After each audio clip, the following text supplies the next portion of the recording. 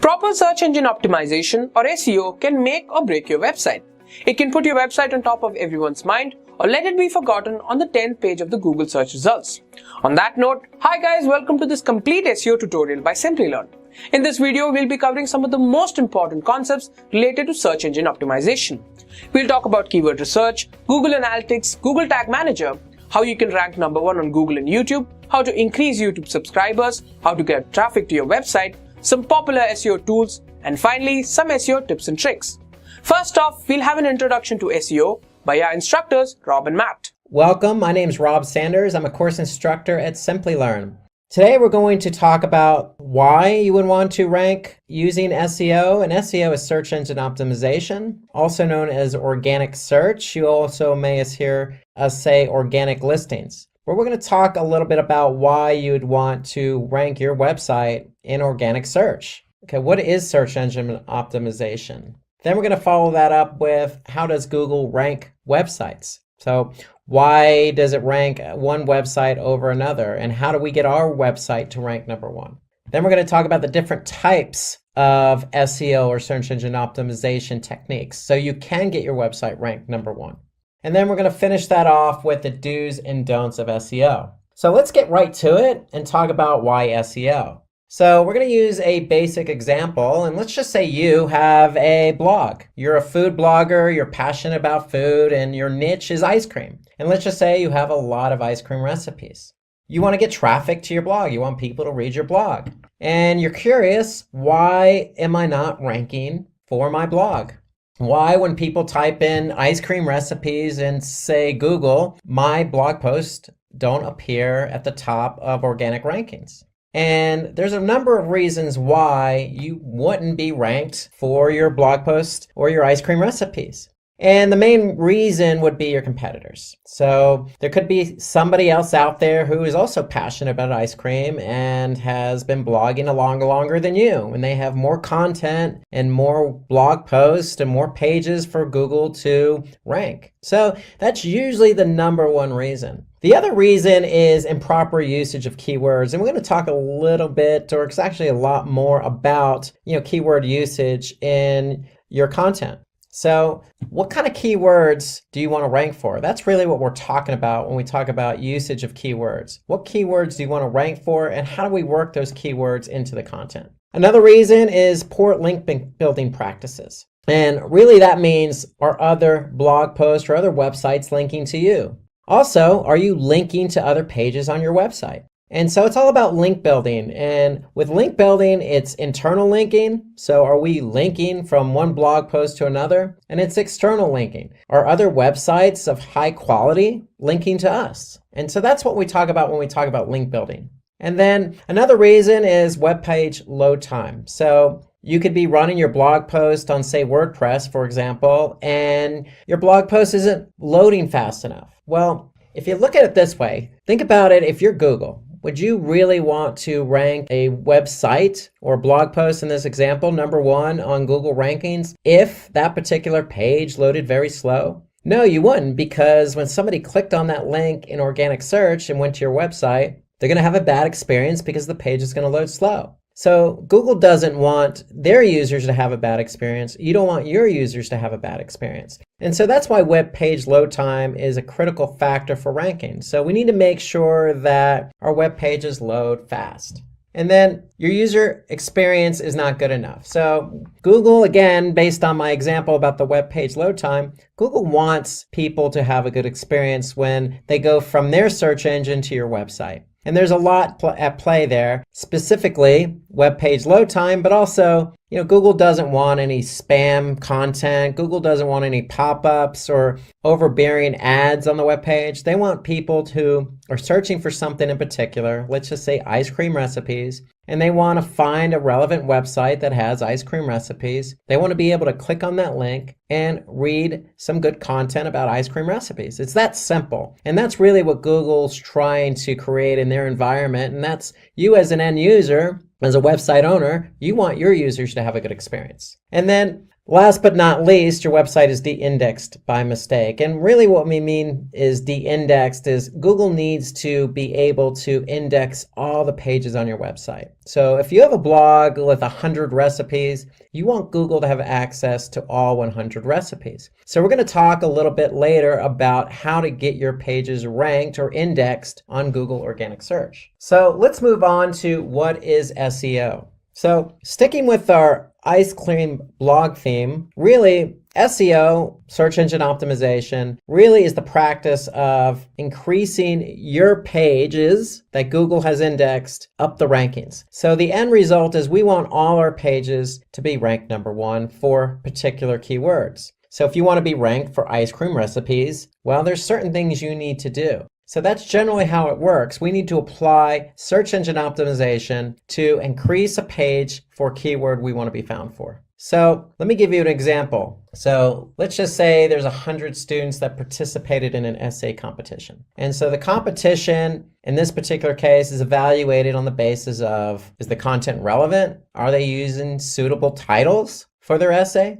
Do they have structure when they're participating in this essay or talking about the essay? And do they have a suitable synopsis? And is the content neat and readable? These seem all logical for an essay competition. Well, guess what? They seem logical for SEO because that's exactly how SEO works. It's exactly all those points I just mentioned about structure, logic, readability, organization, title. All those things are what's important in SEO. And so we need relevant content. We need titles for our pages. Google needs to be able to see structure. We need to have synopsis of what the page is about, and that's called a meta description. And then again, the content needs to be readable, and that's important. And so in order to be readable, again, we're going to talk more about site speed because site speed's important. Okay. And when we talk about responsive design, when I say responsive design, that means your site, your page needs to load both on desktop and also on mobile. And so all these things are important. Just like an essay competition, Google is the judge, and they need to be able to determine what page is best to rank #1,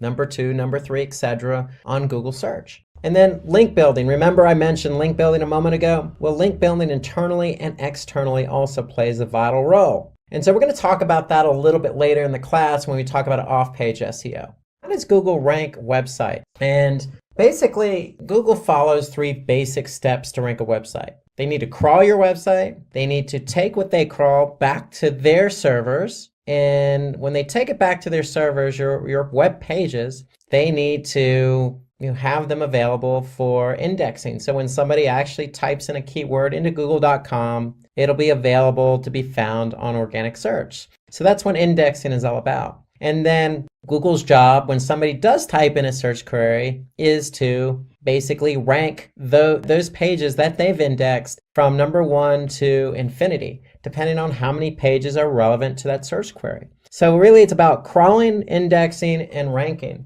So crawling is simply a process done by which Google has bots. And what these bots do is they go to your web server and they're going to crawl every page that they can find. And how do they find these pages? Well, they basically follow links. You might have heard the term spidering, but that's what they call search engine spidering. So basically what Google's doing is they're building a web, so to speak, all the links that they're following. And so when they can follow all these links on your website, they're going to be able to crawl them. And when they crawl them, basically they're going to take that content and store it on their servers so it's available in their index. So based on this method, Google finds out which websites have relevant content and which ones don't based on certain keywords that are typed into Google. Because if they can't crawl your website, you're not going to be found. And if you can't be found, then you're not going to show up for relevant keywords. So we need to make sure your site's available to be crawled. And we'll talk about that a little bit later. Okay, but let's show you an example. So let's just go to Google search. And if I type in the keyword simply learn, okay, I could see I have 1,010,000 results. Okay, and that's how many results are showing up for simply learn. Okay, now they may not all be simply learn pages, but nonetheless, simply learned is ranked #1 here organically. And there are 1,010,000 pages related to the keyword simply learn. Now, when it comes to organic search, we don't want to get it confused with paid search. So anytime you see paid search, you're going to see something that says ad next to it. Okay, so we could see that there are paid ads here, but when it comes to organic search, those are generally below paid ads. And so that's where Google counts the 1,010,000 results. And so that's the whole idea behind crawling and indexing. Google's able to crawl Simply Learn's website, and based on all the pages that they gather, they're going to make those pages available in organic search. So if you type in a keyword and your web page is not available for indexing, then you're never going to show up for that keyword. So that's why it's important to make sure your website is available for crawling and indexing. And so when a user types a query on Google search, the most relevant websites that are in Google's index are going to appear in the search results. So in the example I gave with Simply Learn, well, Simply Learn is the brand name of the company Simply Learn. So there's a lot of relevancy there. So that's why you see Simply Learn show up here organically, number one.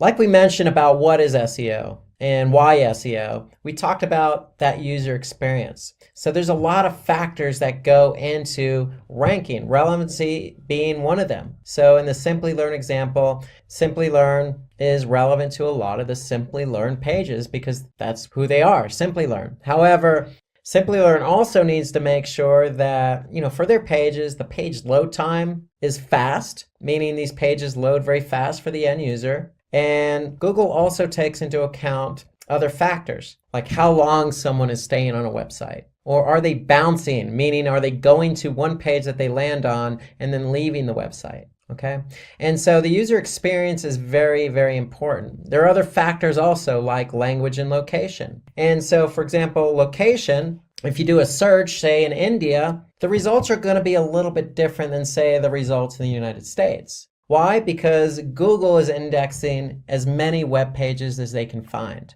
So if somebody's doing a search in India, their results may be a little bit different than the results show up in the US because Google has different bots. And these bots are crawling different pages at different times.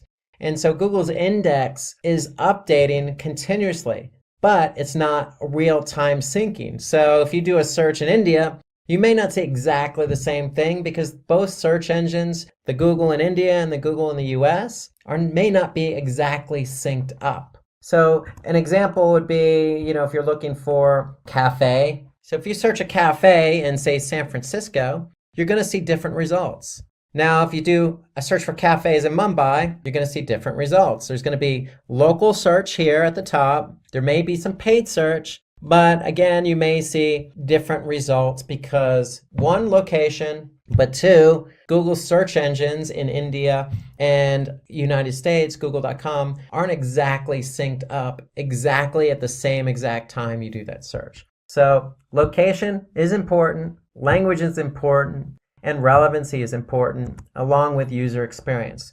So all those are important factors in how Google ranks websites. Okay, so we're going to talk about the types of SEO now. So if we want to rank for a particular keyword on Google, we're going to have to apply search engine optimization. And so there's two strategies to search engine optimization: on-page SEO and off-page SEO. So first, we're going to talk about on-page SEO. So on-page SEO is nothing more than optimizing your own website. And so when we say optimizing your own website, there's certain elements on your website and on your web pages that we need to take into account. And so some of those elements are headers, meta descriptions, title tags, linking. So all of those elements are something we can control as an end user who wants to rank our web page and our website on Google. And before we do anything with our website, the first thing we need to do is understand what keywords we want to rank for. In order to understand what keywords we want to rank for, we need to do keyword research. And if you do anything in SEO, keyword research is the most important activity. That's the most important thing you can do for SEO. And why do I say it's the most important? Because you need to understand, if you choose a keyword that you want to rank for, you need to understand how much traffic you're going to get from that keyword if you're ranked organically, say number 1 on Google. So how much traffic will you get if you're ranked number 1 on Google? So you need to understand what the volume is.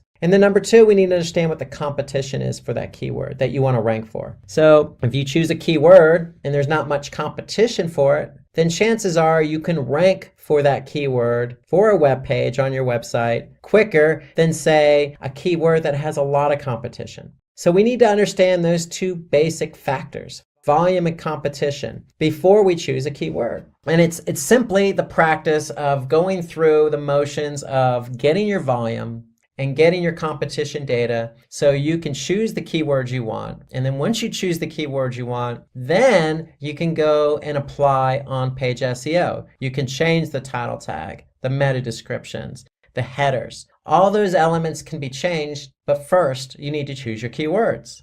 And so again, the primary components we're looking for are how much traffic you can get, or the search volume, how much competition there is for that keyword, and of course, relevancy. Okay, you need to be able to choose a keyword that's relevant to the web page you're trying to rank for. And so let me show you an example of how to go through this. So the first thing we want to do is we want to use a tool.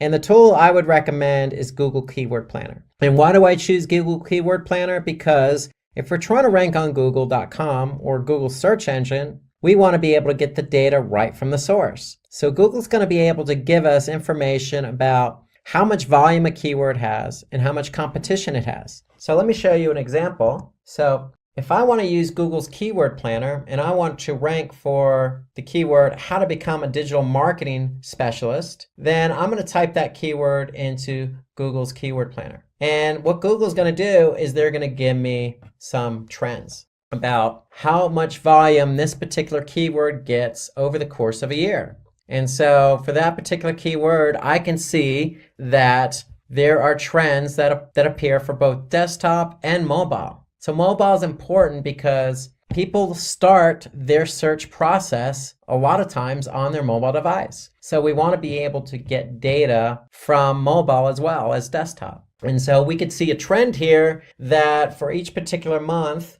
over the last 12 months, we can see how much volume this particular keyword, how to become a digital marketing specialist, gets per month. And so on average, over the past 12 months, I could see how to become a digital marketing specialist averages 30 searches a month. And this is on Google.com. And so Google gives us the volume. What they also give us is the competition. And so here I can see Google says for that particular keyword, the competition is medium. And so in the Google's Keyword Planner, what they also do is give me other relevant keywords that I might think about optimizing for. Because you don't want to optimize for just one keyword. So how to become a digital marketing specialist, they're going to also offer up other types of keywords that are relevant. So just digital marketing specialist, social media marketing specialist. So for those keywords, I can see the volume. So for example, digital marketing specialist, I can see the average volume is 1,000 per month on average over the last 12 months. I can also see the competition is medium. But for some other keywords, I can see the search volume being high, like digital marketing course at 2,900 per month, but also the competition is high. And so what I would recommend as a best practice is to collect all your relevant keywords, okay? And put all your relevant keywords in a spreadsheet. And when you put all these relevant keywords in a spreadsheet, you want to get the data on those keywords. And the data I'm referring to is the volume and competition. So in this case, we have volume from Google Planner, Google's Keyword Planner, and I have competition from Google's Keyword Planner. And so if I go into a spreadsheet and I put all that information in here, I'm going to be able to see the volume and competition. And so that's important. However, one thing to note here is that Google's Keyword Planner, if I go back, just gives us low, medium, and high. And if I want to compare numbers to numbers, maybe I want to be able to get exactly the competition number for the keyword, how to become a digital marketing specialist. What I can do is go into Google and I can type in that keyword. So if I type in the keyword, how to become a digital marketing specialist, I can see there's 76 million results. So I could see 76 million results, 76.1 actually, and for the keyword, how to become a digital marketing specialist. Now that's a whole lot of results for this particular keyword, especially when the volume is only 30 per month on average. And so what I want to do is get a more clear picture of the competition. And so what you could actually do is type in the syntax all in title and then colon and then your keyword, how to become a digital marketing specialist. And when I do that, I get a different result. Here I can see only 136 listings for how to become a digital marketing specialist. But that's not just 136, that's 136 with that particular keyword that we want to rank for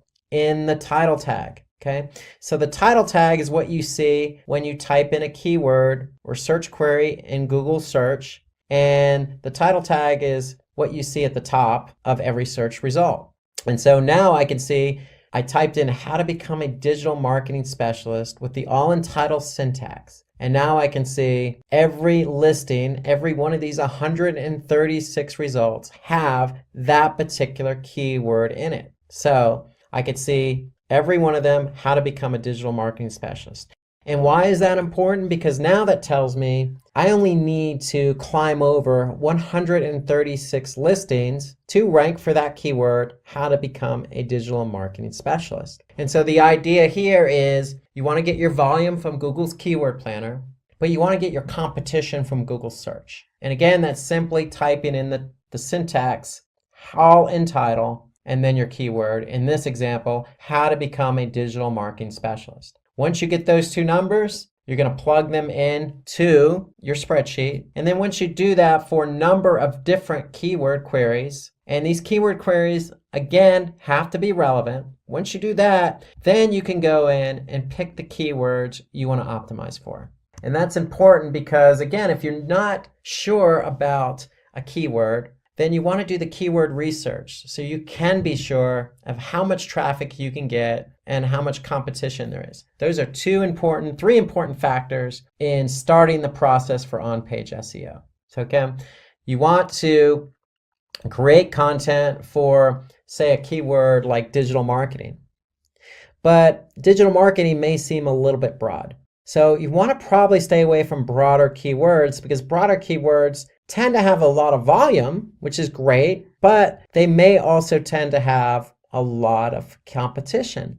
But that's the whole point of doing the keyword research. Maybe it doesn't. Maybe there's more volume than competition. That's what you need to find out when you do the keyword research. You need to find those keywords that are relevant to your content, that have a lot of volume and low competition. And then once we identify those keywords, then we are free to go in and start optimizing our web pages for those keywords. And the first place we want to start is the title tag. So if you remember my example, going back here to our search, how to become a digital marketing specialist, we saw that every one of these listings had that keyword in the title tag.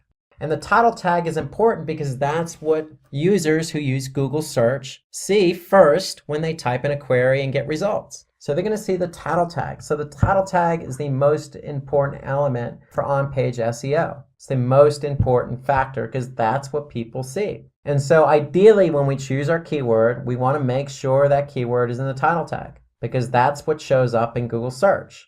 And that's what makes that particular web page relevant for that keyword query. So the idea behind a title tag, it's between 50 and 60 characters. And so we want to make sure we stay within that limit, no more than 60 characters, because what happens if it's beyond that, then Google will truncate the title tag. So if I go back to my search, you can see here on this particular title tag, Google truncated it, meaning they added the ellipses after the title tag because it exceeded the 60 character limit. So you want to stay within those character counts. And so the title tag is the first place you should start when optimizing your website. Because when we have the right keyword in the title tag and somebody types in that keyword, then chances are it's going to be relevant, they're going to see it, and they're going to click through to your website. And that's the whole idea behind ranking. We want to get clicks. So that's how the title tag appears. So when you optimize it, you're going to update the title tag, and this is how it shows up. It's going to show up at the top of your listing, okay, and it's going to be bigger and bolder than anything else Google displays. So the second thing you want to optimize is the meta description.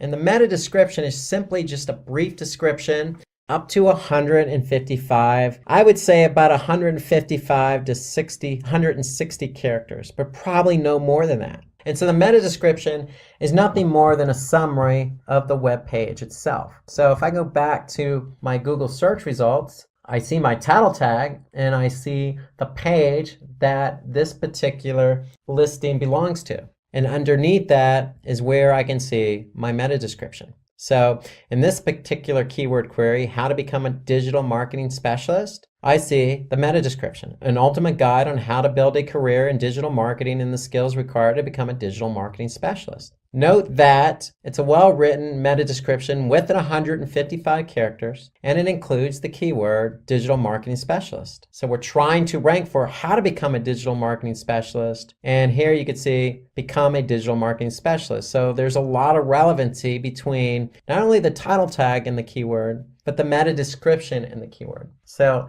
when you're optimizing a keyword, you want to start with the title tag, but you also want to update the meta description. Because if you don't update the meta description and you leave the meta description blank, then you're leaving it to Google to add in copy that they deem relevant. And so for on-page SEO, we want to take control of the copy and we want to optimize it for the keywords we want to be found for. So the meta description is a powerful tool at our disposal. It gives us more characters to work with. It gives us more to talk about. So for that particular page. And so if the title tag is only 60 characters maximum, it's not a lot of information to try and get somebody to click. So the meta description helps us in identifying what that page is about in order to get the click. So the two working in tandem will hopefully increase your click-through rates. So when you're found organically, we want to get the click. And then the third element that's important is the URL. And URL stands for Uniform Resource Locator.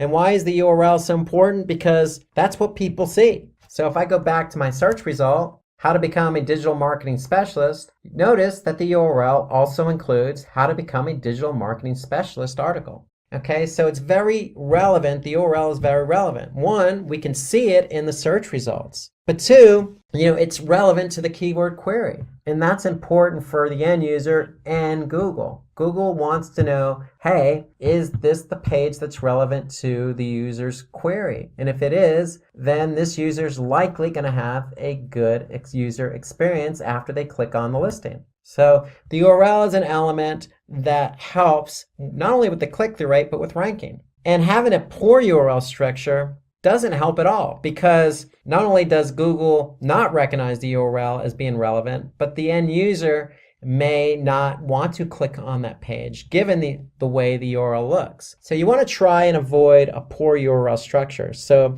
the rule of thumb is this: if you don't understand what the URL is, then Google is likely not going to understand what the URL is. And so we want to try and keep our URL structures clean. And when I say clean, ideally you want to make sure that whatever keyword you're trying to optimize, that's the keyword that's included in the URL. Nothing included that is not understandable. So again, going back to our example, how to become a digital marketing specialist. It's very clean. The title tag is the keyword. The meta description is cleanly written, has the keyword. And then the URL is the other element that the end user can see, and that URL includes the keyword in it. So after we've done those three elements, the title tag, the meta description, and the URL, then we want to start optimizing the page itself. So ideally, when we say optimize the page itself, the page, remember, needs to be structured. And when we say structured, it needs to be structured in terms of, headers and subheaders, and organized in a manner in which the end user can read the article, read the content clearly and concisely without being confused. And so that's the job of headers. They add basically an organizational structure to the content.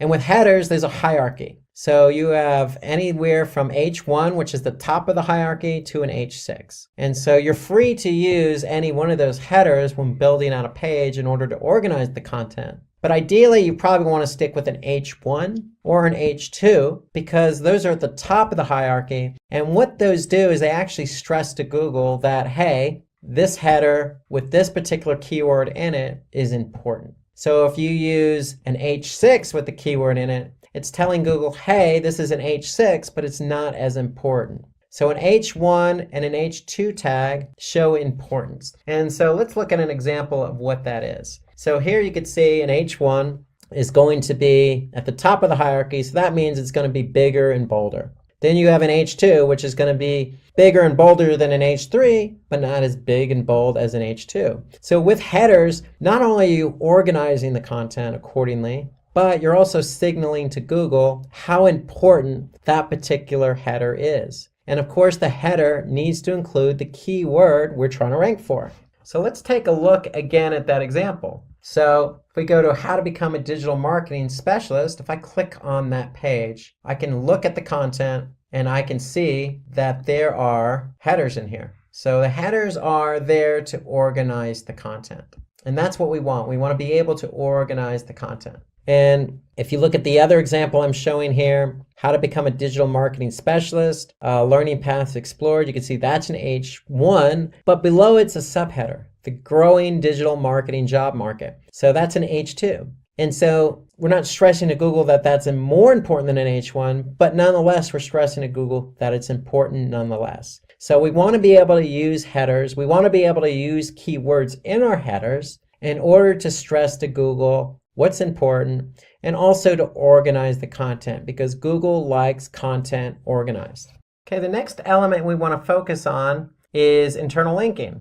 And so internal linking, if you remember earlier in the presentation, is basically links from one page on your website to another. And so here we can see on this particular article, how to become a digital marketing specialist. There's also links to other pages on Simply Learn's website. And so for this particular content, it also links to SEO specialist, PPC specialist, social media marketing specialist, and digital marketing specialist. So the whole idea behind internal linking is to link from one page to another where it's relevant. And in this case, it's relevant because we're talking about how to become a digital marketing specialist. That's what the whole content is about. And so what Simply Learn's doing here is offering up other pages on their website that are relevant to becoming a digital marketing specialist. And so this is a best practice when you're optimizing a web page. So you want to be able to have internal linking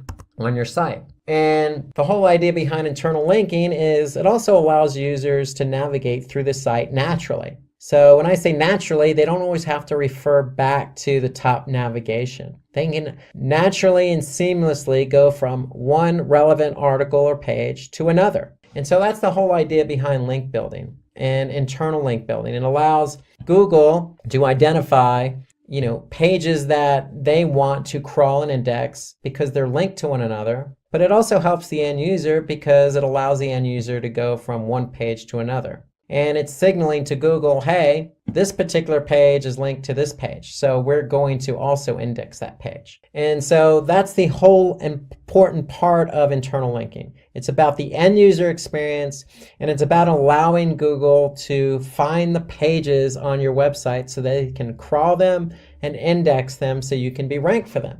And so also, in addition to internal linking, we want to be able to use natural language. And so what do I mean by natural language or natural language processing? So what Google does is, in terms of natural language processing, they're looking for the content and the keyword. It needs to be relevant. So when your website is about digital marketing, you don't necessarily want to rank or try to rank for the keyword digital marketing. One, it's too broad. Two, there might be some competition. But three, you're probably not going to write something as broad like digital marketing. So ideally, what you want to do is you want to choose other relevant, related keywords that's going to be more natural. And so that's what we mean on natural language processing. We want to choose keywords that are more natural to the content you're writing. So instead of the keyword digital marketing, maybe we want to talk about the types of digital marketing, or digital marketing examples, or what is a digital marketing strategy, or how to become a digital marketing specialist. So those are all relevant keywords to digital marketing and more relevant to the content. Because if you try to rank for the keyword digital marketing, again, it's probably going to be a little bit broad. probably more competition, and not as relevant to your content. And as a result, probably not a good user experience. So think about some other keywords that you could optimize and rank for. And that goes back to the keyword research. That's why the keyword research is so important, because it allows us to identify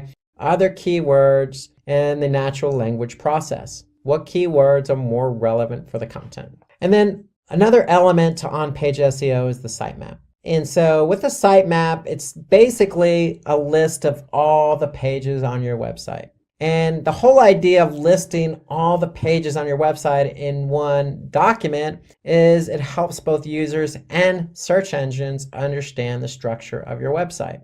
So there are two types of sitemaps. One's an HTML sitemap, and that's designed for humans. So if you have a website with a lot of content, at the footer or the bottom of your web page, you probably want to have a link to sitemap. So if somebody clicks on that sitemap, they're going to be able to see all the pages on your website, structured in an organized manner.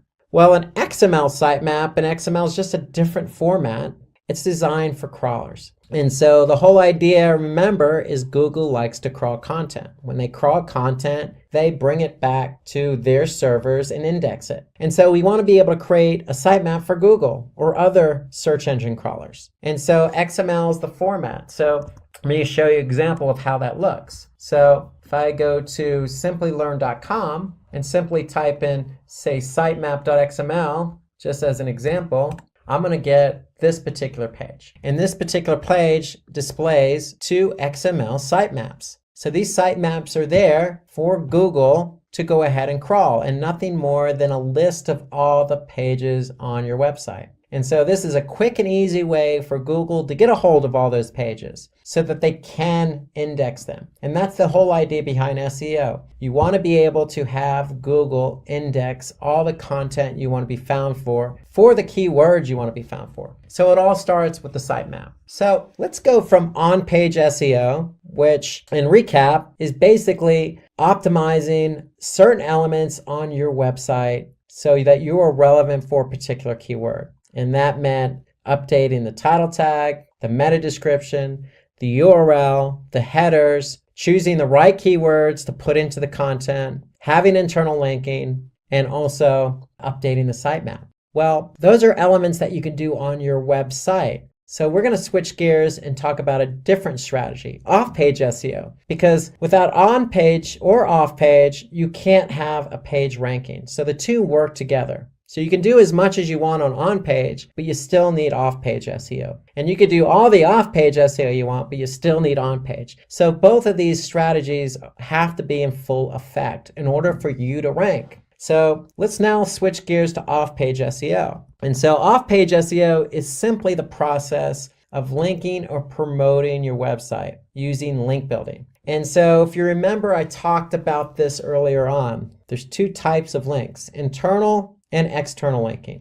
And so for on-page SEO, we used internal linking. For off-page SEO, we're going to talk about external linking. And external linking allows us to improve our website's recognition or relevancy or credibility. And why do we want to improve our relevancy and credibility and trustworthiness and authority? Because we want Google to know that our web page is trustworthy. It is recognized by other websites, and it is relevant for a particular keyword. And so if we can do that using off-page SEO methods, then Google's going to rank our web page for the keyword we want to be found for. So it's really off-page SEO is synonymous with link building, and there's plenty of opportunities to do link building. It just comes down to creating a strategy. So again, some of the benefits to off-page, well, we talked about being credible and trustworthiness and relevant. We need to do that in order to rank. But there's some other benefits there. So if we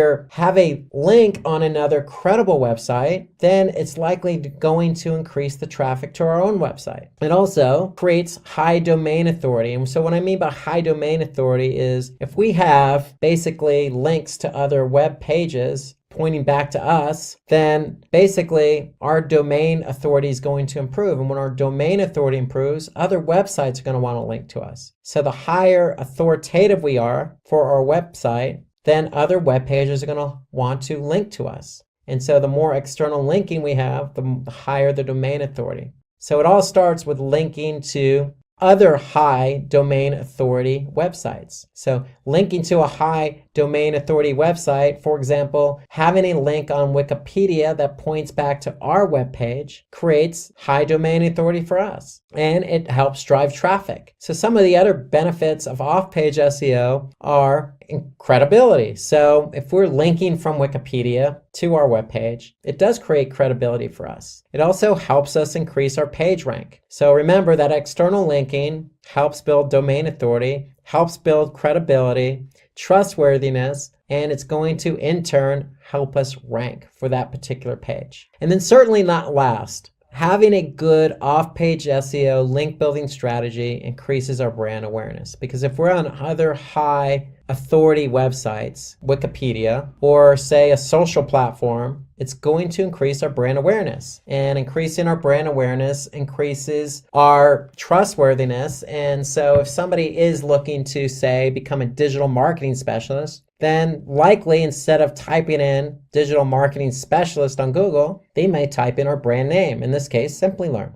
And so these are all the benefits to off-page SEO. So it's nothing more than having links on other websites that are pointing back to ours. And again, there's lots of benefits. It helps drive traffic and increases our authority. So those are things that we want to take advantage of when we want to rank. And the key behind off-page SEO or link building is always going to be content. So from an on-page SEO perspective, having quality content allows that content to be optimized for a relevant keyword and ranked. But also from an off-page SEO strategy, having high quality content allows us to have other sites, and it doesn't necessarily have to be a website. It could be a social platform, or it can be another blogging platform or blogging website, link back to ours. Why? Because the content is original, it's natural, it's well structured, it reads well. And so that's the whole idea behind off-page. You can't have links on other websites if you don't have quality content. So one of the ideas behind off-page SEO is not only do you want to create good content, but you probably want to spend a lot of time or a bit of time on others' websites. So remember the example I used earlier in this presentation about having an ice cream blog and ice cream recipes? Well, it probably wouldn't be a bad idea to say spend some time on other blogs related to desserts, related to cakes, related to food in general, related to vegetables or other items that people could link from. So the whole idea is understanding who else is out there, who has relevant content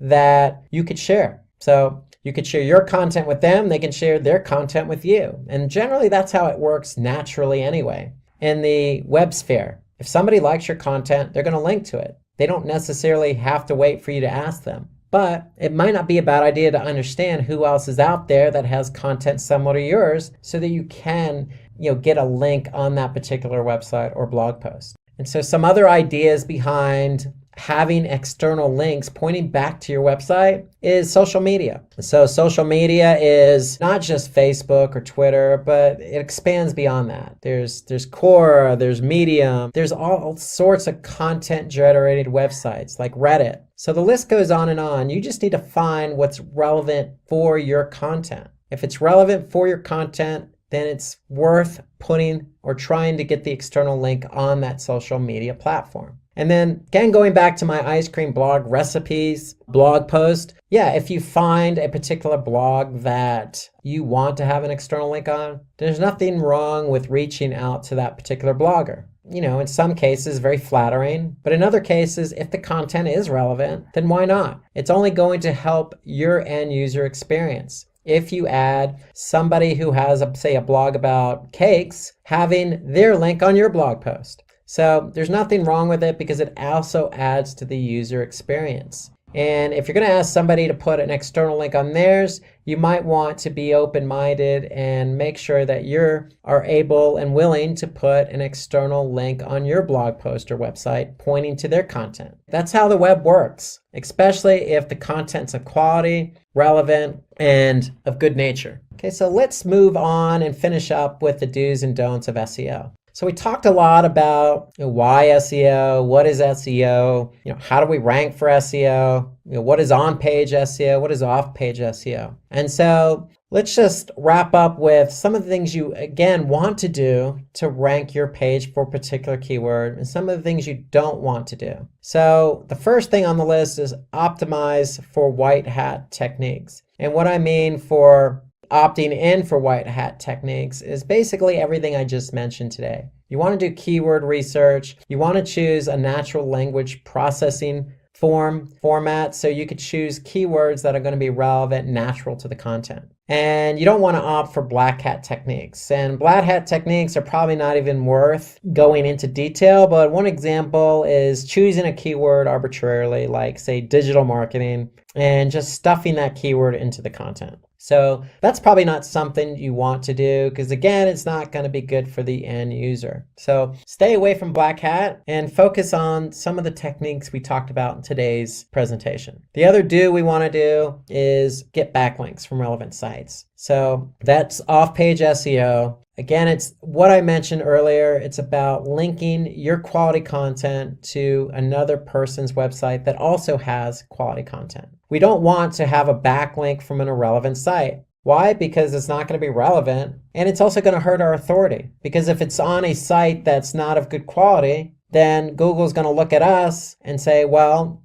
this site is linking to your site, but it's not relevant. So therefore, we're not going to look at you in the same way as if you were on a quality website. We do want to use our keywords naturally because title tags are what people see first on organic search. But you don't want to use the same title tag on every page of your website. So we want to stay away from doing that.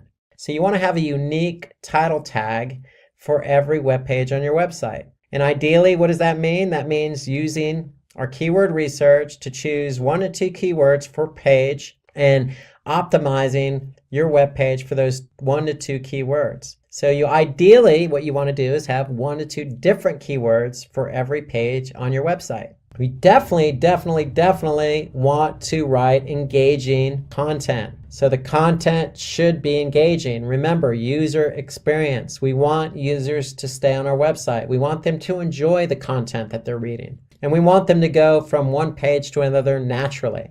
We definitely don't want to leverage or plagiarize or just copy content from others' websites because it's not, 1, probably going to be relevant to what you're writing about. 2, it's duplicate content and it's somebody else's. So that's a black hat technique we want to stay away from. I can't emphasize this enough. We need to do keyword research first before you do anything else. You need to find relevant keywords. And not only that, you need to understand the volume and the competition for each of those keywords. Okay, you don't want to choose a keyword that has low volume, high competition. You want to choose a keyword that has high volume, low competition. But above all, you want to choose keywords that are relevant to your content. We want to avoid keyword stuffing, so don't take a keyword and just stuff it everywhere on the page. It's not going to be natural, and Google's going to be able to pick up on that. So we want to maintain some level of quality with our content and quality with the keywords that we choose. So reminder, when you have quality content, it's always going to link internally to another page on your website with quality content. But it's got to be natural. And don't just build site-wide backlinks, meaning don't just have an internal link to the homepage, or don't have every page on your website linking to just one page. So internal linking should be natural, naturally linking from one page to another. Not only does it help Google understand and crawl all the web pages on your website, but it's good for the end user. It's good user experience. And certainly last, but something I didn't talk about, it does take time to rank your content. So remember the process. You're going to write your content. You're going to choose keywords. You're going to change the elements on that page for those keywords. And all the while, you're going to make sure Google can crawl that content. And when they crawl it, they're going to index it. The process takes time, especially if you choose a keyword that's competitive. So just be patient. If you have quality content and you've optimized for on-page SEO and off-page SEO, then you will rank for that keyword. And then make sure your website's user-friendly and mobile-friendly. So we talked about responsive content earlier. So remember, most users today start the process of search on mobile. So we want to make sure your websites are mobile friendly. Well, to get this conversation started, here's a preview of what Matt will be talking about today. Keyword research and search trends, SEO-friendly copywriting, content optimization, website and landing page optimization, content trends, analytics, and of course, we'll be answering your questions throughout, so feel free to chime in. So with that, I would just like to hand the mic over for a bit here to Matt. So take it away, Mr. Bailey. All right. Well, thank you, Dan. And as you can tell by the agenda, it seems to be content heavy. And that is certainly without an accident there, that if you've been in SEO for any length of time, you can see where things are moving in the digital marketing industry towards social media, content marketing, those types of things. And so the role of the SEO is becoming more critical than ever in being that connection from what are people searching for and then what do we publish. SEO is that critical link between the research and the development of content. And that is only going to increase more and more over the next few years. So that's why there's a little bit more emphasis on that content side that you'll see there. But just, a little bit more in detail on that the role of SEO has primarily been as that first line of understanding what the search engine is doing, what do they require, what are the new technologies coming out of search, and what are the trends coming from search. How is Google changing results? What are they testing? So SEOs, first and foremost, are on those front lines of seeing what, especially Google. Google is pushing the envelope more than anybody, and they're testing more things. And so understanding what is Google doing, what are the implications of it, is this just a test, or are we moving? What's the bigger picture of what they're attempting to do? And so understanding that role there of being that early predictor of what's going on with Google, and then being able to translate that inside your organization or inside your agency, that is really becoming part of the representative role of the search engine optimizer, is understanding here's what's happening and here's how we're supposed to react to it. At the very base level, it's understanding those keywords. It's understanding what are people searching for and what is their intent, and how do we then apply that into our content strategy. So that has been really kind of the foundational part of what an SEO does, but it's also going to be a little bit larger into looking at the larger trends of what is Google attempting to do, what are the implications, and how do we respond to that. Now, of course, with part of that keyword research is understanding the long-term trends over a year, 2 years, 3 years, because if something has a trend and it's predictable, well, then that's something you can bring into your organization because I love to say if it's predictable, it's monetizable. You can make money off it if you know that it's going to happen every year because you can prepare for it. You can help your organization prepare for those increases in traffic, especially if you're able to tie those trends into specific events. If you can come up with causality, what causes those to happen? How do we react to it? How can we develop that? And how can we incorporate that into our strategy? Again, that is more of a planning and prospecting work that a search engine optimizer would do, and those skills of doing keyword research and understanding the long-term view of keyword research of trends throughout the year, creating those connections, that is a valuable skill which is only going to increase. And of course, those keywords are important for anyone in a marketing field or also customer service. We've seen more and more of this cross-marketing view across an organization where marketing is getting more involved in customer service. They're getting more involved in loyalty. They're getting more involved in many different aspects of nurturing customers, the customer experience. And so whenever you're planning any of these things for social media, and what are we doing with social media? Are we educating? Are we rewarding? Are we trying to look for new customers? Well, all of that requires content. That content is going to have to be researched as to when do we talk about certain things and how do we talk about certain things. Keyword research gives you that agenda. Keyword research tells you when people search for certain content and also the associated words that they have. And so that applies to your content marketing, your social media marketing. It also applies to when people become customers. And if you do any amount of CRM marketing, email marketing, or email automation, or even triggered, your keyword research can help in developing the content that will be in those emails, because you'll have done the research and find out what do people want after they make a decision, after they purchase a product. What are the needs that they have? What is the information need that they have? And how do we write towards that? So again, SEO is influencing the content that is generated by the entire organization in nearly all communications. This gets back to seeing the trends that are happening within the search engine, and you've probably seen this lately.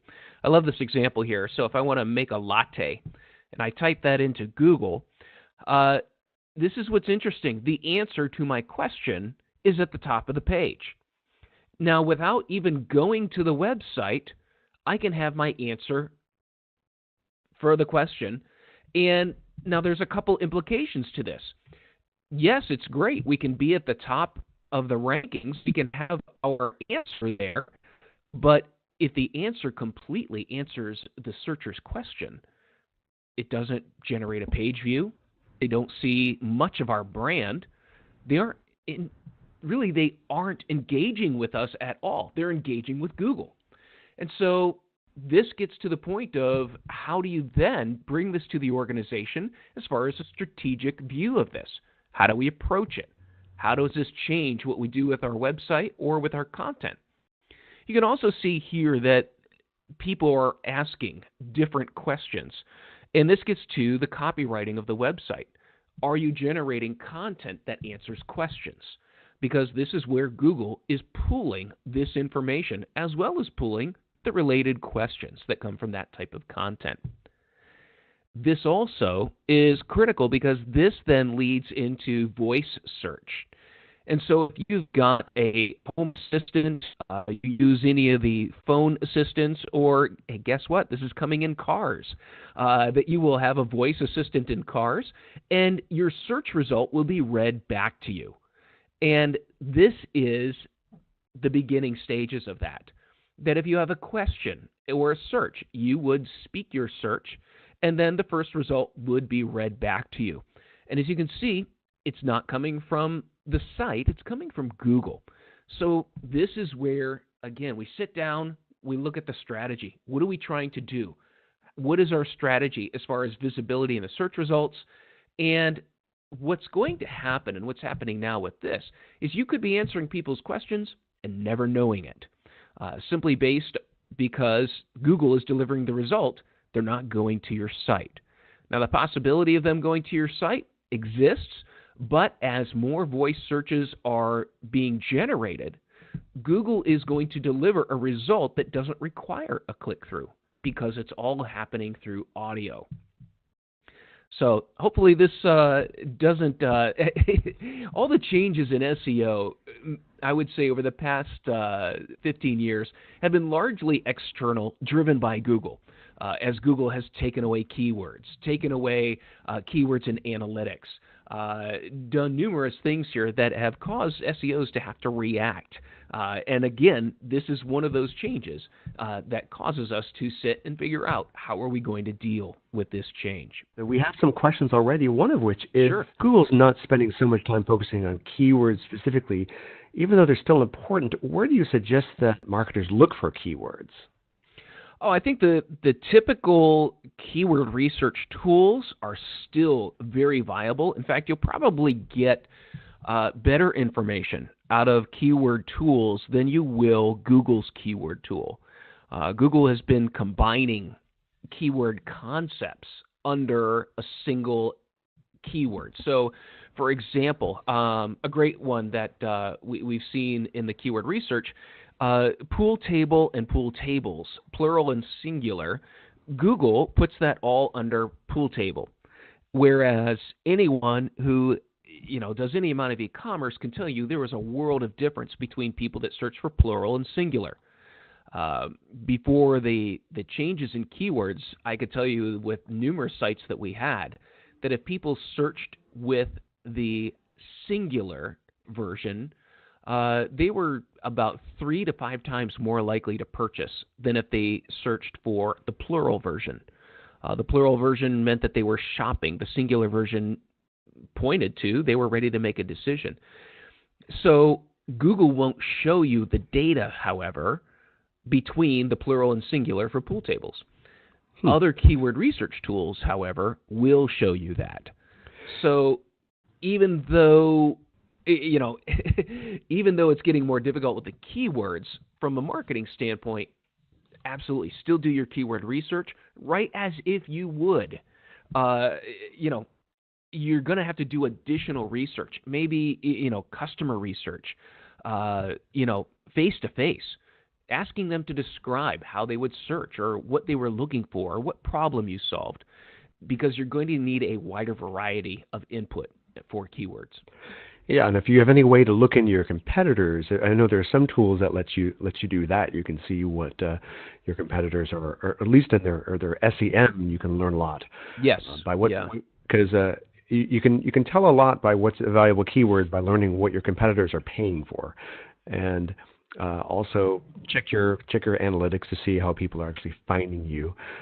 What's interesting is how is I know that RankBrain is one of the most influential parts of Google now, and I know that's basically lumping, instead of creating separate pages for plurals and other iterations of words, RankBrain is just sort of including all of that and looking for those words in general content. How is RankBrain affecting search terms and SEO with just keywords?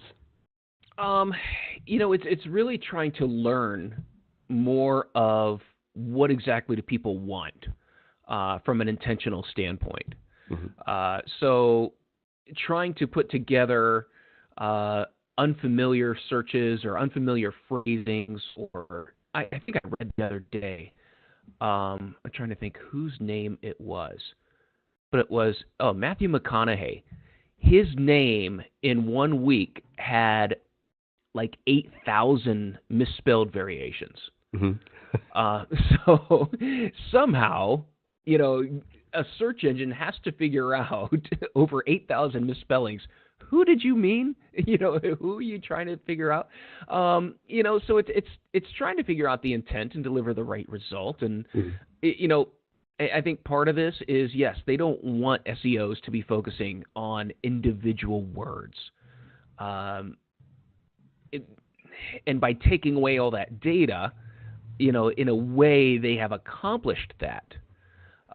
So what RankBrain is attempting to do is trying to tie those things together of how do we figure out. Now, they're looking at the minutia of the differences of words, but they do not want to show it to us. Right. So it's not a whole lot you can do. It's just, it's from their standpoint. The best thing you can do is just continue to write great content that people want, mm-hmm. that answers their questions using a variety of words that explain. A great example is, if you're writing an article, baseball season started here in the U.S. If you're writing an article about baseball, you're going to use words like umpire, like balls, strikes, bats, teams. Those are all words that build context. And so they're going to count just as much as the primary term baseball. And in fact, Google's going to look for all those other terms that build that context. Mm-hmm. And so it's not so much that single word anymore. It's that variety of I would call those second-tier words that support the context of what you're writing about. Right. Those are coming more into play. Yeah, and of course, putting that in a more natural language type of phraseology in your content, rather than Yes. the old days of keywords. How many keywords can we stuff in the first paragraph? What's the optimum number of words in the meta tag? Blah blah blah. I mean, because now it really, if it looks like Google's been penalizing people for doing stuff like that for years, but now, especially with RankBrain, the more you can do to write like a conversation that people are actually thinking and asking about, I'm sure is a better way. They've always wanted that. I mean, that has always been Google's goal. From the beginning, they have told us to write for humans. But the problem has been, there are a lot of SEOs there that would rather take the formulaic approach. And, why should I write for humans? I'm just trying to get people to my site. They're going to buy. And so they, try to reverse engineer everything to come up with this formula of use this keyword this many times in this part of the page. And, whereas Google has always said, write for humans first. And so by taking away some of those other options or taking away the keywords, it's really guided the industry to do what they wanted to do. And honestly, I think it's a good thing, because the quality of content has to increase. It has to get better. And that is one way that they've enforced that. They've imposed their will on people who desire to have better rankings. Right. I just have one more question. A lot of people are asking if you have any specific recommendations for keyword research tools before we dive over to the next thing. There are a lot of them. So if you've got like Raven or I'm trying to think what are some of the others. Raven SEO tools. There's one right on the edge of my tongue. Word Tracker still? Word Tracker, yeah. I've got a list of them somewhere here. You could yeah, we could put that out. Yeah, just Google out and look at some of the keyword research tools. There are a lot of them. Many of them offer free trials. And so, yeah, just get in, do the free trial, take a look at what's there. Some come with full service site management. You may not want all that. You may want that. Others are more standalone, independent. They just do keyword research. Never choose a keyword research tool that doesn't show up at least on page 10 of the SERPs, would be my... But yeah, and honestly, the more you do keyword research, I have always felt this way, and it's the more you do keyword research, the better equipped you are to do your job. And by that, it's dissecting the keywords. What are people looking for? What are the trends? What do they associate? What are the people, places, and things? So as you're looking at the keywords, you're not so much looking to see the volume that someone searched for, buy a pink car. That's a great, that's good. But they talked about cars, they talked about buying, and they talked about color. That's more of what we're looking for is let's start slicing and dicing this down. What words are they associating? What colors? What features? And by understanding the breadth of how people search and the questions they have, it helps you write better content because now you understand I'm not just optimizing for one word. People have questions across an entire breadth of type, style, color, place, city, all these types of things. And so that's really what I challenge people to get out of keyword research is understanding the full breadth of what people want rather than just a single word or a single phrase. This gets into copywriting. You see, like I said, when you get into, are people looking for colors? Are the people looking for locations, sizes? I want to understand the breadth of what they're talking about, and that helps me become a better copywriter. I can understand intent. If I know the questions that they have, then we can write answers. And so, I want to see how people are searching. A great example is now we've seen searches increasing for people searching for, the best or the top rated or Near reviews. me, I think, is a Yeah. big thing too. Oh, yeah, for me. People are actually typing in, what is the best car for me? Yeah. And I think what they're doing essentially is directly asking Google, based on the 2 million things you know about me, what would be the best car for me? So people are looking for more personalized information.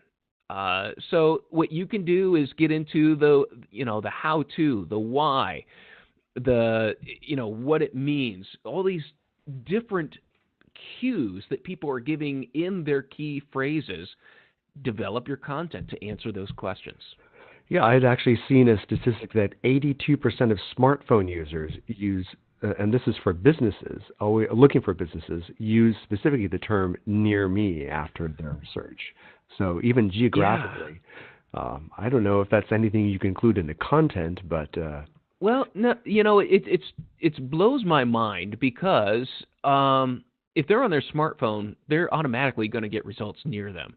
That's kind of interesting. So it's more of a cue for Google than it is for a website, because to use that phrase in any of your optimization really wouldn't make a lot of sense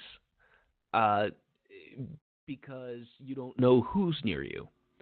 And if anything, especially on a mobile search, Google is pretty much going to ignore that near me because you're going to get the results near where you are anyway. Yeah. Getting into the search data, people search for what they need. They figure out what they're looking for. But now here is where the role of the SEO is going to come in organizationally, is that when you have people writing content, generating content for content marketing, for social media, especially if you're working with, like a publisher who is constantly developing content, now you need to help them come up with ways to measure success and also to motivate them to implement SEO tactics in their writing. So rather than developing catchy headlines that may have a double meaning that may not play well in search, you need to help copywriters understand that, well, your headline, while that might look great on print, in search, it's actually going to cause a problem. And so you turn into an educator for your content developers. You're teaching them what works well, what's going to click well, what's going to look well in the search engines versus what might be confusing. Also, it's also helping them to understand, a great example of this, before I move on, someone gave me a great example is they were writing an article about holiday time travel. And that was the title of the article that they put out there. And they couldn't figure out why this article was consistently getting hundreds or thousands of visits a month, well after it was published. And when we went back and started looking at some of the rankings and some of the keywords and things like that, we found out that the article was ranking really well for time travel, even though the headline was holiday time travel. So it's helping your writers understand, what makes a good title. But then also, one thing that I worked with one publisher, and one of the things we did to motivate the writers was to develop like a leaderboard of whose content is generating the most visits. And not only that, whose content is generating the most new visits to the website. And then you can carry that through to, for different writers, how many visits or views have you generated in a month? Or over the past 6 months, how much has your content performed compared to other content? And you can carry this all the way out to, which writers had the highest amount of ad clicks in their articles, which articles led to people to subscribe again, or even get into customer lifetime value. There's so many things that you could implement. So from an SEO standpoint, you understand already how to look at the success of gaining rankings and what it generates in terms of page views, click-throughs, time on site, click depth, all those types of things that you can then develop into helping others in the organization who publish content start to measure the impact of their writing organizationally, and then especially if you're able to tie that to a financial implication that shows that this is what it's contributing towards the business in terms of revenue, then you become the all-around hero because you're able to help others tie revenue to activity. That's great. We have someone asking, can this backfire on you? For example, if you're starting every headline with one weird trick, ... If you find that you have a lot of, if your bounce rate immediately starts going up, because if you're rating for time travel or Star Wars or something that everyone's going to be looking for, then could that actually negatively affect how Google sees you? If you have all these bounce rates, they might see you as no longer being relevant. Absolutely. And it's not just Google with the bounce rate. It damages your brand. It damages your credibility. I mean, it's clickbait. And, I mean, it doesn't take long for people to realize clickbait is clickbait. You can just look at some of the data. But, yeah, I mean, when you see articles or headlines that are obvious clickbait, people are, you get caught a couple of times, you get fooled a couple of times, it's not always going to work. And so this gets to, how are you positioning your brand? Are you positioning your brand as a trustworthy source of information that answers people's questions? Are you positioning your brand as we give people what they need, what they want? Or are you fooling them to click on an article based on what's popular right now? There's a couple questions that get to how the brand wants to be perceived in the marketplace based on tactics like that. But great question because clickbait is powerful, but you got to ask yourself, are we giving people what they want, or are we fooling them into it, and how will that reflect on the brand? Right. From another keyword standpoint, one thing that I found is very valuable to do is go out and look and see how people are searching for the brand and content associations they make with that brand. Now, this can also get into other areas. You may find that there's some crossover where there's another company with a similar brand name. And so this will help you understand a little bit more if you get some of that crossover traffic, but also from a PR standpoint, do people associate content or ideas with your brand that you would rather? This will help you become aware of something that might be out there that may not be getting picked up. So I enjoy doing these kinds of searches because I want to know what other words, associations are people making with the brand that you may need to deal with.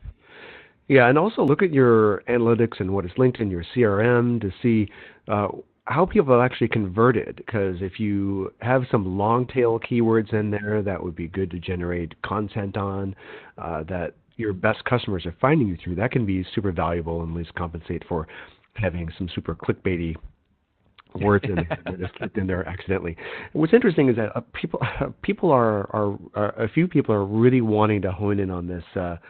Backtrack a bit here to ways to capitalize on certain things that I know people are looking for quick answers to rank high on Google, but the question keeps coming up about, for example, are there any ways why you could restructure your content to capitalize on things like near me? Like, should you put in your opening paragraph? If you're looking for a near, that's almost I personally would shrink from doing that, because I know that that's something that seems that Google, I don't want to put words in your mouth. It seems like Google is already doing that automatically based on if you're searching mobile, but two, if pretty soon they're going to catch up to people putting best and near me, and because that's the other question. Like, should I use terms that are when I see the results of most commonly searched terms in mobile, should I put those in my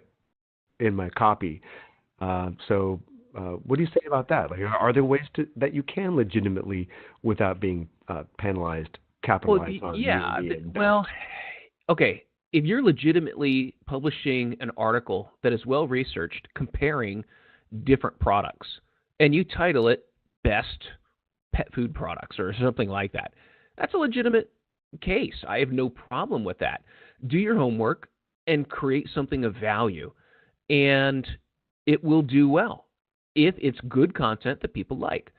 Now, the near me is a bit more sketchy, because even though you may put on your website something about near you or near me, not everyone who visits your website. Remember, this is more of a mobile phenomenon.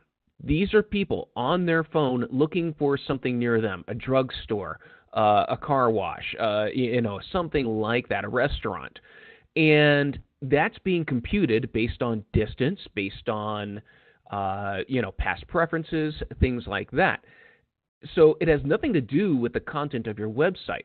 What I would work on more is your local business listing in Google and developing more reviews for your business and working with that listing to add more pictures. Like I said, reviews. They have a function there now where you can add promotions. The more you develop that Google listing, that will do 100 times more to increase your visibility when someone is looking for something near them and they are near you than adding words to your website. Mm-hmm. Great. Well, that sounds smart. I may come across a bit forcefully on some of these things, mainly because it has never bothered me when people out and out try to fool Google with some really intelligent things. I somewhat tend to admire it. But when people try to fool Google with what I would call amateurish things that are poorly executed, that's where I get a little ticked off at that. Yeah. Because it create a quality experience. That's what people want. Quality experience. And that's really what it gets down to with content marketing. You're answering people's questions. And so as people are generating that content, you're also sending them back to the site. You're sending them back to get answers, to register, to do things like that. So all those web pages from the content marketing that they're linking to, they need to be optimized for your inbound strategy. And what's interesting is also from a paid search standpoint, the landing page from paid search, it needs to be optimized just like any other page. That's part of the quality score algorithm. Does the landing page reflect the paid search headline? Does it also contain the keyword that you're bidding on? So you've got to look at how people are developing their landing pages internally, and maybe you can contribute to that as well in helping improve the quality score, because the optimization of that landing page is very similar. Where I see employment and industry trends. Now, this is interesting because talking with the director of OMCP and some of the surveys he's been doing of hiring managers, HR managers, and technology or marketing across the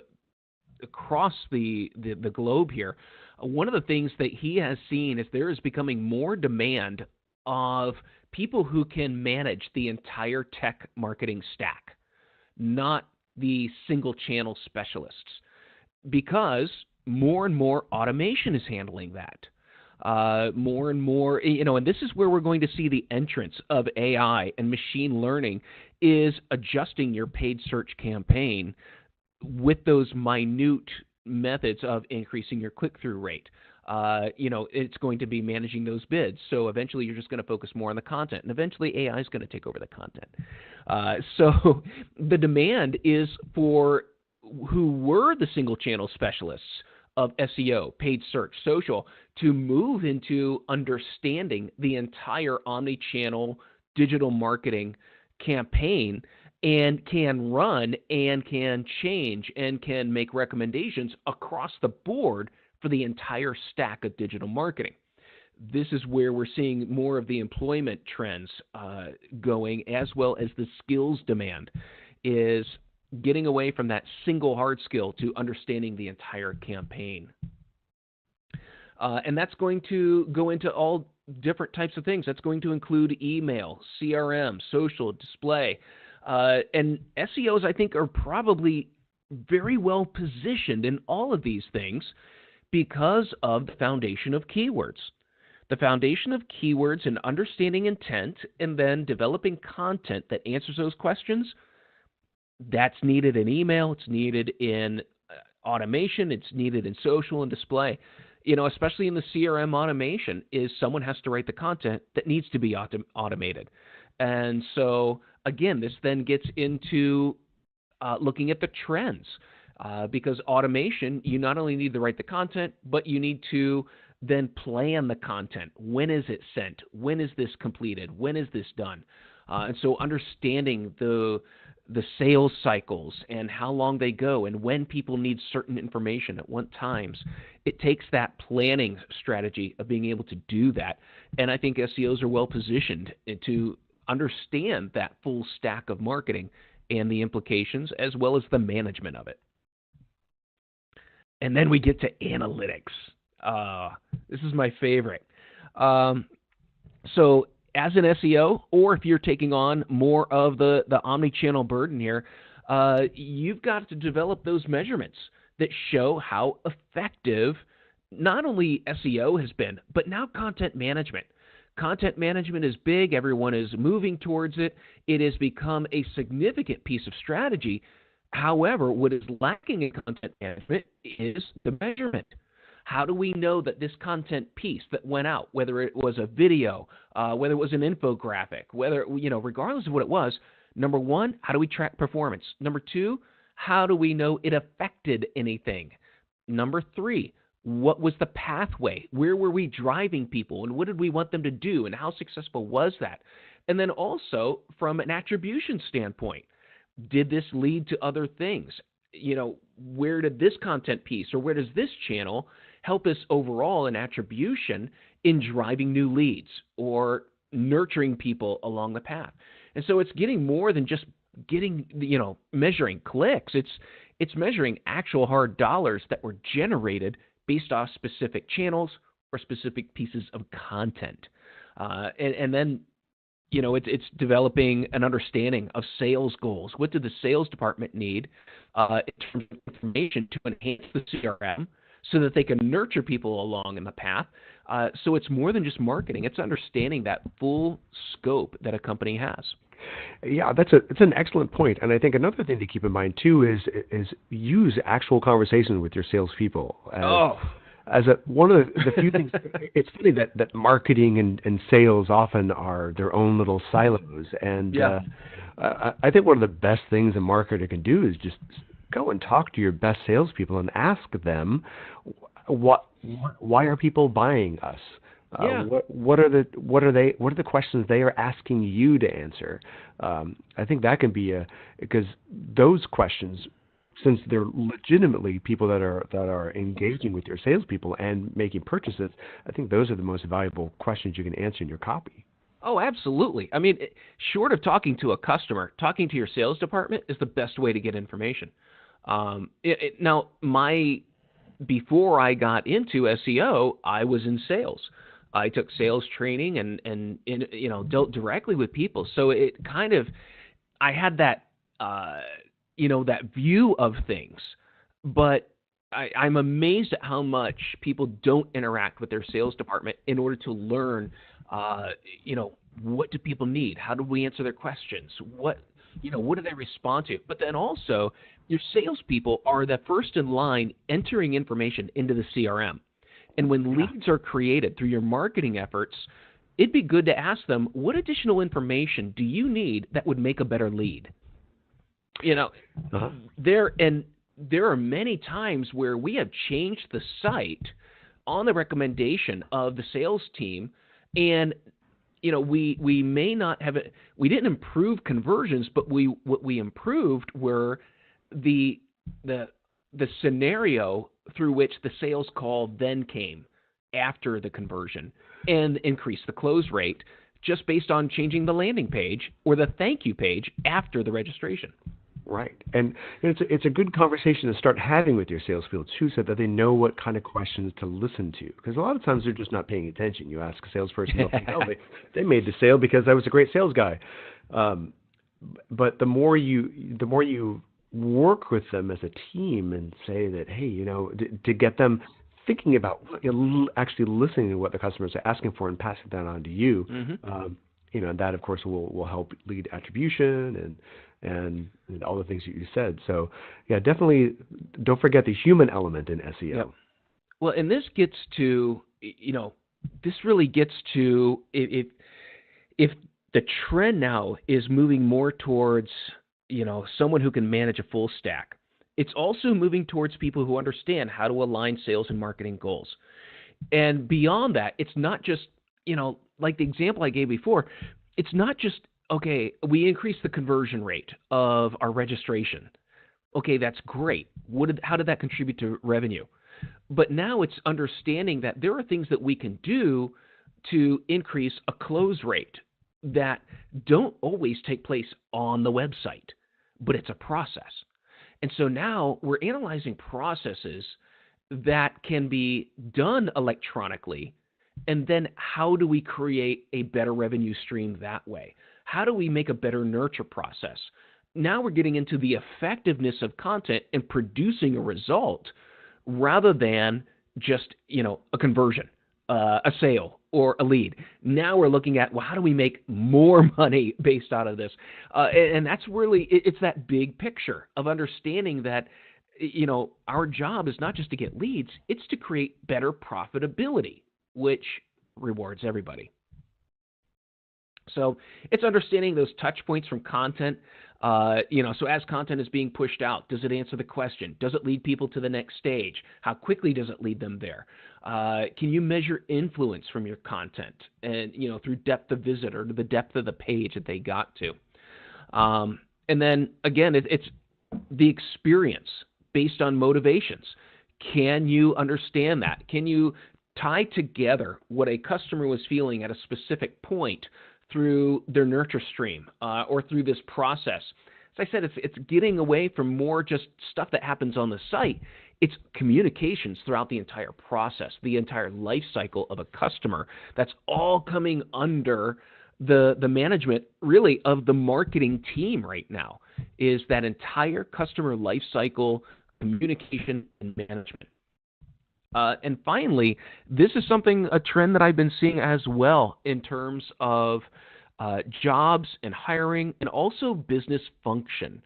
OMCP did a survey at the beginning of the year asking people where they spent the most amount of their time, and specifically in SEO and SEO managers and anyone who dealt with SEO, nearly 40% of their time was spent presenting their research, presenting strategy, as well as explaining the reasoning for that strategy.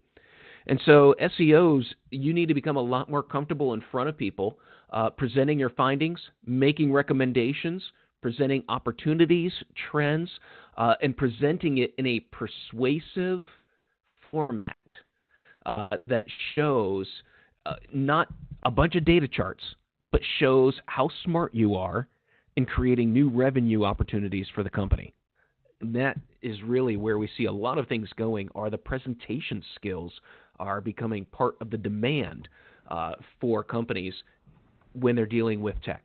Thanks guys. Now we have Rob to take us through keyword research, Google Analytics, Google Tag Manager, how you can rank number 1 on Google and YouTube, how to increase YouTube subscribers, how to get traffic to your website, some popular SEO tools, and finally some SEO tips and tricks. Keyword research. So what are we going to talk about when we talk about keyword research? We're going to talk about why we would do keyword research for SEO. We're going to talk about the types of keywords that we need to research. We're going to talk about some methodologies, best practices on how to do keyword research, some alternate suggestions. We're going to talk about keyword clustering, and then we're going to talk about some tools that you can use to do your keyword research. So let's start with the why we would do keyword research. So Jessie is planning to publish a blog of pizza recipes. So she was doing pizza recipes step by step, pizza recipes with sausage, homemade pizza toppings, pizza dough recipes, thin crust pizzas. She's doing a lot of different topics on pizza recipes. Well, what Jessie needs to do is understand what's going to drive traffic to these blog posts if she's writing about different topics around pizza recipes. So she's unsure how these blogs are going to drive traffic. So she really needs to understand that, hey, you need to choose the right keywords to drive traffic. So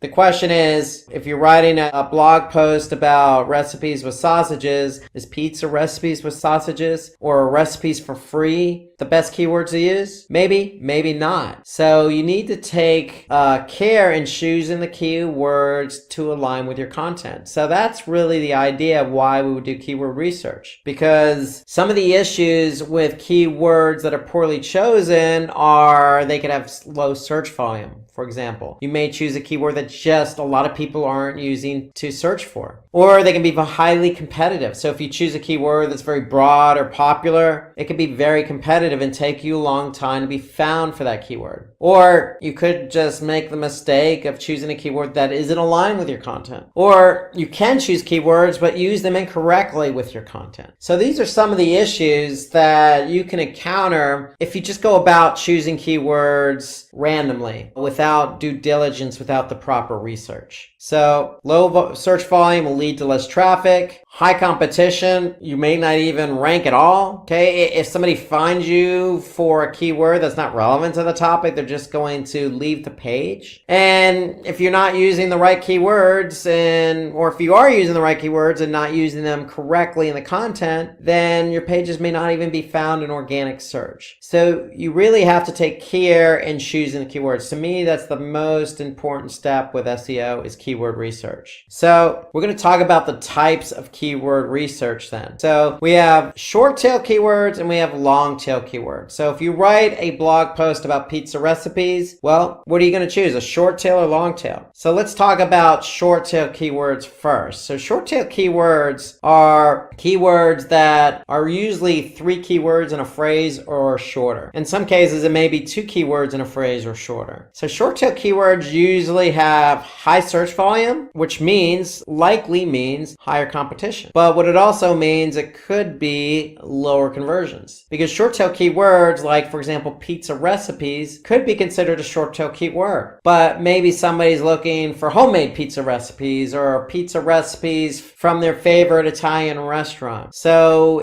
short tail keywords may not be as relevant. So if we compare it with long tail keywords, chances are you're going to have lower competition. That's one of the benefits, but you're also going to have lower search volume. But with longer tail keywords, the keyword is probably going to be more relevant with the content you're writing about. So therefore, the conversion rate's likely going to be higher. So that's really the difference between short tail keywords and long tail keywords. If you want to look at simplistically, short tail keywords are broad in nature. It's going to capture a lot of eyeballs, but those eyeballs may look at your content as not relevant, versus long tail keywords that may be very relevant, but not as many eyeballs on them. So short tail keywords, the characteristics, they're not as specific. Usually they're less than 3 words. They have high search volume and high competition. So if you just choose pizza recipes, it could take you a while to rank for that keyword. But when you rank, you're going to get the traffic. But again, it may not convert because the keyword is broad in nature. So pizza recipes is a short tail keyword that may not be exactly what you're writing about in your blog post. So it may draw a lot of traffic, but the traffic may not do anything. So the longer tail keywords are very specific. They consist of more than 3 words in the search query. They have relatively low search volume and competition. So the chance of you ranking higher, faster for that long tail keyword is probably going to be greater, because not many other websites are trying to rank for that same keyword. And so the benefit of that is if you have, let's just say, homemade pizza recipes with mushrooms, that's a long tail keyword. But if somebody's looking for that type of pizza recipe, then you know you're going to attract the right traffic traffic, and chances are that traffic is going to engage or convert based on the type of conversion you have in place. So an example would be homemade pizza dough recipes. That'd be another example. More than 3 keywords in the phrase, very specific. We're talking about homemade pizza dough recipes. So we're not talking about just pizza recipes. So it's a little bit more specific in nature, longer tail. So these keywords are used for targeted pages, including blog posts. If you're writing a blog post specifically about pizza recipes with homemade dough, then this is the keyword you likely would want to use versus just pizza recipes. So let's look at an example between a short tail keyword and a long tail keyword. And to accentuate the differences, we're going to use Google's Keyword Planner tool. So Google's Keyword Planner tool is located in Google Ads, the Google Ads platform. And when you're in the Google Ads platform, you can simply click on Tools and then Keyword Planner. And so what Keyword Planner allows us to do is get a sense of the type of volume that a particular keyword has. So what Google's Keyword Planner does is they show you the average monthly searches. This is the average monthly search volume of a keyword over the past 12 months. And so in this example, we're going to choose pizza recipes and homemade pizza dough recipes. So one short tail and one long tail. So we enter those keywords in, we're going to click get results. And what Google's going to do is it's going to show us the volume of those keywords. So for pizza recipe, we could see the average monthly search volume is 33,100 for pizza recipe. So note that pizza recipe and pizza recipes are closely related keywords. And so what Google does is they consider that a close variance. So meaning if somebody types in pizza recipe, then they're also in Google's eyes looking for pizza recipes. So it's a close variance. And so for the keyword pizza recipe, which is short tail, we could see on average over the past 12 months, this keyword received 33,100 queries. And so if we hover over the graph, we could see basically the volume, the average volume per month. So here I could see for this particular keyword here, the volume per month is 33,100. And then I could see the actual volume over the past 12 months. And then for the long tail keyword, I can see homemade pizza dough recipe. Again, close variance, homemade pizza dough recipes. I can see over the past 12 months what the search volume is for this. On average, it's 2,400, but I could see here in December, the volume went up to 3,600. But for example, in May, it was 1,900. So it's going to fluctuate a bit over the past 12 months, but on average, it's about 2,400. So shorter tail, a lot of more volume. Longer tail, not as much volume, but nonetheless, there is volume here. And so these are the differences between a short tail and a longer tail. And so what Google's Keyword Planner also does is allow us to get a sense of what the competition is. And so here I can see the competition is low for both of these keywords. Fair enough. So we now know that if we want to optimize or choose the keyword homemade pizza dough recipe for our blog post, we know for ranked on page 1 of Google, even in the top spot, we can expect about 2,400 search queries for that keyword. Now, whether you get all 2,400 clicks for that keyword remains to be seen. Chances are you're not going to get all 2,400. You're going to get a lion's share of those clicks, but you're going to at least get some volume on it. So even the longer tail keywords have a lot of promise because there is some search volume here for this keyword. How to do a proper keyword research. So we looked at Google's Keyword Planner tool in Google Ads, and we typed in 2 keywords and we were able to get a sense of what the average volume is. So we definitely want to choose keywords based on the following factors. We want to choose it based on search volume. Search volume is a good indicator of the potential traffic we can obtain. So again, for the keyword homemade pizza dough recipe, we know that it averages 2,400 a month in search volume. Again, we may not get all 2,400, but are we going to get a lion's share of that? We also need to look at competition. And so Google's keyword planner gives us a high, medium, or low in terms of the competition. But if you're somebody who wants to get a better sense of what the competition is, and you should, because competition is a key component in choosing keywords. And so what I want to do is get a sense of how many people are actually optimizing for that keyword. So Google's keyword planner tool is going to give me a low, medium, high. Really what I want to do is get a better sense of that numerically. So what I can do is go into Google's search, and I could type in pizza recipes, and I could see there's about 1 billion results. That's a lot of results. However,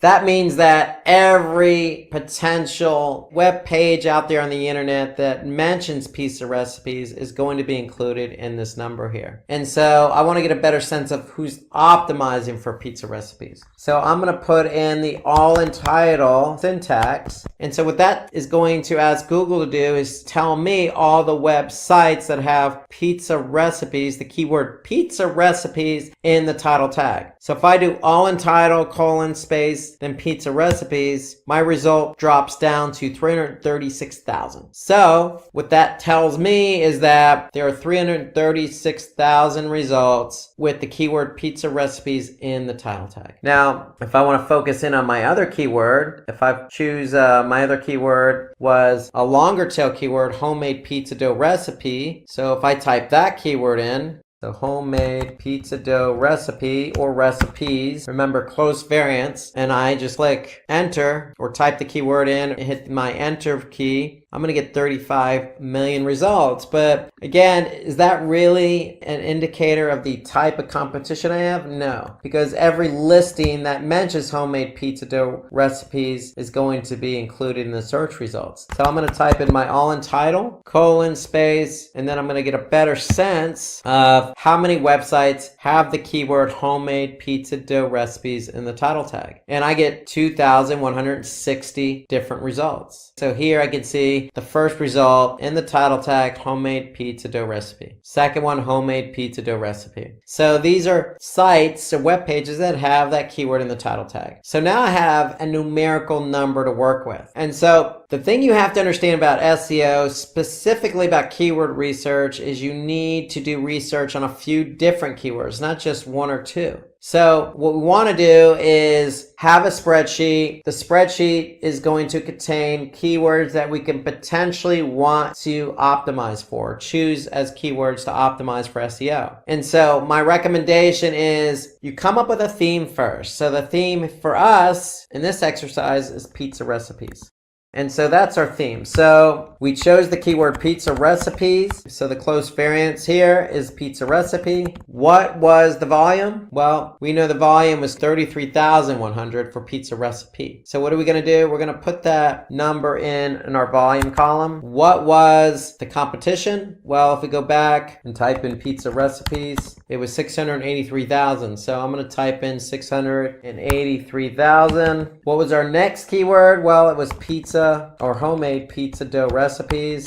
So if I go back, for this particular keyword is 2,400. So I'm going to put 2,400 in under my volume column. And then what was my competition? Well, my competition was, I typed that keyword back in, 2,160. So I'm going to put 2,160. So now I have an idea of what kind of volume and what kind of competition I have. Now, you want to do this for a number of different keywords. And when you do it for a number of keywords, what you do want to do is obviously choose a relevant keyword that has high volume and low competition. So another way of saying it is the volume or ratio of volume to competition. And so basically what we could do is take volume divided by competition. And if I make that a percentage, I could see it's 0.35% is the ratio between volume and competition. If I do the same for my longer tail keyword, 2,400 divided by 2,160, I can see that 111%. So this just kind of proves the point that, yeah, I'm still going to get some volume, but I have a better chance of ranking for this longer tail keyword, homemade pizza dough recipes. So you want to be able to do that for a number of keywords and examine the volume, the competition, and the ratio between volume and competition for your themed keywords. In this case, pizza recipes. So relevancy, you want to choose keywords that are very relevant to the content that you're writing. And then again, commercial intent, what keywords are going to drive more conversions and revenue for the business? So when we talk about commercial intent, we're talking about, are you choosing keywords that are going to get somebody to do what you want them to do? So we could say, download pizza dough recipes. So if somebody's typing in the keyword download pizza dough recipes, then chances are they're going to find you, come to your site, and take action by downloading that pizza dough recipe. So you want to be able to also think about the intent of the keyword. Is it going to help you drive conversions and revenue if you're an e-commerce site? So search volume is the average monthly search volume made for a particular keyword and phrase. So we can get that number using Google's keyword planner tool in the Google Ads platform. We want to target keywords with high search volume that will help bring traffic to the website. We want volume, but we want to take into account seasonality as well. So that's where the Google's keyword planner tool comes in place, because if we go back, again, we can just hover over and we can get a sense of any particular trend going on or seasonality. So for example, if I saw large growth in the winter months and not much volume growth in the summer months, then that might indicate to me that this keyword is more popular during the winter time. So pay attention to the graphs that, the keyword planner tool gives you. Use them to your advantage to take into account seasonality. So a good example would be funny Halloween costumes. Well, we know that for Halloween, you're going to have a spike probably towards the end of September, all the way through October, and then it's going to drop after October 31st, which is Halloween. So that's an example. But in the case of pizza recipes, you may find that more people are choosing to search for pizza recipes during maybe the summer months versus the winter months. So pay attention to seasonality. It will affect search volume. So competition, based on our example, it's one of the most important key metrics. You don't want to choose a keyword that's highly competitive, because if it's competitive, then it's going to be harder to rank number one or even on page one of Google, depending on how competitive it is. So high search volume, low competition. In other words, the ratio between the two is the ideal combination. So going back to the spreadsheet, recommend you have that spreadsheet handy. Put your theme in place. Okay, theme pizza recipes. We use Google's keyword planner tool to find the volume. We use the all in title syntax to find the competition. So we entered both of those numbers in and we get our ratio. And so when you have these numbers for a number of different keywords, you want to be able to choose that ratio of high volume, low competition, but always relevancy always trumps ratio. So always go with a keyword that is going to be relevant to your content. Don't choose a keyword that's not relevant. If you choose a keyword that's not relevant, it's not going to bode well for user engagement. So the difficulty of a keyword ranges from 0 to 100 in Google's keyword tool. So it's going to be easy, it's going to be medium, it's going to be hard. But my recommendation is also to get the numerical factor, and that's the all in title syntax. And again, relevancy is what drives the traffic to your website, and keep the traffic there on your website. And also, not only will it keep the traffic on your website, but hopefully get that traffic to engage and convert. So that's the key about relevancy. You always want to choose keywords that are relevant to your content, even if it's sacrificing volume. Relevancy, again, trumps volume and competition. So always choose relevant keywords first. So when you do that, you're always almost guaranteeing that at some point somebody's going to find your content, because somebody out there might be looking for it. And if they do, you're going to get found, and then the engagement's going to be better. So understand your business, find keywords that are relevant to your business, and then focus on those keywords. That'll help you with getting the right traffic to your site. Always keep in mind the commercial intent. So these keywords are more specific and result in conversion rate. For example, buying is a good commercial intent keyword. So if you really want somebody to come to your website and buy, then focus on those types of keywords. In the case of the pizza recipes, maybe it's download could be our commercial intent keyword. Again, there may be low search volume, but those are the type of keywords you want to focus on because that's the type of traffic you want to drive to your site. So some other examples of commercial intent keywords are discount, deal, your coupon, shipping. Don't be afraid to use some of these keywords as part of your longer tail keyword phrase. Again, the volume may not be high, but the traffic quality is probably going to be better. So keyword research is the foundation for SEO. So if you have chosen your keywords properly,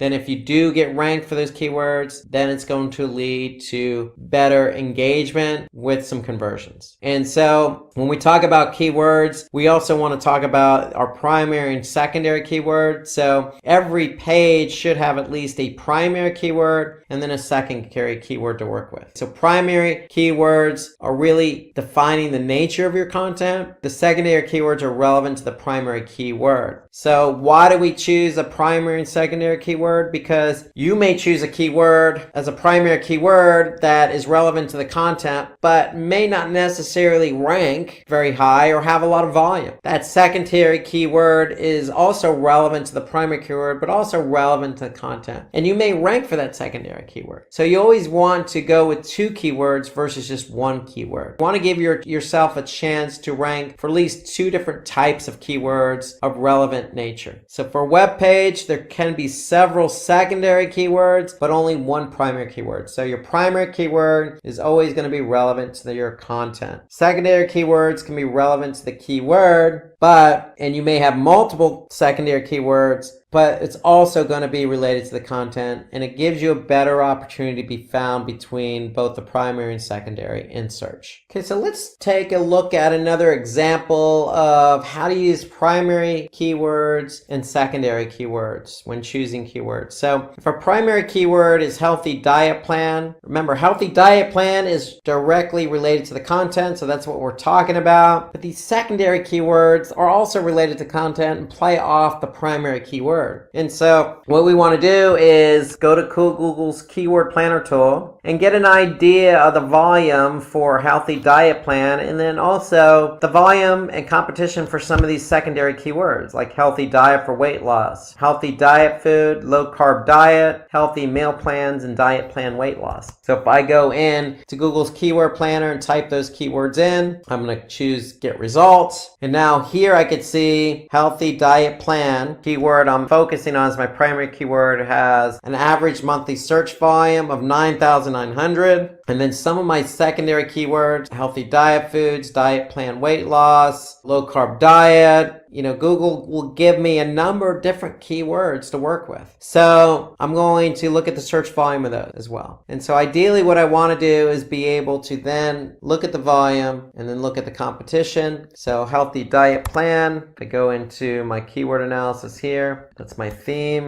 So that's my keyword. What's my volume for healthy diet plan? 9,900. What's my competition? So my competition is 74,700. And that's going to give me a ratio of volume to competition of 13%. So that's what my content's about. That's considered a short tail keyword because it has a lot of competition. And so my ratio is 13%. And what I want to do is I want to be able to put these other secondary keywords in here as well. Maybe even go to a little longer tail because I want to be able to find at least two keywords. I want to be able to find my primary keyword that's relevant to my content, and then I want to be able to find my secondary keyword, which is again related to the primary keyword, which is also related to the content. And so I want to be able to choose two keywords basically, and I want to choose two keywords that are relevant, that have good ratio between volume and competition. So that's the whole idea again of how to do keyword research. You want to be able to find your keywords, use the tools available to you, and get a sense of what the volume is, what the competition is. Look at the ratio between the volume and competition. And then based on the content, choose that primary keyword. And then again, based on the keyword you chose, choose some secondary keywords as well, because you want to be found for not just one keyword, but multiple keywords. Okay, let's look at some alternative suggestions to keyword research. So for doing keyword research, we want to take into account LSI keywords. We could take into account other platforms that host a lot of content like Quora or Reddit. We can use Google suggestions in the keyword search bar. We can use popular platforms like Wikipedia, and we can use social media bookmarking like Reddit. So there are lots of suggestions that we can obtain from various sources. So let's start with LSI keywords, and LSI stands for latent semantic indexing. And so basically what it is, it's just keywords that are linked to your primary keyword. And so when you're choosing keywords, you always want to choose that primary keyword and then secondary keywords that are similar to the primary keyword. And usually those are LSI or latent semantic indexing type keywords. So they're used to drive relevant traffic to your page. So if you're focusing on one keyword, we want to have other keywords that are similar to increase our visibility on the search engine result pages. So we could find latent semantic indexing right in search. So if we use the term healthy diet, if we go to Google search, for example, if I type in healthy diet in Google search, all I need to do is scroll to the bottom of the page and I can see searches related to healthy diet. So healthy diet menu, healthy diet essay, what does a healthy diet look like? Notice at the top, Google's also given me some other suggestions here. So they're saying low-fat diet, veganism, gluten-free diet. So there's lots of different suggestions right in Google search bar. So all of these are LSI related keywords. So if you're optimizing a page for healthy diet, then you could choose low-fat diet as a secondary keyword. You can use gluten-free diet as a secondary keyword. It really depends on what the content is, but you always want to support your content with as much LSI keywords as possible so you can be found for as many different keywords as possible in Google search. So it's important because if you have a blog that,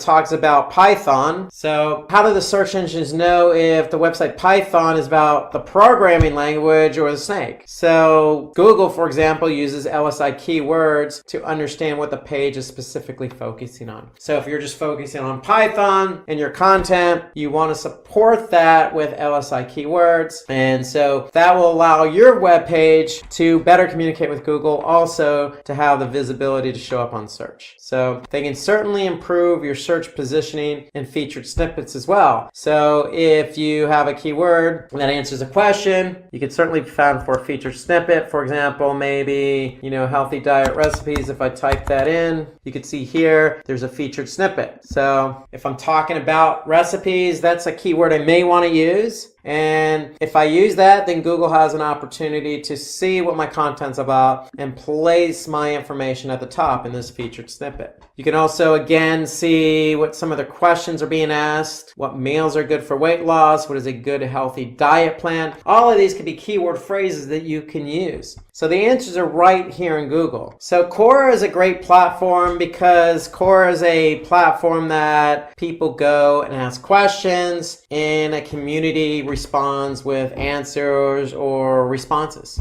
to that particular question or topic. And so the great thing about Quora is it's a good place for you to go to get some ideas about a specific topic. So if we're talking about healthy dieting, so we can find keywords with high search volume right in Quora. So the whole idea is you can look at, the top 5 questions for a specific topic, like healthy dieting, and find relevant keywords to healthy dieting. So if you just type in that particular keyword in Quora, you're going to probably get some responses to questions. or responses to somebody else's question. And so if we take a look at Quora, for example, so if I just type in healthy dieting, what I'm going to do is I'm going to get some responses to the topic healthy dieting. So what's the best diet for healthy living? What are the top 5 tips for a healthy diet habit? So all of these could be keyword phrases that you could take away with for your own content. And so the benefit here is you're getting kind of an idea of what's trending, what people are talking about, and if you use tips for a healthy diet habit, for example, and you optimize for that, well, again, that could turn around and bode well for you because you could be featured in Google as a featured snippet at the top here. You can also turn around and use LSI related keywords for healthy diet habits. And you can simply just look for those LSI keywords right in Google. Remember, at the bottom or at the top. If I scroll down, I could see some related LSI keywords at the bottom. So right in Google as well, you could see in the Google search bar that Google provides some LSI related keywords to your query. So if I go back here and type in healthy diet recipes, I can see here Google suggesting some other related keywords. Healthy diet menu, healthy diet for men, healthy diet foods, healthy diet for women. So these are all LSI related keywords that you can use to support your primary keyword and the content you're writing about. So we've talked about LSI keywords, where to find them. So they're found right here. They can be found at the top of Google and they can be found at the bottom. You can also then go to Quora as well and get some ideas for the types of questions that are being asked. So if you ask a question and use that as your keyword phrase, then again, you have an opportunity of showing up for a featured snippet in Google just by doing some additional research within Google itself or on Quora. So according to Google, the autocomplete predictions are automatically generated by Google's algorithm without any human intervention. It's based on a number of factors, but the primary factor is how often past users have searched for a term. So Google collects all the keyword queries that somebody types in, and they're suggesting some of the most popular terms that people have typed in. So if I go back to Google, again, if I start to type in recipes, I could see some of the other queries that somebody else has typed in, or some of the most popular queries related to that topic. So if you enter the keyword healthy diet, Google's going to suggest multiple keyword suggestions that users have asked in the past. And you could certainly get the search volume of those keywords just by looking in Google itself. I could see for healthy diet recipes, billions of pages related to healthy diet recipes. I can also get the search volume by going into Google's keyword planner. So if I type in healthy diet, I'm going to be able to see what my search volume is for that keyword. And in addition, I can see the seasonality of that particular keyword. And in addition to that, Google is going to provide some other related keywords to my search query. So if I'm looking for healthy diet, Google is going to suggest, hey, maybe you should choose healthy food or healthy eating or how to lose weight. So those are all LSI related keywords that Google provides in the keyword plan, which is built into the Google Ads platform. Another option for you is Wikipedia. So Wikipedia is a vast platform of content. So we could turn Wikipedia into our own asset and use it to our own advantage by finding relevant keywords in an easy fashion. So with Wikipedia, we can identify a list of keywords in the meta description itself. We could choose keywords from the first paragraph of Wikipedia that has many relevant keywords, or we could take a look at keywords from the Wikipedia content section. So we can also see additional pages like the See Also section that gives relevant keywords that you're looking for. We can also look at the references section as they contain relevant keywords. So if we go to Wikipedia as an example, and I type in healthy diet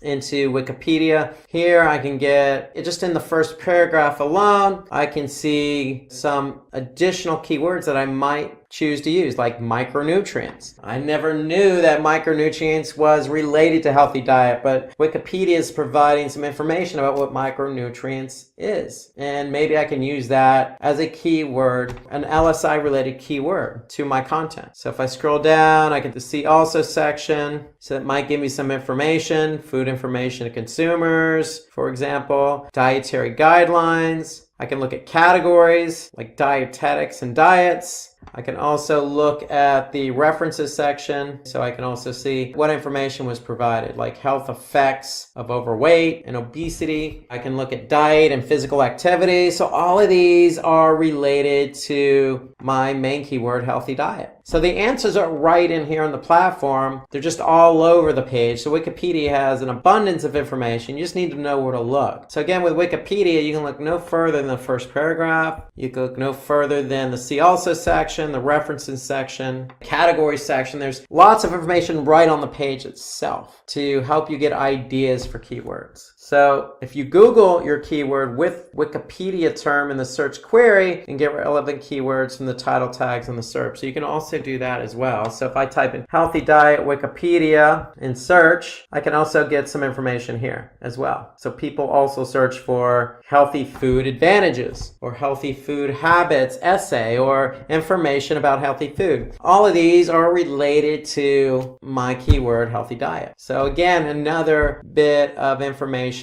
for you to choose or look to choose some additional keywords for. So Reddit, it's a popular community where people post content and discuss a variety of topics. So that's what Reddit is. So with the help of subreddits, an individual can find relevant keywords with high search volume. So in Reddit, there's an easy way to find out keywords. They have a keyword tool called Keywordit. So Keywordit gives the average monthly searches for a particular keyword. So if we type a word in Keywordit and choose keywords from the auto-generated list, this tool will extract the keywords and give us those relevant terms with search volume. So if we go to the Keywordit and show an example of that, for example, healthy food, if I get keywords, I can see what keywords are relevant and the search volume of that keyword. So if I just type in healthy food, Keywordit tool is going to tell me some relevant keywords and what the volume is. So if you don't have the keyword planner tool in Google Ads available to you, this is a good alternative solution to finding keywords. So it's free. You just need to go to keywordit.com, type in your keyword, click Get Keywords, and what it's going to do is give you some relevant keywords related to your primary keyword with the search volume. Let's talk about keyword clustering now. So the whole idea about keyword clustering is to really take advantage of the keywords that we're optimizing for to gain higher ranking. So if we can cluster keywords together in a theme, and that theme of keywords is relevant to a specific page of a website, then we have a better opportunity to rank. So in other words, why do we have to target just one keyword when we can target many? So keep in mind, LSI keywords, we want to group a bunch of keywords together that are similar for content. So for example, after some keyword research, you can thematically group keywords into a core topic. So for example, we can cluster these group of keywords together. Like for example, what is SEO? How does SEO work? Intro to SEO. What are the basics of SEO? All of those are related to the core theme. What is SEO? Another cluster of keywords, for example, could be SEO techniques, SEO best practices, tips and tricks, website optimization, on-page SEO techniques, etc. So those are clusters of keywords, okay, that we can group together in themes. And if we group keywords together in themes, we can apply that to a particular content on our website. So the whole idea behind clustering keywords, it's going to provide more diversity, more of an opportunity for us to be found. So that's the whole idea behind clustering. So some additional steps. Remember, stay up to date on industry news. So brainstorm your ideas first and identify a list of keywords, i.e. a theme of keywords that you can cluster together.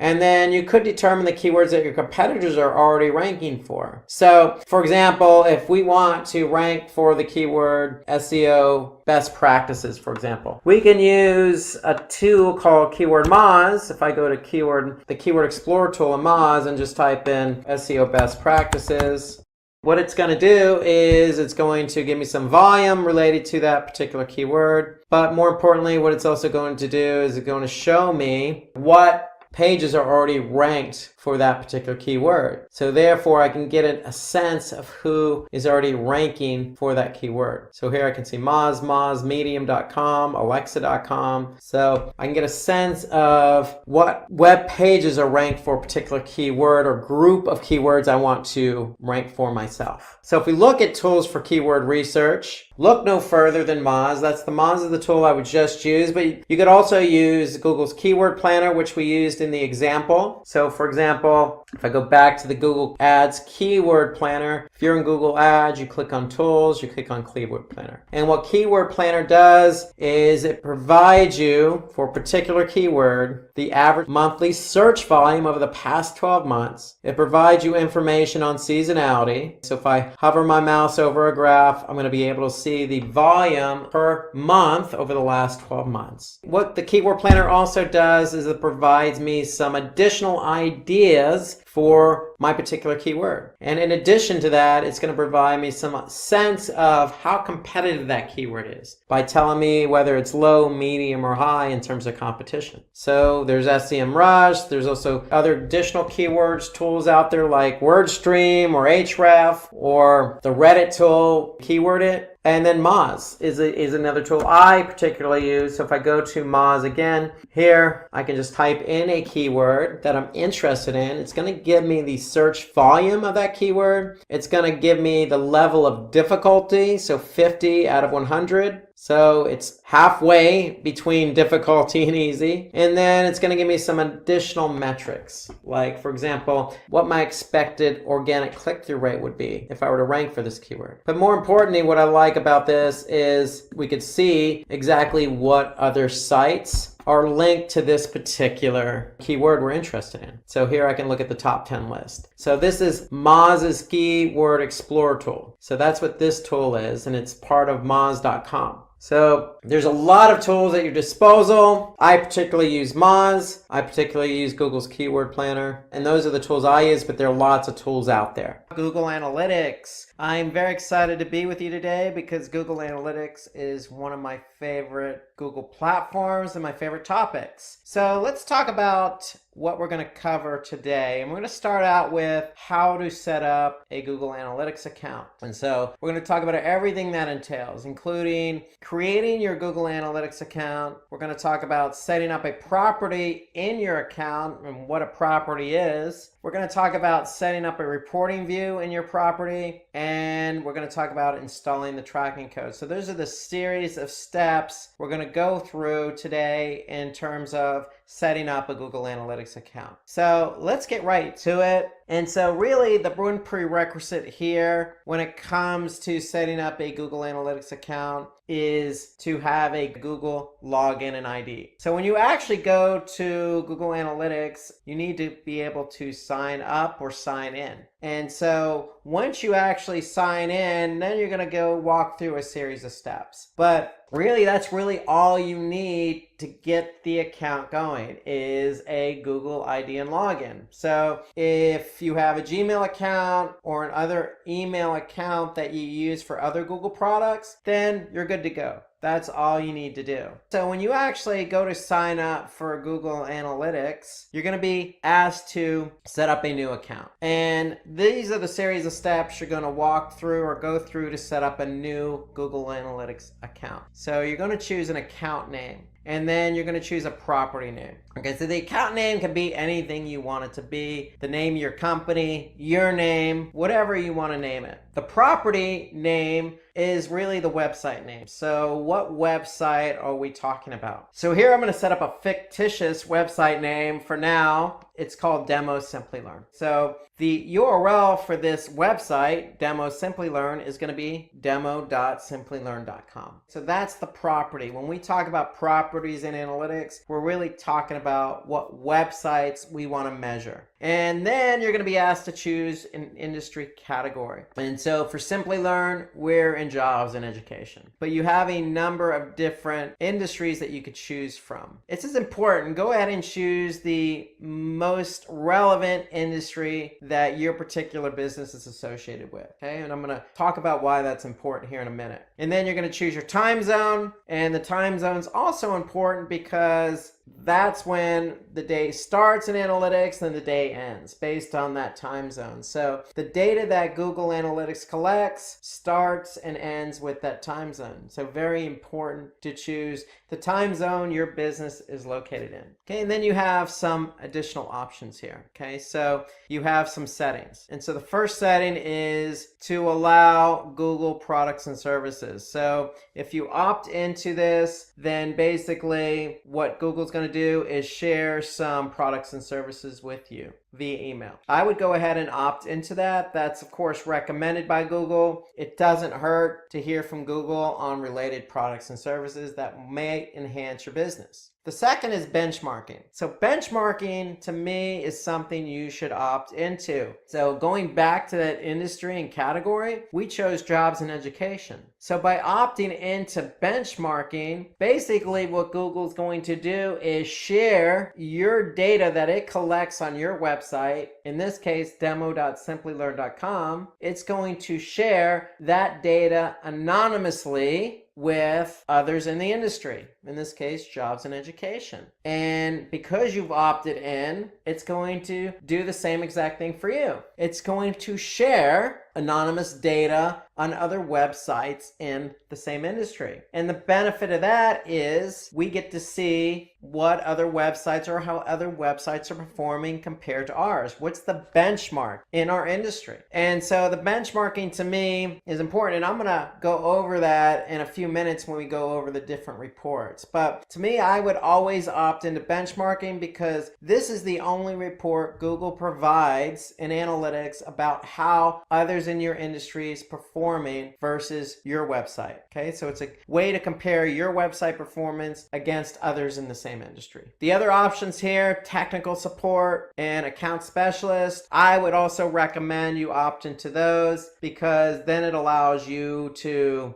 basically allow Google access to your account, and they'll be able to help you if you occur or run into any issues. So these are the options in setting up a Google Analytics account. It's very simple, very easy to do. You're just entering in a few fields. Note that we talking about a website right now, so I'm talking about demo.simplylearn.com. But just know that if you want to track a mobile app, Google Analytics will allow you to do that as well. You just choose the option mobile app. So we're tracking a website. We want to know how users behave when they get to my website. And that's what Google Analytics is going to allow us to measure and look at. We just need to do a couple more steps in the process. So once we fill out these fields here, we're going to click Get Tracking ID. Now, I'm going to accept the terms of service. I'm going to accept another terms of service in relation to data protection. I'm going to click accept. Once I accept, I'm going to be able to get some tracking code. The tracking ID is the ID associated with your account. And so this number is going to be associated with your account. So your account ID starts with UA and it's going to be this number here. Now the -1 is the property you set up. So in this case, I set up demo.simplylearn.com. If I wanted to track multiple websites under that same account, then I can certainly set up multiple properties. Just know that every property I set up in that account is going to have a -1, -2, -3, -4,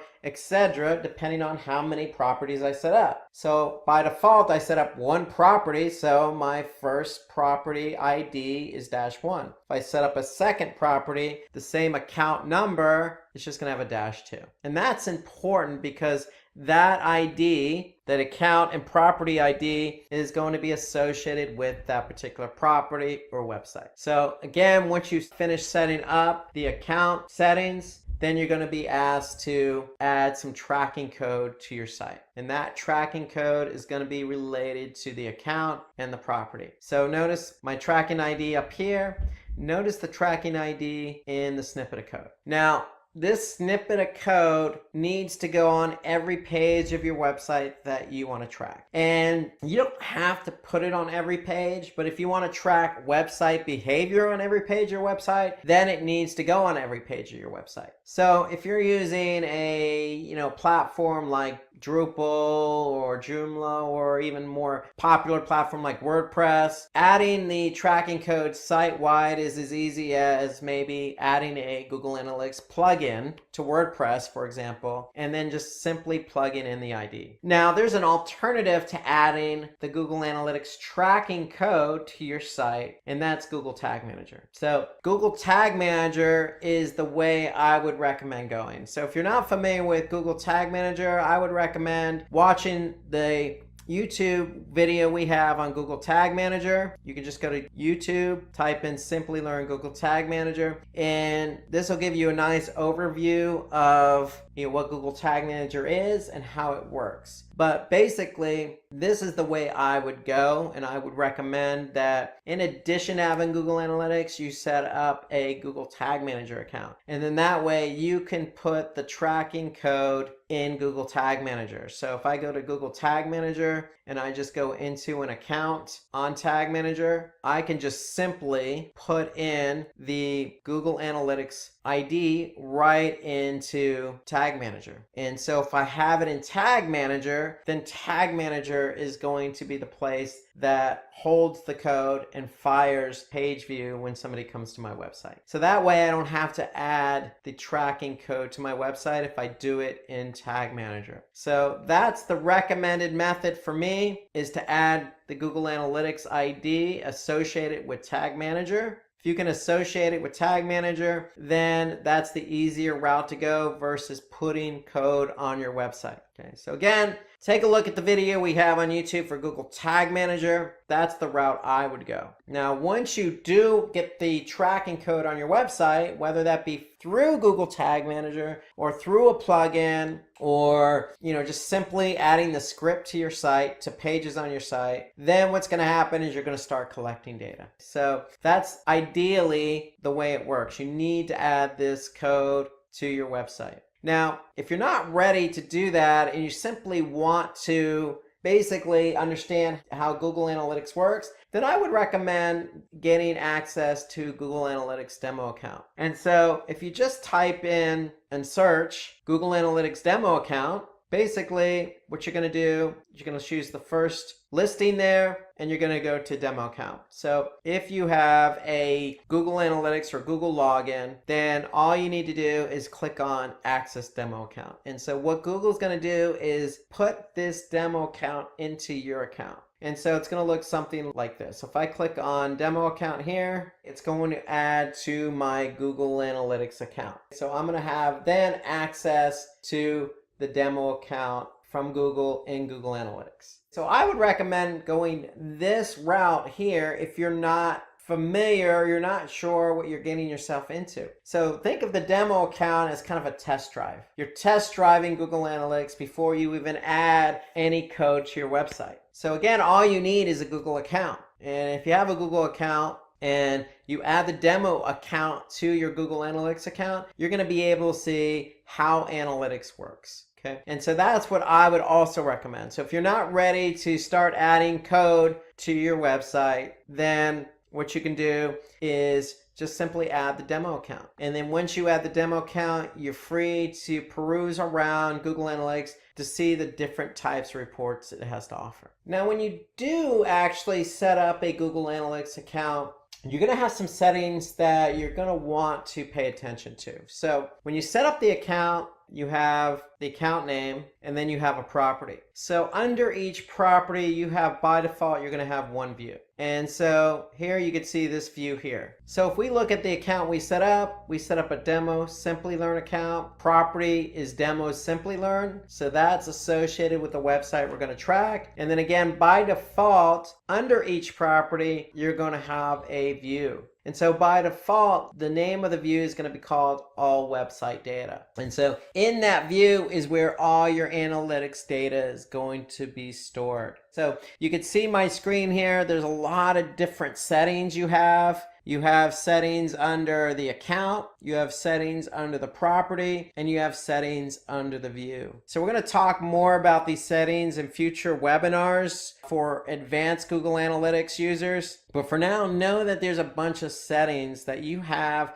that you can play around with when it comes to Google Analytics. Anything from adding users to your Google Analytics account, your Google Analytics property or view. You can actually set up goals, you can set up filters, you can set up segments, you can link up Google Ads, you can, set up remarketing lists. There's a lot you can do in terms of the settings as it relates to Google Analytics. So know those settings are there. They're located right down here in this little sprocket icon. That's the admin icon. So if you need to get to these settings at any time, you could simply just click on the sprocket or the admin icon, and then you'll be prompted to choose any one of these settings here that you want to edit or alter. So now let's take a look at some Google Analytics reports. So once you've actually set up your account, you have a number of different reports that you have available to you in Google Analytics. So we're going to take a look at customized reports. We're going to look at real-time, audience reports, acquisition, behavior, and conversion. So these are all the different reporting buckets, if you will, that you have available to you in Google Analytics. So if I'm an admin and I'm looking at the Google demo account, let's start out by looking at real-time. So if I click on the real-time report and I just click on overview, so basically what this is going to do is show me at this point in time how many users I actually have active on the website. Okay, so that's why they call it real-time reporting, because it allows you to see the behavior of users who are currently on your website. And so this is the overview report under real-time. And you can see here, I can see that 79% of my users are coming from desktop, 18%, 20% are coming from mobile, and then approximately 3% are coming from tablet. Here I can see how they actually came to the website. So this is the referring source. If they came from, say, search or social, I can see the source there, and I can see what pages they're active on. And then here I can see what locations, where they're located. And so if I want to see a breakdown of everything in the overview, I can certainly do that. If I go to locations under real time, I could see a majority of my users are coming from the United States. Okay, where are they coming from? I'll just click on traffic sources. And here I could see the different sources and mediums. Medium is the means in which the traffic was driven. So if it's Google, it's either paid search or organic search. So I can see here it's organic. Then I can actually see what content they're looking at on my website. So I could see currently have 3 active users on the home page, 2 active users on the Google's Women's White Tea page, so forth and so on. Now, most importantly, if you have event tracking set up, so if you've taken a look at our Google Tag Manager webinar, you know that you could set up event tracking in Google Analytics to measure engagement on your website, whether that be a form submission or somebody clicking on the play button of a video. So if I click on events, I'll be able to see what events are firing. So here I can see we have event tracking set up, and I can see how many different events are firing on my website in real time. So here I can see e-commerce, somebody clicking on the quick view click, a couple of users clicking on add to cart, a couple of users clicking on the promotion click. And as these events are fired, you're going to be able to see them highlighted. So if something gets fired, it's going to get highlighted. And I could see that these are the current events that I have currently firing on the website. And that's what's currently fired now. If I want to look at the events that have happened in the last 30 minutes, I could just click on this link here, last 30 minutes, and it's going to give me an overview of the events that have happened over the past 30 minutes. Okay, so that's event tracking. And then more importantly, we can also look at what conversions are happening in real time just by clicking on conversions. And so now I could see I had 1 active user who entered the checkout. So that's goal number 4. So in analytics, you can have up to 20 goals. And so here I can see we have goal number 4 has already had 1 active user. And so if I look at the last 30 minutes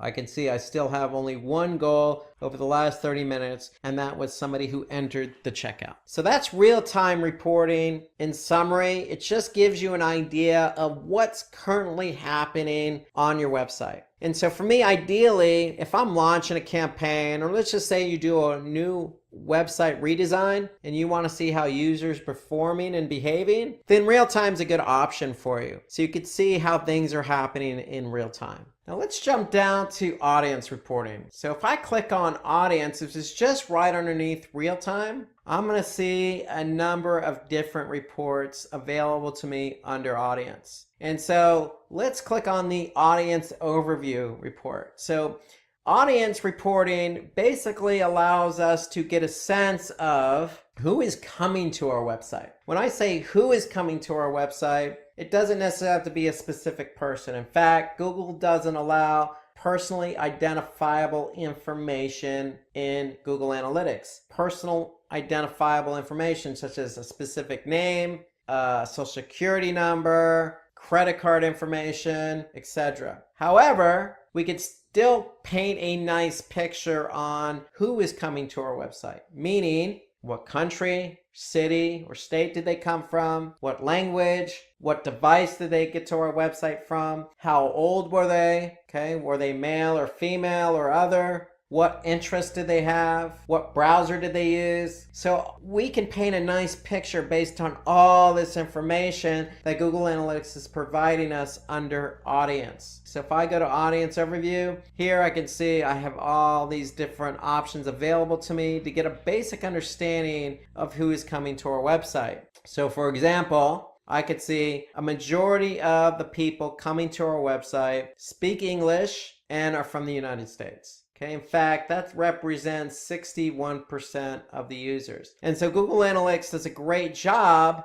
of giving me an overall percentage. So if I have 100% of the users, I could see 61% of those users represented English-speaking users from the United States. 7% represented English-speaking users from Great Britain. And so when it comes to analytics, we have users, and users are broken down into two categories. They're either returning or they're new. So when you add the Google Analytics tracking script to your website, what's going to happen is if a user or when a user goes to your website, they're going to get cookied. And if it's the first time they've been to your website, what Google Analytics is going to do is store a cookie in the browser. So when that same user comes back another day in the same browser, Analytics is going to recognize that that cookie is in the browser. And so then Analytics is going to categorize that user as a returning user. Okay, so that's how Analytics is able to differentiate new versus returning. So if that user doesn't have a cookie in the browser, then Analytics is going to recognize that, store the cookie, and then count that user as a new user. And so when you're looking at Analytics, you're going to be able to see a breakdown of new versus returning. So here I can see over 3/4 of my traffic over the past week. Here I can see April 6th through April 12th,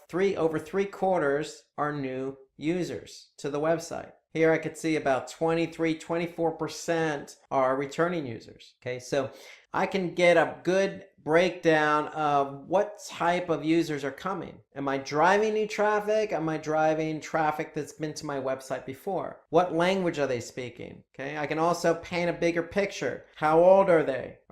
What gender are they? Do they come from mobile? So let's take a look at some of these different reports under audience. And so if I skip down now to demographics, I can click on overview, and when that report loads, I can see now under demographics overview, I can see the breakout of age ranges. And so here I can see the majority of the traffic coming to my site again over the past week. Now, if I want to change this date range, I could simply do that. I can change the date range just by clicking on the date range and then maybe going, say, the last 30 days. And I can even compare it to the previous period or the previous year. I'm going to choose the last 30 days. I'm going to click apply. Now I'm looking at data over the last 30 days. And again, you can change the date range to any range you want. You can only go back as far as when you actually created the Google Analytics account. You can't go prior to that. So here I'm looking at the last 30 days and I can see almost 47% of my users were in the age range of 25 to 34. Now, when it comes to gender,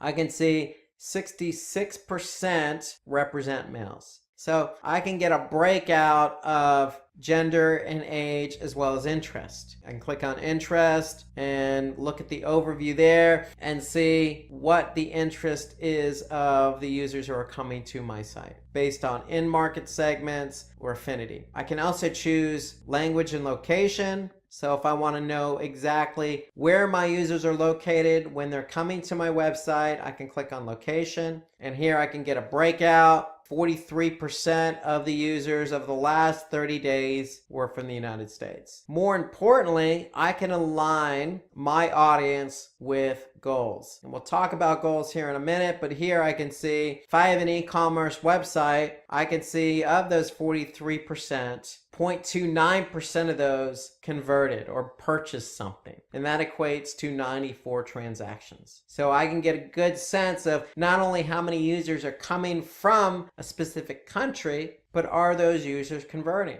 If I click on mobile, and mobile to me is one of those reports I tend to spend a bit of time on because I want to know what devices users are coming to my website. And so for my website here, or this is the Google demo website, I can see mobile represents approximately 27% of the traffic. So desktop still represents a majority of the traffic. So for you, you want to keep an eye on mobile because mobile is definitely a majority of what people use nowadays. That's how people start their day. That's how they transact via mobile, whether that's purchasing something, communicating, or searching. It all starts with mobile. So you want to keep an eye on mobile, and more importantly, you want to keep an eye on behavior. So Google Analytics is telling me that, yes, I have approximately 27% of my traffic of the last 30 days came from mobile. How are they interacting with my website? So if I look across this report, I'm going to be able to see different metrics.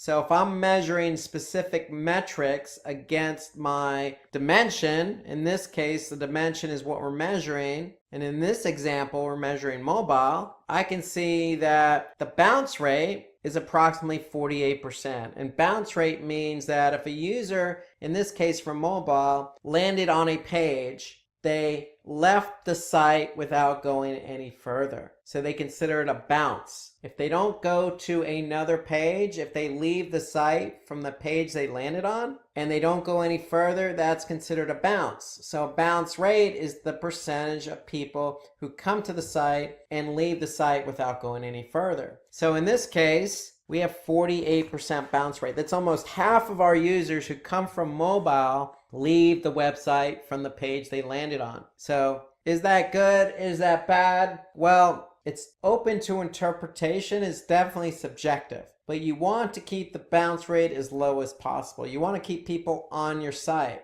especially if you have an e-commerce website. You want people who come to your website to purchase. And so here we could see 48% mobile. In desktop, it's a little bit lower at 41%. Now, if I look a little bit further at engagement, I can see how many pages on average do mobile users look at. So versus desktop, it's a little bit lower. You can see 3.86. On desktop, it's 4.5. Now, if I look a little bit further in engagement, I want to be able to measure how long somebody from mobile stays on the website. If they're bouncing at 48%, but they're also looking at 3.8 pages, 3.9, almost 4 pages per session, then that means in this report, analytics is telling me they're spending about 2 minutes on the site. And interestingly enough, I can see that mobile over the last 30 days had more transactions. So 51 transactions versus 34 transactions from desktop. And interestingly enough, the e-commerce conversion rate is at 0.29%. That's higher than desktop at 0.07. It's lower than tablet, but it's higher than desktop. And mobile has the most transactions, and since they have the most transactions, they have the most revenue at 2,380. So Yes, the engagement isn't exactly as great as it is as desktop, but we can see that people are still purchasing with their mobile devices. So it's something to keep an eye on, and mobile is something I definitely look at. In fact, since it's such an important report, one thing you can do in analytics is if you actually like a report and you think you're going to look at that report multiple times, then you can simply just go ahead and click save at the top here. So if I click save, I'm going to enter a name for this report. I'm just going to call it mobile report and click OK. And then what's going to happen is it's going to be located under save reports, and save reports is located under customization. Customization is located above real time. Okay, so if I close that up, you can see audience, real time, customization. If I click on customization, if I click on save reports, I should be able to see my save report here, and I do.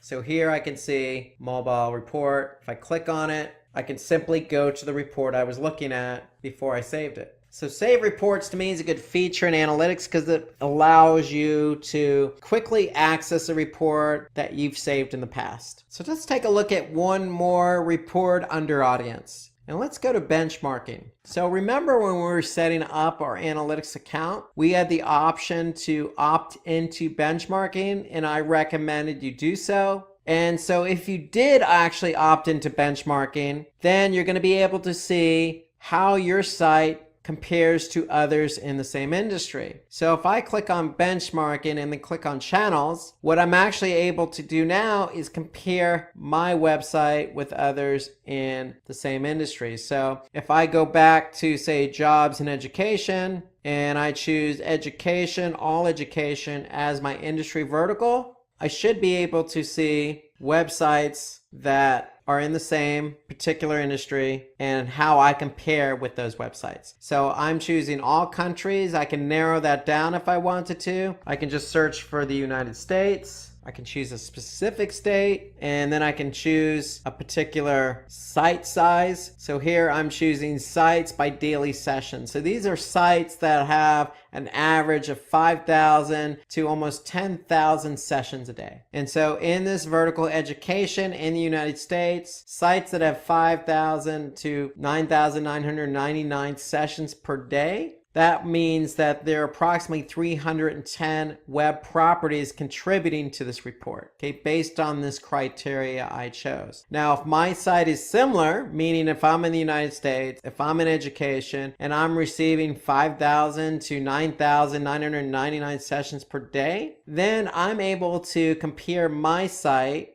against 310 other websites. Now, Google's sharing this data anonymously from the other websites, and they're doing the same with your website to those particular websites' benchmarking reports. Okay, so it's shared data anonymously in particular industries and verticals. And so now I'm looking at a channel report. So if I want to see how I compare to others in my industry, then I can go ahead and see by channel. For example, am I driving as much traffic as others in my industry? And you can see I'm not. In fact, I'm 77% worse in terms of the amount of traffic being driven from organic search. So anything in red is going to show as a negative result, a negative comparison, whereas something in green is a positive comparison. So if I look at engagement, I can see that I might not be driving as much traffic, but I can see that the pages per session are better than the site average or the industry average. I can see if I go over again, looking just at organic search, I can see the bounce rate is better than the industry average. So the channel report under benchmarking allows you to measure how you compare to others in your industry. And you could do so by looking at location and devices. So if you opted into benchmarking when you set up your account, then you'll be able to compare your website against others in your industry, in your country, region, and based on the size of your website in terms of how many visitors or sessions you're getting per day. So let's go from audience to acquisition. So if audience is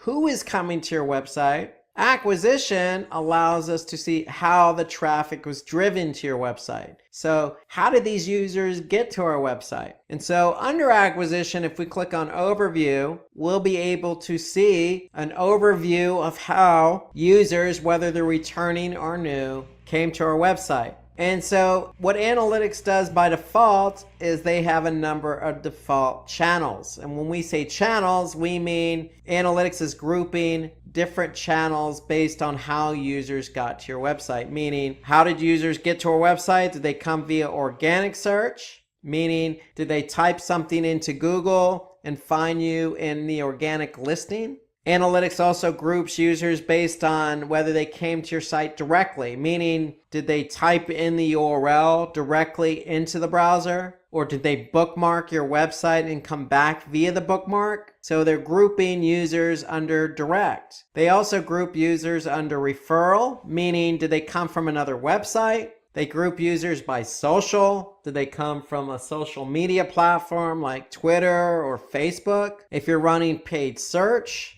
meaning if you're running paid search on, say, Google, then do they come from paid search ads? Now, if you're running display ads on, say, Google's network, Google's display network, that's a default channel. So analytics will group users there. So if they don't recognize a channel, then they're going to group it as others. So by default, Google Analytics groups users on how they came to your website via these default channels. And so I could see how many users came to the site from each channel. Now, if I want to drill down on this report, I can click on all traffic. And then if I click on all traffic, I can go to channels. I can look specifically at the channels report. And so now I can see organic search, again, over the last 30 days, is the #1 channel driving traffic. And they represent approximately, again, you can see this number here in parentheses next to the raw number of users. I can see that number is about 56%. So 56% of my traffic over the last 30 days came from organic search.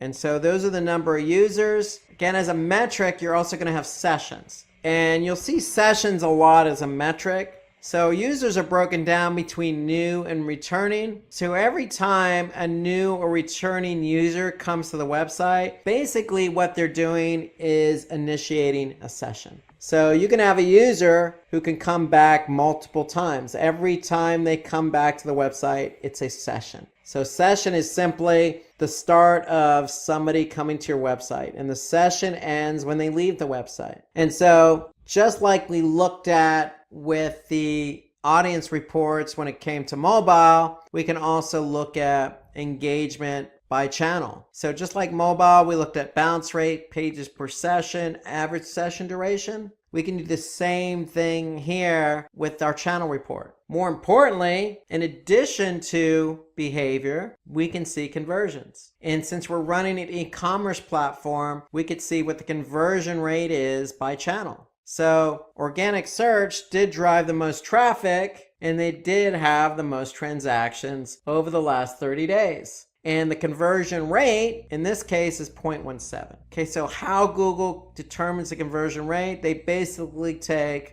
the number of transactions and divide that by sessions. So that means that over the last 30 days, organic search drove 38,123 sessions. And of those 38,123, 64 actually turned into a transaction, which equates to 0.17, which also equates to 3,000 in revenue. So I'm able to determine not only how users are getting to my website by looking at the channel report, I can actually see if they're engaging and if they are converting. And notice when you look at a report in analytics, you can look at it by channel. You'll also get a summary. So here I can see a summary or a total based on my date range. So I can see over the last 30 days, I've had 54,000 users, 49,000 of them were new. Okay, that meant that out of those 54,000 users, I had 70,000 sessions. I could see my average bounce rate was 43%.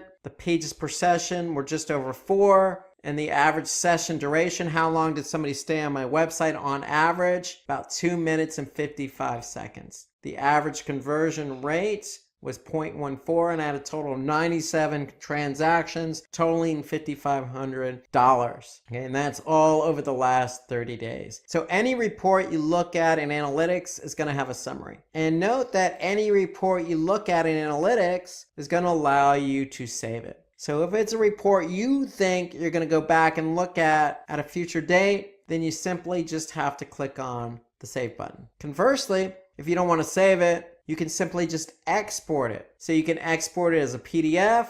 If I click on PDF, it's going to allow me to export that as a PDF. Now you have other options available to you as well. You can do a Google Sheet. You can export it as an Excel, or you can export it as a comma delimited file. So here you can see I can save it as a PDF if I want to. And if I click OK, it's going to save to my desktop or location of my choosing. And then I can go back and look at it in that format at a later time. So that's the export feature available to you in analytics. Again, if you could save it as well, or you can export it. Okay, some other reports under acquisition. If you're running Google Ads, note that you can connect Google Ads to analytics. And this is key because now I can see how many people are coming from Google Ads to my website, and are they converting? Now this is important because with Google Ads, I'm actually paying for the click. So you can see here, I'm running a report based on campaign data. So I could see what campaigns are driving traffic, how much I'm paying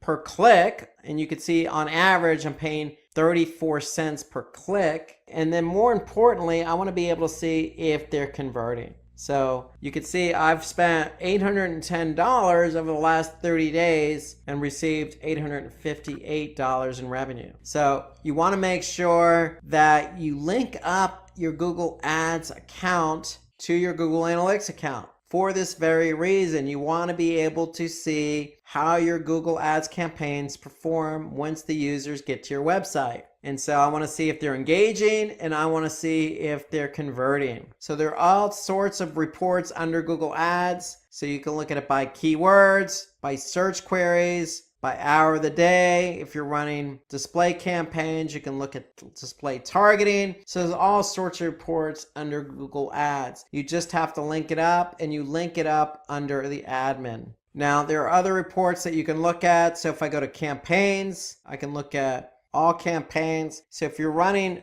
all sorts of different types of campaigns, whether that be on Facebook, whether that be email, whether that be, other types of advertising, let's just say Twitter or Instagram, you're going to be able to see those campaigns here. And that's under all campaigns. And again, you'll be able to see the campaign name, and you'll be able to see metrics associated with those campaigns. And more importantly, you'll be able to see your e-commerce if you're running an e-commerce platform, or if you have goals set up. So you'll be able to look at how your campaigns are not only driving traffic, but two, are they converting? Let's go from acquisition reporting to behavior. So behavior reports are going to actually show you how users behaved once they got to your website. Once they landed on a page on your website, how did they behave? So when we looked at audience, we got a sense of who is coming. With acquisition, we get a sense of how the traffic got to our website. Did they come from organic, direct, social, etc.? The behavior reports allow us to actually measure how that traffic behaved once they landed on a page on our website. And so if I go to overview under behavior, now I'm looking at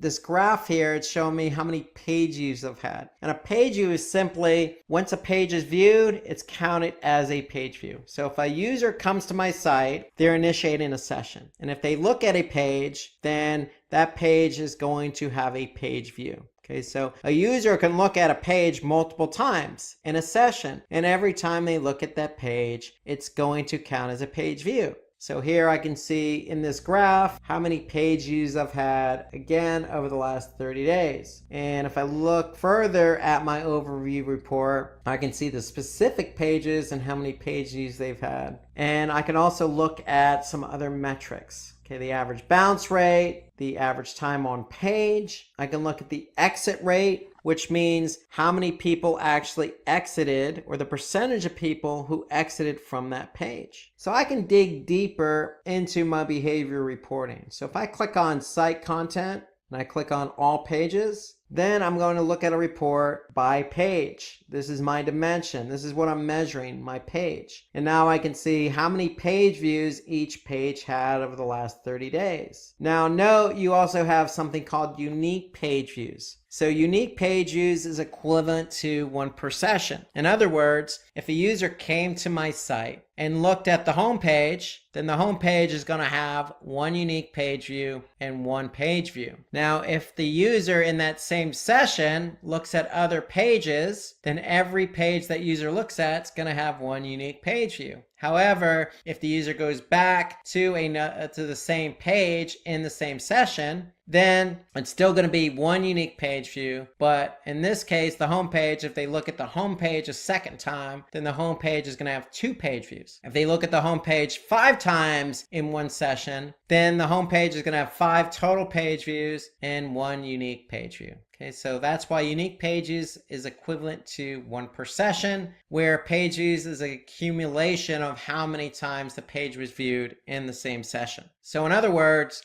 you're always going to have more page views than unique page views. Okay, so this gives me a sense of how my pages performed. So again, I can look at total page views and then engagement. So ideally what you want to do with a report like this is, if a user is not engaging on the page, then that should tell you something about the page itself. If they're not engaging, if the bounce rate's high, if the time on page is low, if the percentage of exit rate is high, then you probably want to do something with that page. Now, these are all pages, but if I jump down to landing pages, my landing page report is showing me how many people actually landed on that page. And so here I can see under my landing page report, I can see the home page had 36,017 sessions in the last 30 days. That's how many people landed on the home page. So here I can see 71% were new sessions, meaning that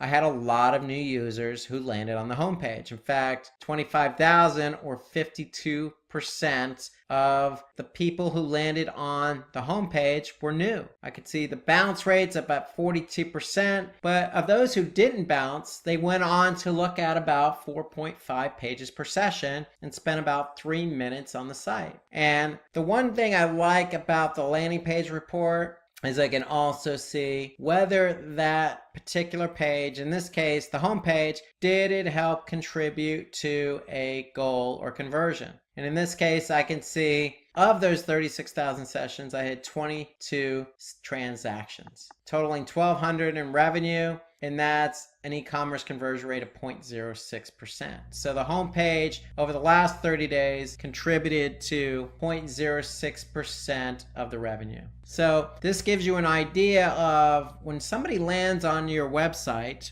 and they land on a page, is that page helping to move that person along? Meaning, are they not bouncing? And is that page helping to move people towards converting? And so that's what the landing page in effect allows us to measure, is the engagement. And in this case, we're measuring transactions. Okay, so analytics also gives us some other reports under behavior, including site speed. So site speed to me is an important report to look at, just like the mobile report. To me, site speed's important because what Google Analytics does is they take a sampling of pages. And in this case, you can see over the last 30 days, they sampled 2,835 page views. And of that sample, they came back and said the average page load time is about 4 seconds. Now, ideally, you want to keep it as quick as possible. I would say even under 3 seconds. Okay, now there are other factors involved with page load time. The browser you're using, the country that you're actually browsing that page from might not have the best infrastructure. You may not even be on the best internet network, meaning you're on a cell network or the Wi-Fi is not that great. Or you can be on a page that just has a lot of images or a lot of code that may slow it down. So there are other factors involved.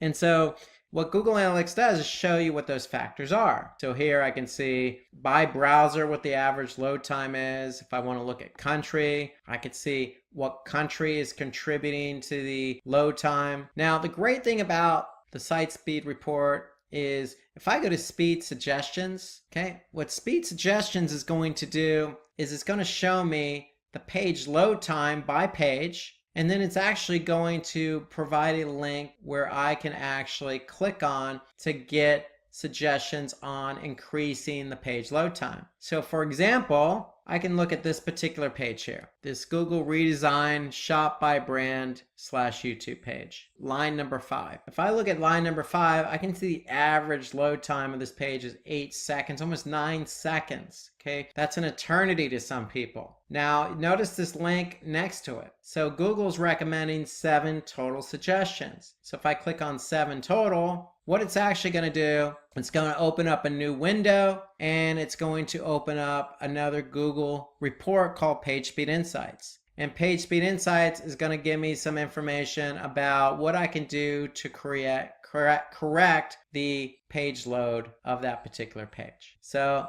look at the site speed report. It's important because there is a correlation between site speed or page load time and user behavior of that page. And there's also a correlation between page load time and a page ranking organically on search. So page load time is very important. It's so important that I'm even going to save it. So I'm going to click save and click on site speed suggestions as my name and click OK. And now that report is going to be saved under customization under save reports. Let's jump from behavior to conversions. Now, conversion reporting is arguably the most important section in Google Analytics, because what the conversions reporting allows us to do is see how people are converting, or if they're not converting, on our website. And so in Google Analytics, we have the opportunity to set up goals. Now you have the opportunity to set up 20 goals in your Google Analytics view. And so to set up a goal, okay, so you're going to click on admin, and under the view, you're going to see goals. And so if you don't even have goals, the first step is to create goals. And so you have 4 different goal types in analytics. So you have pages per session. So how many pages per session is, so if your goal is set to say 3 or 2, if somebody actually looked at 2 or 3 pages per session, it's going to count as a goal. Okay, so if I look here, I can see I have pages per session set at 10. So that means that if a user came to the site, looked at more than 10 pages per session, then it's going to count as a goal. Another goal type is destination. So destination means that if somebody actually went to a specific page, then it's going to count as a goal. And in this case, I can see here that the goal is set to this particular page here. And so when somebody actually lands on that page, it's going to count as a goal. Now, there are 2 other goal types we can look at. One is duration. So just like pages per session, in our previous example, if somebody looked at 10 pages per session, it's going to count as a goal. With duration, it's based on time. So in this particular case, if you set up a duration goal,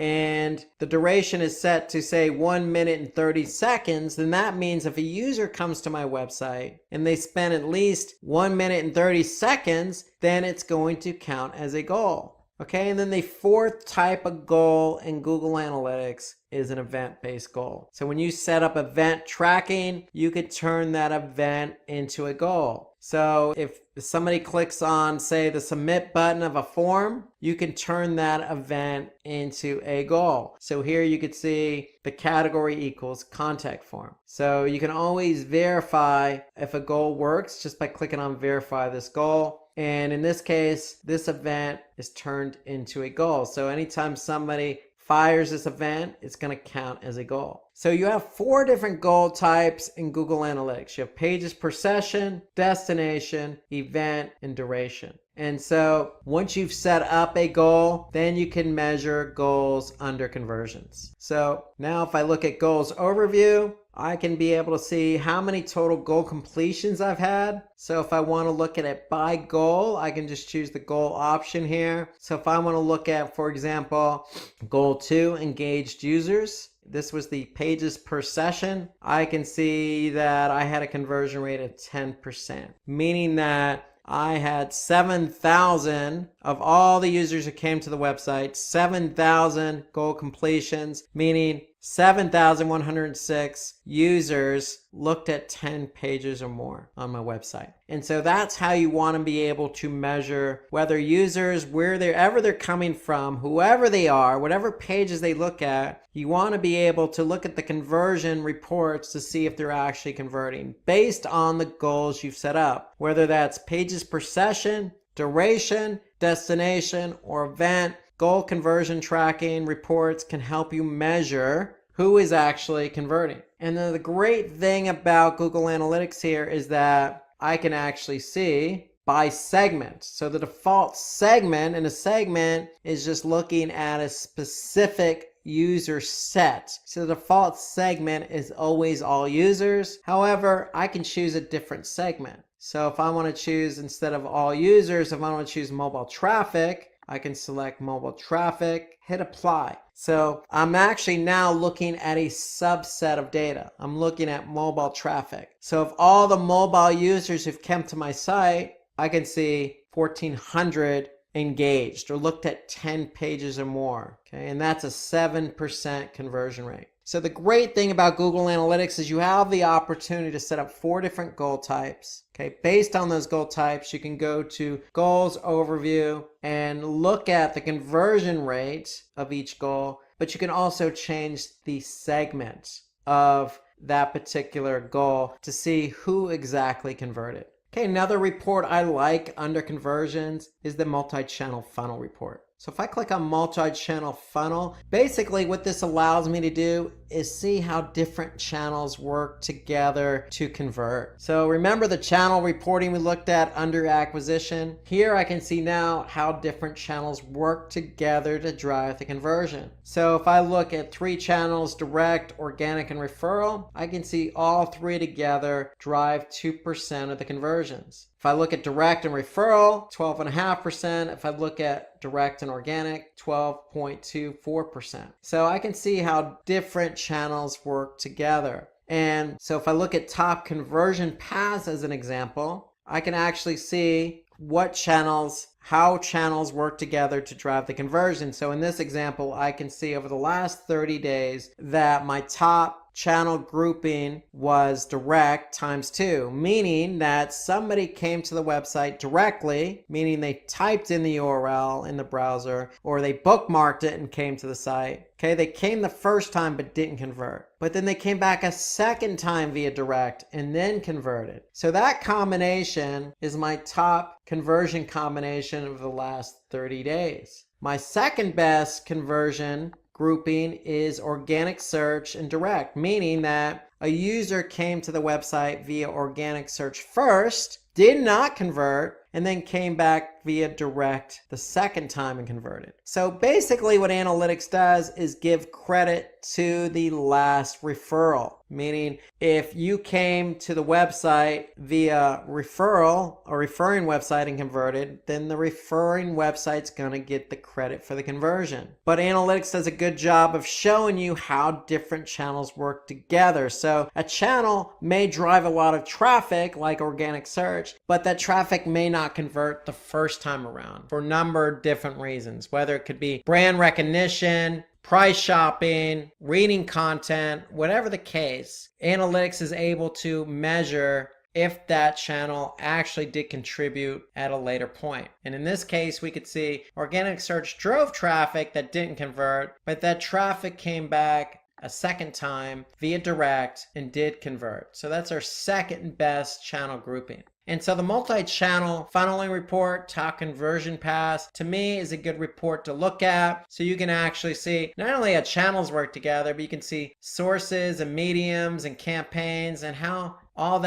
those different campaigns and different sources work together to convert. So that's just a good report to look at. There are so many different reports available in analytics. There's so many that we haven't even gotten to yet. So my advice, if you look at the demo report, you can get a feel for each of these reports under each section, whether that be audience, acquisition, behavior, or conversions. Take a look at these reports, see what makes sense to you, see what you can use to improve your website performance. Now, if you have any comments or questions about any of the reports we covered, feel free to comment underneath this video. We're definitely going to have more webinars in the future about specific analytics settings that we didn't get to today and other types of analytics reports and features that we didn't get to today. Google Tag Manager. Thanks for joining, and let's get started with this Simply Learn webinar. So let's start out with why GTM. So let's just say you're Sam and you have your own e-commerce website and you want to understand how people are interacting with your website. Well, Sam, today's world of websites contain a lot of interactivity, everything from videos to PDF downloads to commenting to form submissions to all sorts of chat functionality, interactivity going on throughout the website. So there's just a lot that you need to track outside of just page views. And so really what GTM does is they help you track all these things I just mentioned. Everything from somebody clicking on the play button of a PDF to somebody clicking on the submit button of a form to somebody entering in something on a chat function. So that's what GTM is. So why GTM? Because it helps us track all that interactivity. So all GTM is really allows you to really place a piece of Java code, which is just script, and this script that's added to a web page to collect information. So that's really what a tag is. It's just some script that gets put on a web page in order for you to collect information, like page views, clicks, etc. And they send it to third-party tools. Okay, so that's what GTM does. It basically allows you to take all these tags that collect information and you can use them in GTM. So if you want to, for example, collect how many people, enter a chat functionality and start chatting. Well, you're going to take that script and you're going to put it in GTM, and GTM will then allow you to start tracking that information. So that's really what GTM is. It just allows you to put tags into a container, or think of it as a toy box. You have all these toys and you want to track, well, you can put all those toys or tags in a toy box or container. And we're going to talk a little bit more about that. But before we get into GTM, let's just say, you're communicating with your developer and there's a new user request on your webpage and you want to update the tag. Well, your developer, considering it's probably a small update to your website, is probably gonna not hesitate and is going to go ahead and turn around and do it normally. And so normally what happens is the developer is going to go to the website and update the tag. Well, what if you have a few things that you want to track? All those things I mentioned before, from downloads to clicks to,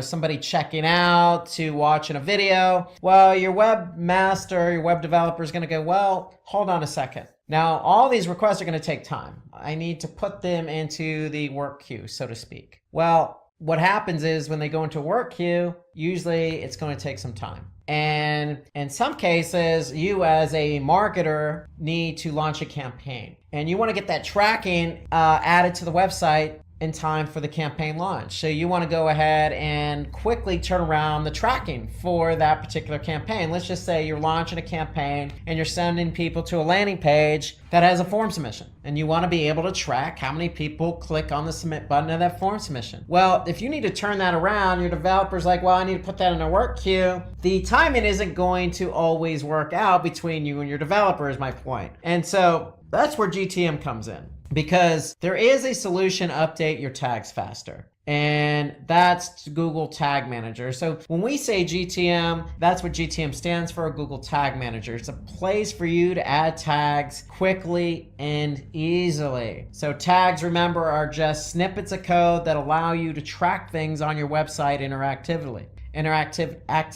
And basically, when you have GTM, you can bypass the webmaster and do it quickly and easily. So That's what GTM is all about. So why GTM? Because we just identified 2 benefits. 1, you could track all the interactivity on your website. And 2, you can bypass your web developer or webmaster. And so that's the benefit of GTM. So the benefit, you get those tags updated very quickly via Google Tag Manager. Okay, so that's what Tag Manager is. So what we're going to talk about today is specifically what Tag Manager is and what it does. We're going to list some of the benefits of Tag Manager. We're going to show you how it works, and then we're going to show you how to get started with Tag Manager. Tag Manager, if you're not familiar with working with webmasters and dealing with JavaScript and tags and all this jargon is just new to you today, okay, well, don't fret, sit back. We're going to take it slow. This is an introduction into Google Tag Manager. Again, let's start out with what is Tag Manager. So we've already introduced it to some degree because we already introduced it as a tool where you can put all your tags into a toolbox, toy box, or container, so to speak, right? And we already mentioned that, hey, you can bypass your webmaster. So you're probably thinking, well, if you're not familiar with Tag Manager, how can I bypass my webmaster? Well, first of all, it's a free tool and it's a Google tool, hence the name Google Tag Manager. And it helps you really, that's the main point, is deploy and track tags on your website, bypassing your webmaster. So that's Tag Manager. And so examples of tags that can be deployed via Google Tag Manager are numerous. These are just some examples like Google Analytics, Facebook's pixel tracking, or Google Ads. There's no limit into the number of tags you can track in Tag Manager. There is no limit. You can add any number of tracking tags in Tag Manager. Okay, so some of the benefits, well, again, we just listed 2. You can put any tag into Tag Manager and track that onto your website. And we know you can bypass your web developer or webmaster. And what it also does is it also allows you to test and deploy your JavaScript codes quicker. So remember, these JavaScript codes or snippets of codes are just there to track certain things on your website, whether that be a page view or somebody clicking on a play button or tracking somebody who converts or even just goes to your website. So the biggest benefit is you can take that snippet of code, let's just say Facebook. Let's just say you're doing Facebook marketing and you want to put that Facebook pixel on your website so that you could track people who come from Facebook and convert. Well, you don't need to put that Facebook pixel on your website. You can go right to Tag Manager and you can put that snippet of code right in Tag Manager really quickly. And the other benefit here is all tags are managed in one place. And that to me is really a good benefit, because when you start adding tags on your website and you have some tags in Tag Manager, it just gets very confusing. So ideally, all the tracking code you have on your website needs to be in Tag Manager. Think about that. All the tracking. So if you're doing Bing or you're doing Facebook or you're doing Twitter or you're doing LinkedIn and you're doing Google, you're doing all this type of marketing on all these different platforms, you're going to have tracking code for all these different platforms. And instead of putting all that code on your website, return going to slow down the load time of your web page and website. You want to put them all in Tag Manager so they can be organized and you know exactly what you're trying to track. And the other great benefit of Tag Manager is there's a versioning control. So let's just say you have added tags to your website via GTM for the last 6 months. Well, and let's just say you add another tag yesterday. If you added that tag yesterday and something doesn't work, well, you can just roll back to a previous version. It's that simple. So you have versioning, and that's a good thing. When you have versioning, you can control what gets published, and if something doesn't work after it gets published, then you can roll back to a previous version. So it's a peace of mind, so to speak. Just because you've added code to your site, there's no guarantee it's going to work. And so you can always control what version you're dealing with in Tag Manager. And we'll talk a little bit more about that. So the biggest benefit here to me with Tag Manager is you have event tracking. And so we talked about some of the things you could track on your website, from videos, from play buttons to somebody clicking on the stop on the video or pausing it, all the way to somebody, again, chatting, or let's just say somebody clicking on that purchase button on your website. Okay, and you want to track all these different things, these different interactivities and buttons. Well, event tracking is what you're going to use to track all those buttons. And to me, this is the biggest benefit of Tag Manager. And I'll show you some examples as we go along. And if we didn't mention it already, I'll mention it again. It is free. Tag Manager is free. There's no limit. So once you have Tag Manager going, you can add as many tracking codes as you want. There's no limit on the number of tracking codes you can add to Tag Manager. Okay, so it's free and you can use it to its fullest advantage. Okay, so it's also high security, meaning that it has different levels of permissions. Okay, so you can have somebody just go in and look at the different tags and tracking codes you have in GTM, or you can ask somebody who is very familiar with Tag Manager and can go in and add the tracking code to Tag Manager and then publish that tracking code when it gets added. So those are all the benefits. Let's talk about how it works now. Specifically, how does Tag Manager work? Because you're like, Rob, okay, again, a lot of jargon. You know, you got tags and JavaScript and versioning and publishing and all this other stuff. Well, I know I'm throwing a lot at you at once, but just bear with me here. Okay, so let's start talking about how it actually works.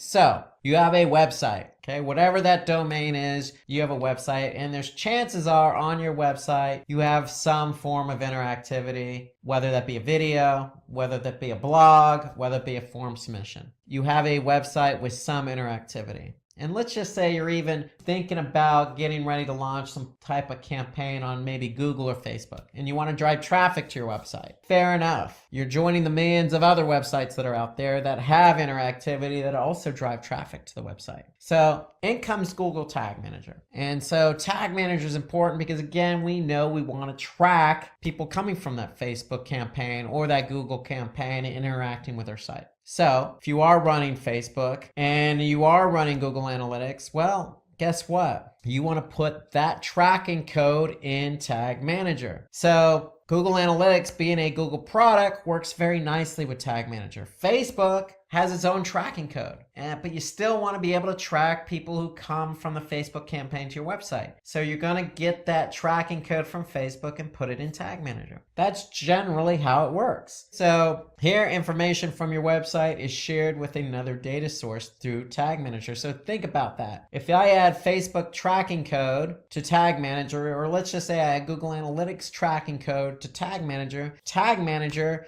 is the one that's pushing out and doing all the heavy lifting. They're the ones that are controlling what code gets fired and what code doesn't. So if you're putting the code in Tag Manager is controlling the code. Think about it that way. And let's show you an example of what that looks like. So here I am, I'm in Tag Manager. I just went to tagmanager.google.com, and here I could see a list of tags. So in our conversation, we're talking about tracking Facebook and we're talking about tracking Google Analytics. Well, Google Analytics is easy because it's a Google product. So here, if I look at all the different tracking code I have on my website through Tag Manager, let's just take a look at Google Analytics. So if you're going to use Tag Manager, you might as well put the Google Analytics code in here. So here I can see I have Google Analytics as a tag in Tag Manager. Now, for Facebook, if I'm running a Facebook campaign, well, I can take that pixel tracking and put it in GTM as well. And here I could see Facebook Pixel. That code is added to GTM. I just basically took what Facebook gave me and put it into Google Tag Manager. So you can see I can add Facebook and Google Analytics. And again, I can't stress it enough, any tracking code from any platform I can add to Google Tag Manager in order to track the behavior from those sources. So let's take a little bit deeper dive into how Tag Manager works. So I just showed you an example of how you could take Facebook and Google Analytics code and put it into Tag Manager. But if you're not familiar with Tag Manager, then how do I do that? Well, let's talk about the structure and how Tag Manager works. So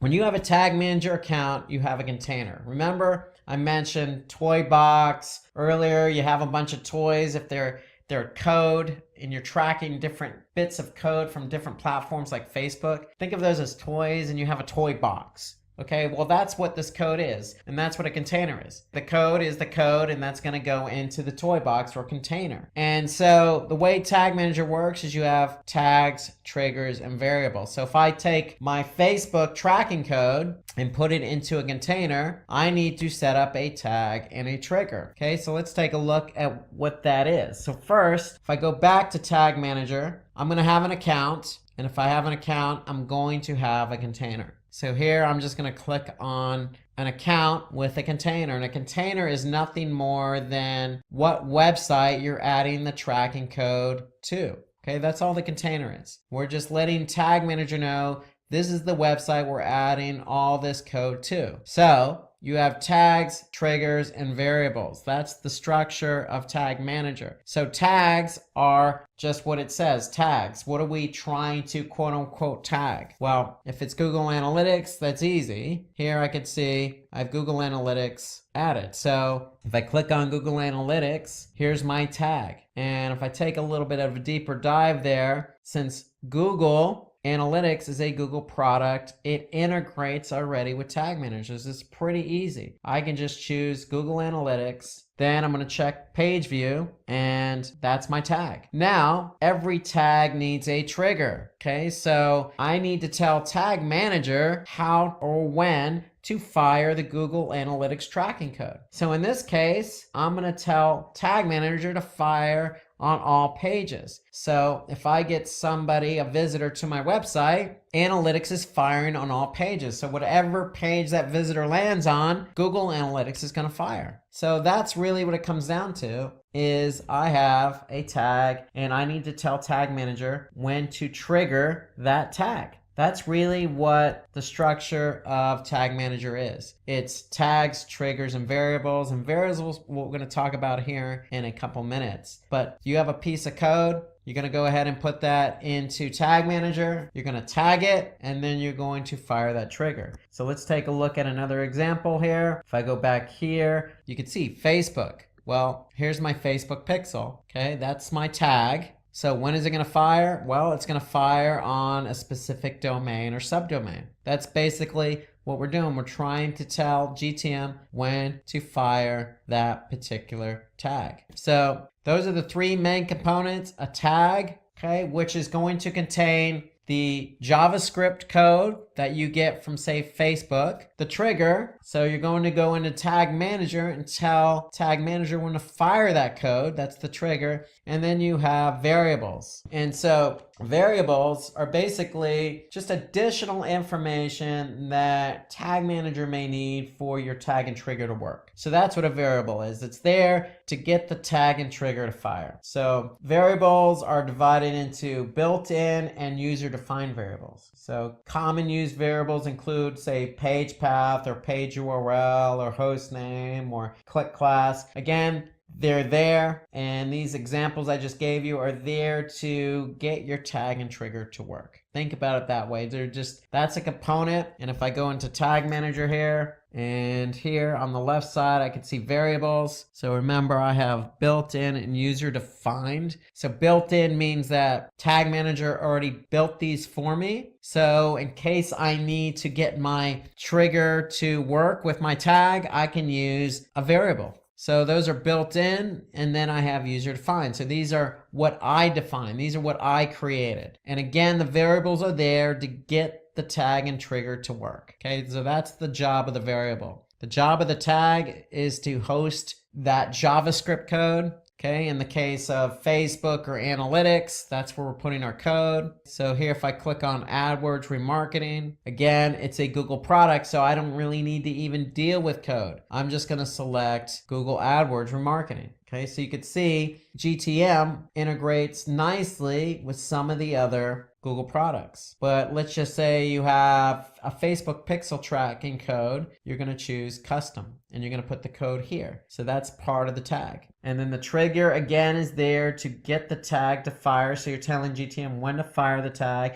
And the variable is there to help you make sure that that trigger and that tag work together. So that's how all three kind of work together. You need the tag to put the code. You need the trigger to tell GTM when to fire the tag and code, and the variables there to help you define when that tag and trigger should work or how it should work. So again, review, they're just small codes of JavaScript or tracking pixels on your website. And so tags are allowed to manage events like scroll tracking, remarketing, clicks, downloads, files, play buttons, you name it. Even clicks on external links. For example, let's just say you have a click or a Facebook icon on your site, and when somebody clicks on it, they go to Facebook. You want to maybe track that. You're going to create a tag. Okay? The trigger is there because you need to tell GTM when to fire that tag. So it's a certain condition, whether it's, fire the tag if the URL equals facebook.com or some other condition. So the tag cannot be created until the creation of the corresponding trigger. So tags and triggers go together. You can't just create a tag and not have a trigger. Otherwise, your tag will never fire. And then the variable is there again. It stores the information when defining a trigger or transferring data to tag. So a variable has a variety of data. Okay, so you pick and choose the variable you want to use with that trigger. Okay, so you're making sure that by defining a variable, you're making sure that you're telling GTM how that trigger should be fired. So let's take a look at another example here of how all three play together. If I'm in this account, I'm in this container. If I look down here, I could see Google Optimize. That's another Google product. So what I'm doing here is I just chose Google Optimize as my tag. It's already integrated. So what does that mean? I don't even need to deal with any code. I'm just going to select Optimize. Well, we have the tag Google Optimize, but we need to tell GTM how to fire that. And so here we're going to tell GTM to fire it on all pages. So that's basically a very simple example because we're firing it on all pages. So if I want to look at something specific again, Facebook, here's my tag, here's my code. What's my trigger? Well, my trigger is it's going to fire on specific pages. How do I know that? Well, if I look at the trigger, here I could see the trigger is a page view, but I'm telling it to fire on this particular hostname. So the tag and trigger go hand in hand.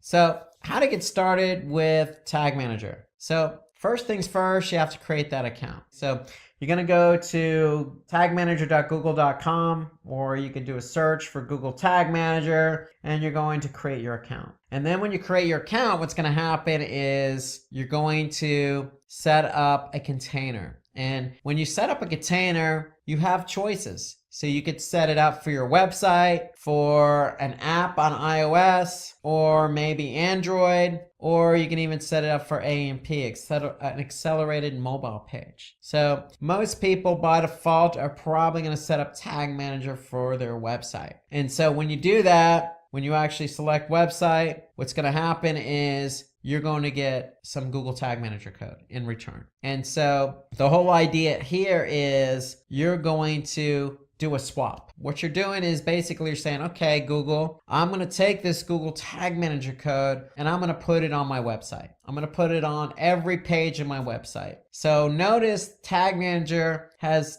two scripts. One goes in the head as high as possible. The other goes into the body tag as high as possible. And so what you're doing is you're making a deal. You're putting this Tag Manager code on your website, and in return, every code you deal with, whether that be Facebook or analytics or optimize or remarketing or whatever it is going to go in GTM. Okay, it's going to go into the container you created. So you need the Tag Manager code on your website in order for Tag Manager to work. Okay, so when you add this code to your website, then you're free to start adding all sorts of tags to your container. But if you don't have this tracking code on your website, then none of the tags you add to your container are going to work. So that's the idea behind the container. And then one thing I wanted to mention on the account is it's a Google account. So when you create your account, then make sure it's the same account you use with, say, Google Analytics or some other Google product. That's a good best practice, is always use the same email address when you set up your account so that it integrates nicely across all the different platforms. Meaning you can go from, say, Google Analytics right to Google Tag Manager in one browser without having to log out or log in. Okay, so when you create the account, you're going to create your container. If you choose web, then you're going to be asked to place code on your website. And when you place that code on your website, then you are free to start using Tag Manager. And that means you're free to start adding tags. Okay, so if you want to know more information about installing Google Tag Manager, then what I would recommend is visit the Quick Start Guide website of GTM. So again, if you're curious as to where that code is located in Google Tag Manager, well, when you create an account and you create a container, that container is going to have a specific ID. So if I click on that specific ID, here's where I can get my code. Okay, so again, when I'm logged in to Tag Manager, I'm going to click on Workspace, but in the top navigation, I'm going to see my unique GTM ID. If I click on that, that's where my code is going to be located. And so again, your code needs to go in the header, and there's another script that needs to go in the body. And if you're not sure how to add the code to your website, well, you can always click on the Quick Start Guide here, okay? And that'll take you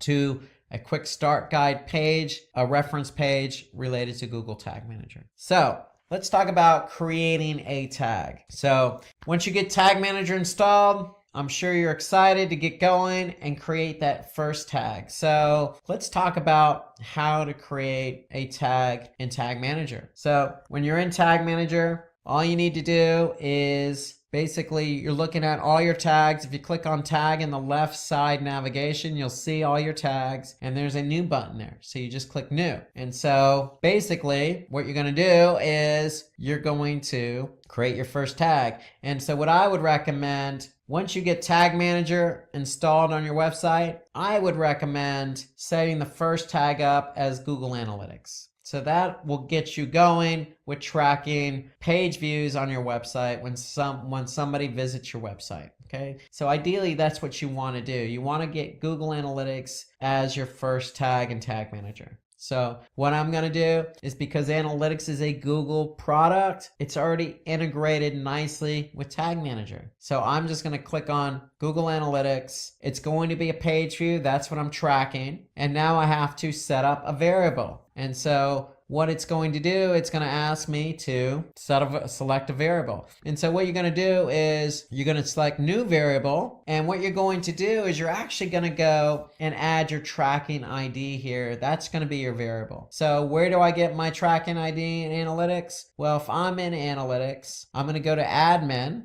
And then under property settings, I'm going to see my tracking ID. And all you need to do then is go to Tag Manager and paste copy. First, you got to copy over that tracking ID.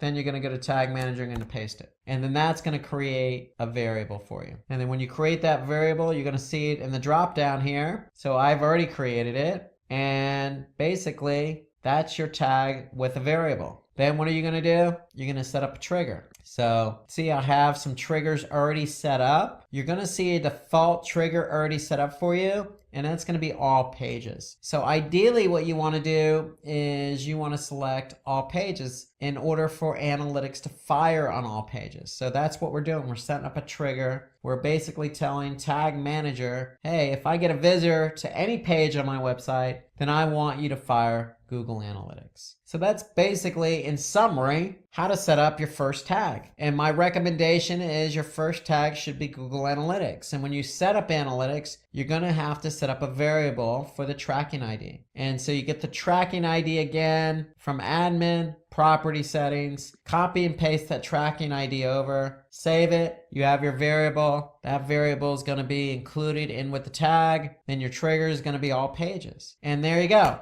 You have your first tag. You have your first variable, you have your first trigger. So that's basically what you want to do. And once you've added that tag, once you've added that trigger, then the only thing you need to do now is basically publish the tag. And so anytime you save a tag, you're going to go ahead and submit it so that way it gets published. So again, what you're going to do is let's take a step back here. You're going to choose new tag. You're going to choose analytics from the drop down menu. You're going to choose page view. Then basically you're going to add your tracking ID so you can set up the variable. And then basically that's what you need to do. Okay, you're going to add that tracking ID and then voila, that's your tag with a variable. And then once you've done that, then you're going to click submit. So when you click submit, you're basically saying, hey, I want this tag to go live now, this tag and trigger. And once you've done that, then analytics is ready to go. And anytime somebody goes to your website on any page, Tag Manager is going to fire Google Analytics. So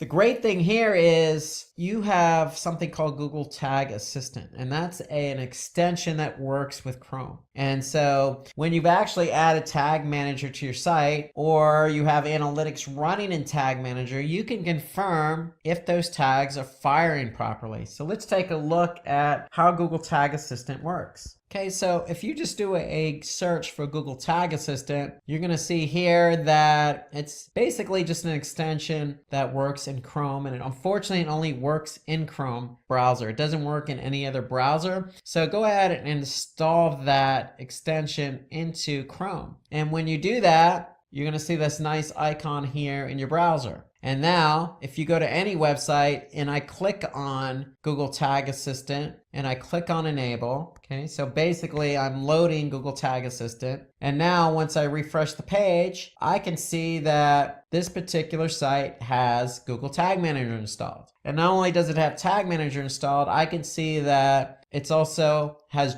Google Analytics running. I have also Google Optimize running, and I have Google Ads Remarketing Tag running in Tag Manager. So that's what Tag Assistant does. It allows you to see if one, Tag Manager is on the site, and if it is, great, what other tags are firing on this particular site. So Tag Assistant's telling me I have these particular tags firing on that site, and they're firing within Tag Manager. So Tag Assistant is a great way to confirm if one, Tag Manager is on the site, and two, what other tags are firing on the site. Now, another way you could confirm if Tag Manager is firing on the site is you can go into preview mode. So even before you submit and publish your tag and trigger, you can click on the preview mode. So if I click preview in Tag Manager, so basically that's going to put me in preview mode. And so what does that mean? Well, that means that now I'm free to go to my website and see if those tags are firing.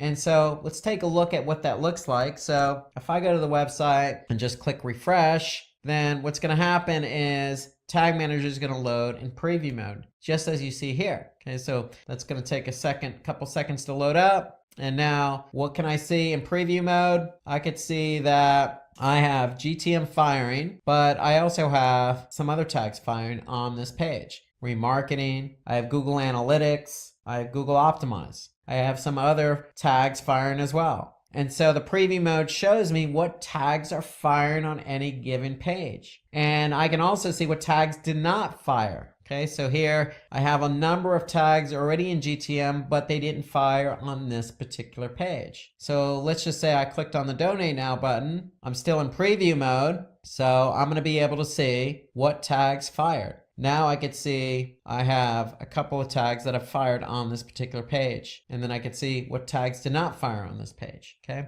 so that's the preview mode. You can use the preview mode before you even submit a tag and trigger to see if it fires. And that's the great benefit of Tag Manager. So if you're not sure if something's going to fire or not, then you can always go into preview mode. And if you are sure it's going to fire, then you can go ahead and submit it. So you can leave preview mode and just go ahead and submit that particular tag and trigger. So here I'm going to leave preview mode. And now once I'm done and I'm sure the tag is going to fire, and go ahead and submit all my changes that I've worked on in terms of setting up tags and triggers. So that's really GTM in a nutshell. So I have my tags, okay? My tags are just snippets of code that I'm going to put in, whether that be Facebook or event tracking or any other Google product like Optimize or PageView. Then I have my triggers. My triggers are there to tell GTM when to fire that tag.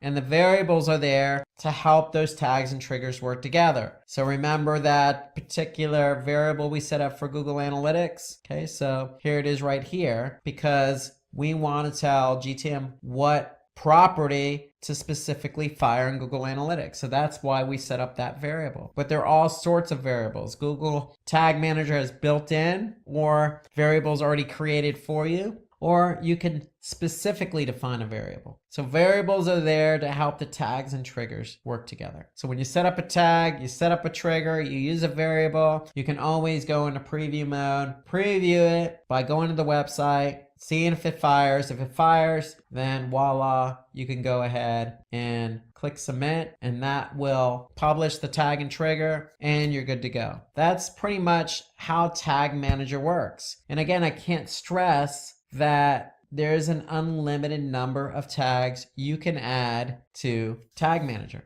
There's no limit. So you got anything from Google to non-Google to event tracking, okay? To Facebook, to anything that you want to track, you want to be able to put into Tag Manager. And again, there's versioning. That's one of the great benefits of Tag Manager. So if I want to go back to an older version, I can simply do that. So here you can see I'm on version 32. That's how Tag Manager works. And I can't stress that, Tag Manager is there to help you track interactivity on the site. Because if you have a site that's interactive, that has a video, that has a download button, let's just say, you have all sorts of newsletter signups, Facebook, YouTube buttons on your website, just like this website does, and you want to be able to track how many people click on that particular button, well, you're going to need Tag Manager. And when you have Tag Manager, you're going to be able to track all of these button clicks and interactivity on your website. Today, we're going to talk about how to rank #1 on Google. So let's get started, and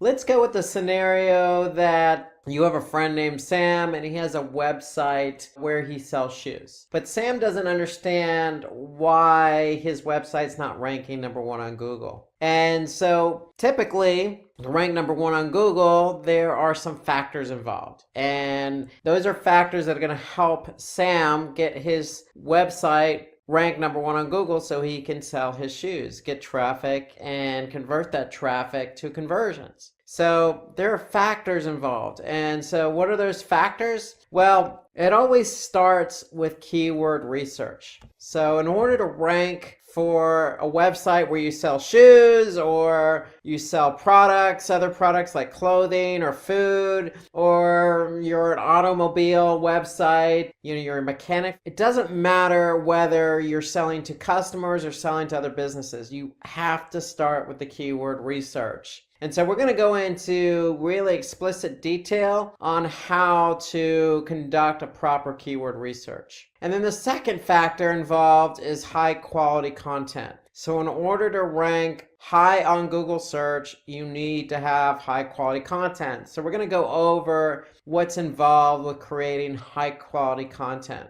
Then we're going to take that content, we're going to optimize it using on-page elements and website level factors. So we're going to take into account what's involved with your website and what's involved with specific pages on your website in order to rank #1 on Google. Then we're going to get into the off-site engagement. So when it comes to ranking on Google, you need to optimize your website and you need to do some elements off your website. You need to be engaging off your website, meaning on other websites. And so we're going to talk about what's involved with off-site engagement. So SEO being a major channel for most companies and websites where the opportunity to drive a lot of traffic is there. But you have to earn that reward. The reward is a lot of traffic, but you have to earn the reward, and there's a lot of work involved. And so ideally, what we want to do is follow what we call the 80-20 rule when it comes to search engine optimization and ranking on Google. And what do we mean by the 80-20 rule? Well,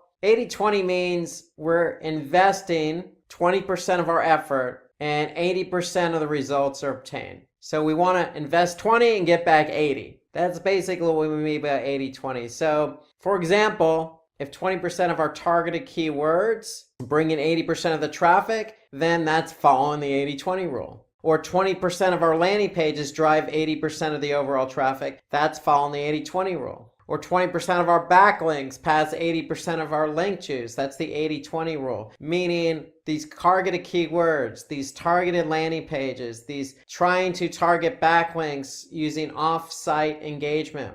We want to put in 20% of our effort on those keywords, landing pages, and backlinks in return for 80% of the results. So without further ado, let's get started with the keyword research. Let's talk about that keyword research for a website with shoes. And it doesn't really matter what particular product you have. If you need to rank number one on Google, it all starts with the keywords, as I mentioned before. And so in this example, if you have a website where you sell shoes for kids, you're going to want to be found for certain keywords. So the obvious keyword here would be shoes for kids. Well, every keyword that you target has search volume associated with it. So that means when we talk about search volume, we're talking about how many people on average type in that keyword or related keyword on Google.com or Google search. And there's always an average number of searches associated with every keyword, and we call that search volume. How much search volume? So obviously if we're going to target a keyword, we want to have as much volume as possible. However, there's always going to be competition for those keywords, meaning there's always going to be other websites who want to rank number one on Google for the same keywords.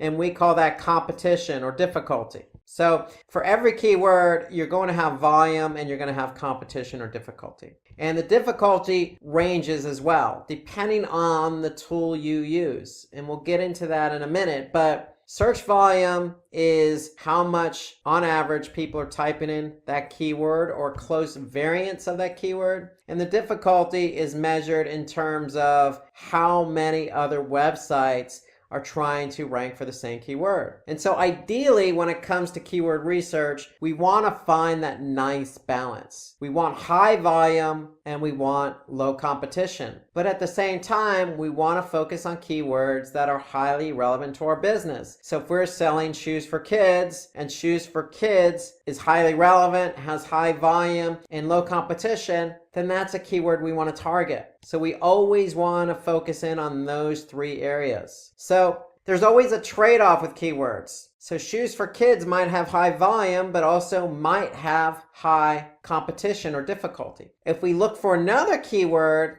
that's just as relevant, for example, shoes for children, it may still have high search volume, but the competition or the difficulty may be lower. And if that's the case, then that may be a better keyword for us to target. Instead of something highly competitive like shoes for kids, we can focus on another relevant keyword like shoes for children with just as much volume and lower competition. And the reason why we want lower competition is because we want to be able to rank for that keyword. So the higher the competition, the harder it is for us to rank number one on Google for that keyword. And so the whole idea behind keyword research is analyzing and choosing the best keywords. So we want to identify a list of keywords that are always relevant. We want to choose the keyword that your competitors are ranking for. And we want to use third-party tools to choose keywords to identify which keywords have low competition and what keywords have high search volume. So one thing to take into consideration when you're doing keyword research is that the longer the keyword phrase, or in other words, long tail keywords or keywords with 3 keywords in the phrase or more, you're going to always have less competition. But there's always a trade-off. With long tail keywords, meaning the longer the keyword phrase, there's going to be less volume, but the trade-off is less competition. And so what we want to do is we want to brainstorm some ideas and find those relevant keywords. So let's look at an example here. So if we go to Google Ads, so Google Ads has a tool called Keyword Planner. And let's just say I have a website where I'm selling dried dried figs. And if I'm selling dried figs, I want people to buy these dried figs. However, in order to attract them, I want to be able to show them that, hey, we have a bunch of recipes. And if I show you a bunch of recipes where you can use dried figs, maybe you'll buy these dried figs to use in these recipes. And so we're going to look for keywords related to bread recipes, because if we can optimize for our recipes page for bread, then that will attract an audience who wants to make bread and use dried figs with those bread recipes. So that's the example I'm going to give here. And so if I look at the keyword planner in Google Ads, if I just type in bread recipes, what Google is going to do is they're going to give me an average monthly search volume. So I can see the average monthly search volume here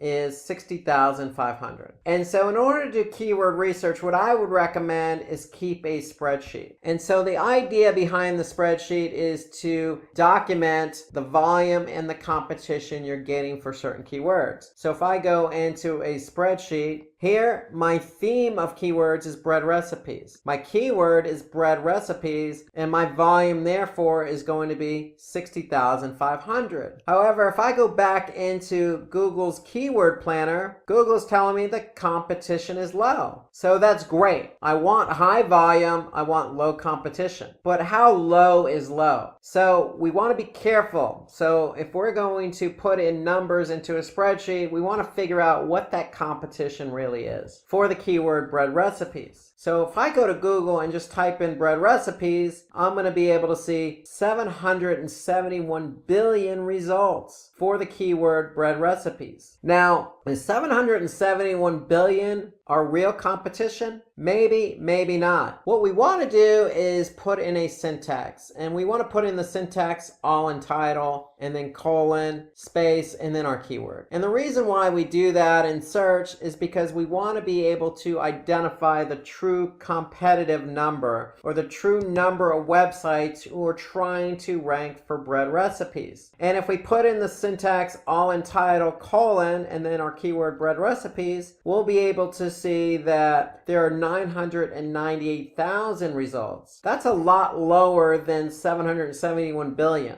So that means that 998,000 sites or listings have the keyword bread recipes in the title tag. And the title tag is what shows up in the search engine results. And so if I look down and scroll down here, I can see bread recipes are in every one of these title tags. So title tag is an important element to rank #1 on Google, and we'll talk about that in a few minutes. But if we understand that there are 998,000 results with bread recipes in the title tag, then this tells us that those are the websites who are trying to rank #1 on Google for that keyword, and therefore those are the websites we need to jump over in order for our website to rank #1 on Google. And so therefore I'm going to put in 998,000 in my spreadsheet as the competitive number. And so now I could see for the keyword bread recipes, I have 60,500, and if my competition is 998,000, then my KEI, or keyword effectiveness index, or in other words, the ratio of volume to competition, is 6%. So that's nothing more than volume divided by competition. So that tells me that my KEI, or my ratio between volume and competition, is 6%. So remember, we want more volume than we want competition. So anytime you do a keyword research, you're going to find a number of different relevant keywords. So if I go back into Google's keyword planner, if I typed in bread recipes, you could see that Google is going to give me a number of different keywords related to bread recipes. Let's just say I have another keyword that I want to think about optimizing for, being ranked on Google for, and that's banana bread recipe. Very similar keyword as bread recipes, except it's a little longer tail. Now, if I type in banana bread recipe in Google's keyword planner, now I can see the average monthly search volume has actually gone up. It's 368,000. I can also see the competition is low. So those are good signs. So now I can see 368,000. I'm going to go ahead and put that in my spreadsheet. Now I'm going to go into Google. I'm going to put in my syntax all in title. I'm going to put in banana bread recipe. I'm going to hit enter. And now I can see I have 233,000 results with the keyword banana bread recipe in the title tag. So if I look at the title tags, I can see banana bread recipe, banana bread recipe, banana bread recipe on all the listings in the Google search results. So that tells me I have 233,000 results that I have to jump over in order to rank number 1 on Google. So I'm going to put 233,000 in my spreadsheet. Now I can see my KEI, or my volume to competition ratio, is 158%. And so to me, that's a lot better number to work with, or in other words, that's a lot better keyword because it's just as relevant and it has a higher ratio of volume to competition. So therefore, banana bread recipe is going to be a better keyword to optimize for in order to rank number 1 on Google. So that's the whole idea behind keyword research. You want to brainstorm ideas. There are plenty of tools out there. So the tool I recommend is Google Ads Keyword Planner. Google's going to give you how much search volume. They're going to tell you the competition, but then you're going to go into Google search. You're going to use the syntax all in title to get a more accurate read on the actual competitive number. And so to find out how keywords that your competitors are ranking for, you can use those keyword tools that I mentioned. Another tool that I use is Moz. So Moz, if you go to moz.com, they have a tool called Keyword Explorer. So if we just type in the keyword, for example, bread recipes, it's going to be able to tell us how much volume and the difficulty. So you can use other tools at your disposal. Figure out the volume and the difficulty. There are plenty of tools out there. But the one thing I would just make sure is you use everything at your disposal. So you can use social media to find the most shared article for a particular topic or keyword, like bread recipes. You could check other platforms that have a lot of shared content, like Reddit and Quora, where you can ask people about certain topics using keywords to figure out how much competition or volume there might be. You could stay up to date on industry news to get an idea of what types of keywords are trending. But when it comes to keywords and keyword research, remember, for every web page, we want to be able to pick 2 keywords. We want a primary and secondary keyword. So when we do keyword research and we enter all our keywords into our spreadsheet, we want to be able to have a number of different keywords. In this case, we're focusing on the theme bread recipes. We want to have different keywords because we want to be able to choose a primary keyword and a secondary keyword, because we want to be able to focus on multiple keywords for each page, because we don't want to put necessarily all our eggs in one basket, meaning we won't want to put all our emphasis just on one keyword to rank for. We want multiple keywords to try and rank for. So the primary keyword can define the nature of our business. The secondary keyword could be just highly relevant to our keyword. At the end of the day, we want to choose multiple keywords to try and rank on Google for that page. So for example, we have a blog and we're using ice cream recipes and we're blogging about ice cream recipes. We can have a primary keyword that is about ice cream recipes or homemade ice cream recipes. We're going to always want to find out what the volume and the competition is. Our secondary keyword could be built around other similar keywords like low-fat ice cream recipes or fat-free ice cream recipes or low-fat homemade ice cream recipes. Those are complementary keywords, just like our bread recipes and banana bread recipe. So one thing we want to do when we do keyword research is we want to be able to target one keyword per content when you can target many. We want to be able to target multiple keywords, not necessarily target one keyword. And so we want to be able to cluster keywords. So we don't want to target just one, we want to target multiple keywords per page. And when we talk about clustering, if we go back to our keyword research, what we're doing is we're clustering a bunch of keywords under the theme bread recipes. And so by looking at the volume, looking at the competition, looking at the KEI, we can choose different keywords for our page. And that's what we mean by clustering. We want to cluster keywords into a content theme. So why target only one keyword per content when we can target many? Because we don't want to put all our eggs in one basket. We don't want to target just one keyword. We want to target many. And so that means clustering your keywords into a theme and choosing multiple keywords for that particular page. And when we do that, we have a better opportunity to rank high on Google search.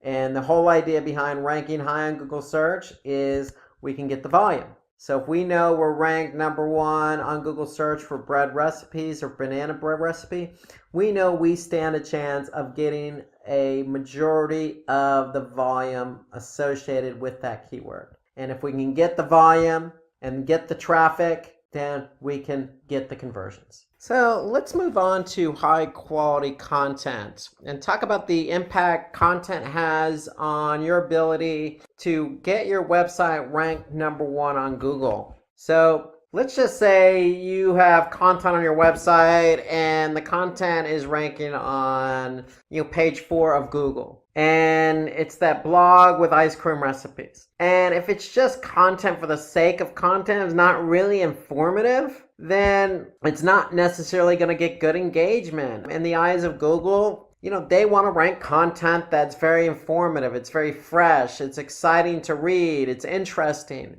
It's going to have good engagement. So if it's a recipe or an article about any topic, if the content is just not informative, then you're not going to get good engagement. And when you don't get good engagement, if people don't stay on the site to engage in the content and they just leave the website after landing on the page, causing a bounce, then the content's just going to continue to fall down the rankings. And we want to prevent that. We want to move up the rankings. We want to be number 1 on Google. We don't necessarily want to fall in the rankings for our content. So content is a key driver in being able to rank number 1 on Google. So if the content is on page 9, what can we do?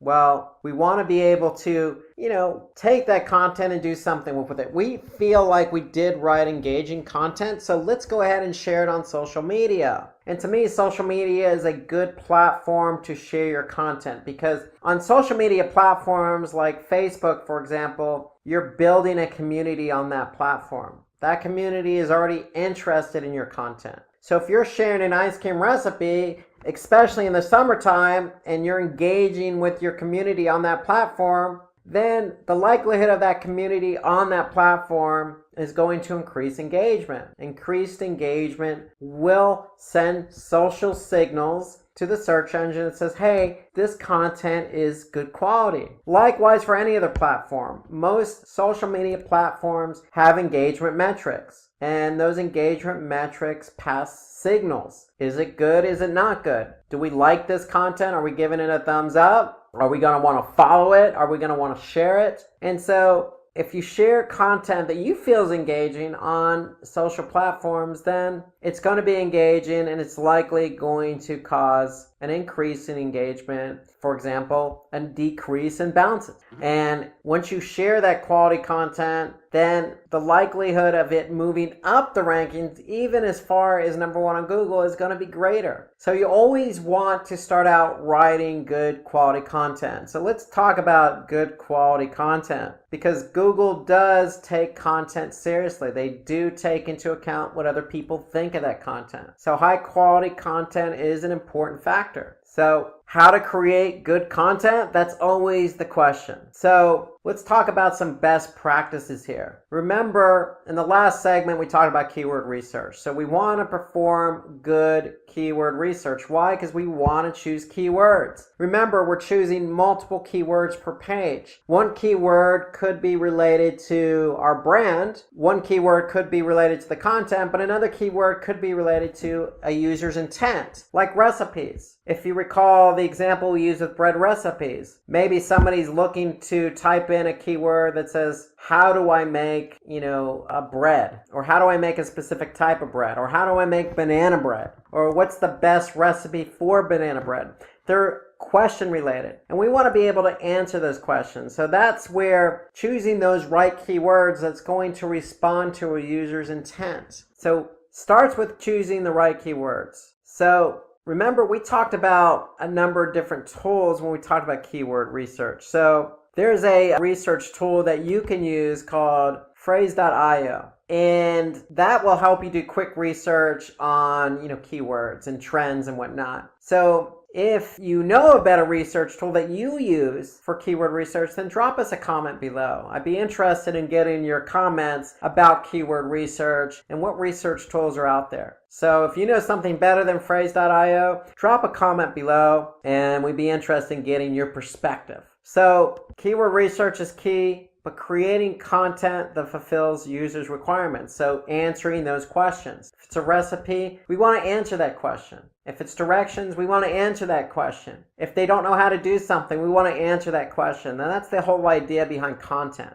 Content is not just to fill a page, it's to really fulfill users' requirements. That's when you get good engagement. So if somebody's typing in something on Google and they're looking for an answer, your content should answer that question. But we also want to make the content readable. So in other words, write for your audience. Don't impress anybody with very high vocabulary type words that somebody doesn't necessarily know the meaning of. Don't use jargon. Don't use a street language, for example. Use everyday common language that's just easily digestible when your audience is reading. And then we want to keep that content organized. And so when we mean organized, we want to use headers and subheaders.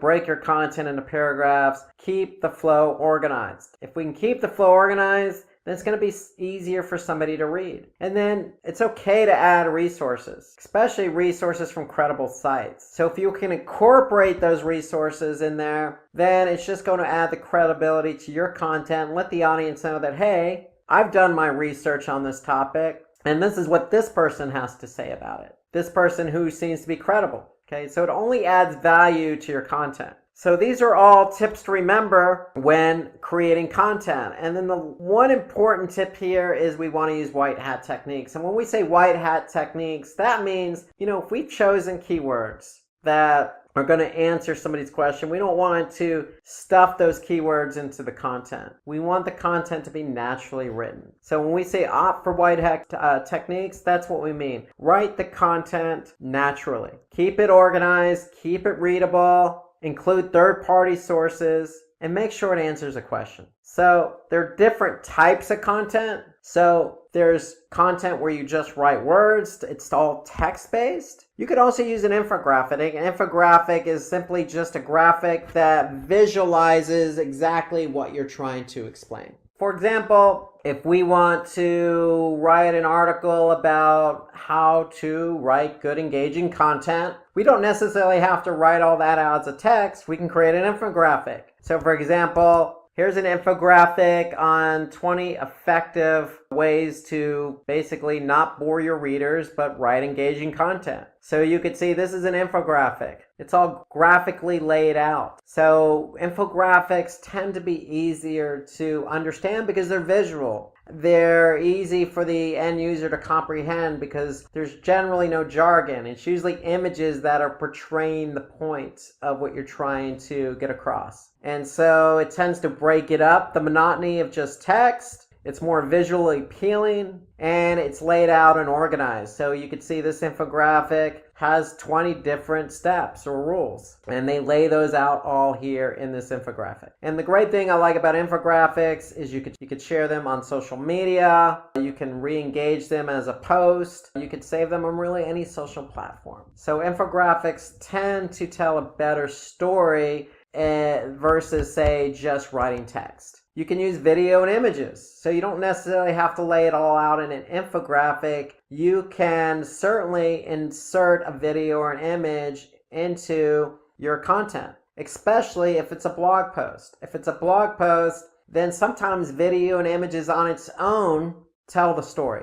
You don't necessarily need text to go ahead and tell your story. A video or an image, as they say, tells 1,000 words. And so images and videos are great to use in a blog post. So using different forms of content, you always want to review your content. When a user dwells on your webpage for a longer time, Google will tend to think, okay, this person's engaged, so we're going to rank that favorably. So if you're using infographics, videos, and images, then the chances of somebody being more engaged are going to increase versus just text that's not well organized and written out in a way that somebody doesn't necessarily understand. So be creative in the types of content you use. So longer engaging content tends to bode well with search engines. So this is according to HubSpot. So the more word count you use, the more words you use, the chances of you ranking higher are going to be better. Just take into account best practices. You want to maybe break up the content with an image, organize it, make it engaging, use headers. So it's not necessarily just words, it's the words and how those words are written, how they're structured, the types of keywords you're using, how you're engaging with your audience. There's a lot of factors, again, those best practices we just went over. But the key is, if you have longer, more engaging content, then it's going to bode better for you on search engines. So a couple of steps to create high quality content. So you want to begin with a comprehensive introduction. So always introduce your content. Remember, the content should be relevant to the keywords. So if you're choosing keywords in your keyword research, think about answering that question. If somebody's typing in bread recipes, maybe they're looking for banana bread recipes. How to make the best banana bread, or how to make banana bread using dried figs. We want to be able to align our content with that keyword naturally. You want to create a title that's worthy, that's click-worthy. So remember, if you're in Google search and you're doing search for something simple like bread recipes, we want to make something that's going to be engaging for somebody to click on, like easy perfect yeast bread or easy crusty French bread, or something that's going to be engaging. The best bread recipes, or how to make the best homemade bread. Something that's going to draw somebody's attention to the title of that blog post. So we want to include LSI keywords. So what I mean by LSI keywords in your content, we mean, long tail keywords. Make it natural. Headings and subheadings should consist of keywords and variants. So if you're writing headers and subheaders, include the keyword in there. And that way, the content always stays relevant to the audience. Okay, shorten your sentences and paragraphs, so don't write long paragraphs. Remember, we want to break this up. We want to make it easy for the end user to read. And we want to always put internal links on our blog post. Why? Because if we have internal links, then if we have a link from one blog post to another blog post, or say our blog post to an internal page on our website, we want to make sure that it's relevant content. That way, if somebody's reading something and you have an internal link, let's just say from a bread recipes page to a banana bread recipes page, then they may find it interesting, click on that link and go to the banana bread recipes page. So it's keeping somebody engaged on your website. So putting in internal linking will help keep the end user engaged, because you're offering up links that's relevant to the content. You always want to break up that content with images. Okay, we want to use alt tags, meaning we want to pen the image with text, so that way if the image doesn't load, then at least the alt text will load. So we can incorporate call out boxes, and more importantly, we want to update our content regularly. So we always want to get the best recipe out there if it's banana bread, or different ways to create banana bread, or always just coming up with ways to update the content. So we want to keep our content, our blog post fresh. And then we want to include a CTA, call to action. If we include a call to action, then that's going to keep somebody engaged and have them act on your content. So these are steps to creating high quality content. And so let's look at an example here. And this is a 3-month-old post on BuzzFeed. And it's 21 pictures that restore your faith in humanity. So it has a lot of likes, a lot of tweets. And that means it's engaged. People are engaged when reading that. And so if we go and look at it as an example, we could see it on BuzzFeed here, 21 pictures that will restore your faith in humanity. So this was written back in 2012. Again, a lot of engagement. But if we look at it, we can see immediately that it's taking into account third-party sources. It's got some content. It's got images. It's being broken up by images. We could see there's call to actions on there in the form of social, so people can go ahead and share it if they like it. Okay. It includes videos, it includes images, third-party sources. So it's a good post because, listen, it's engaging content. It's probably answering somebody's question about humanity.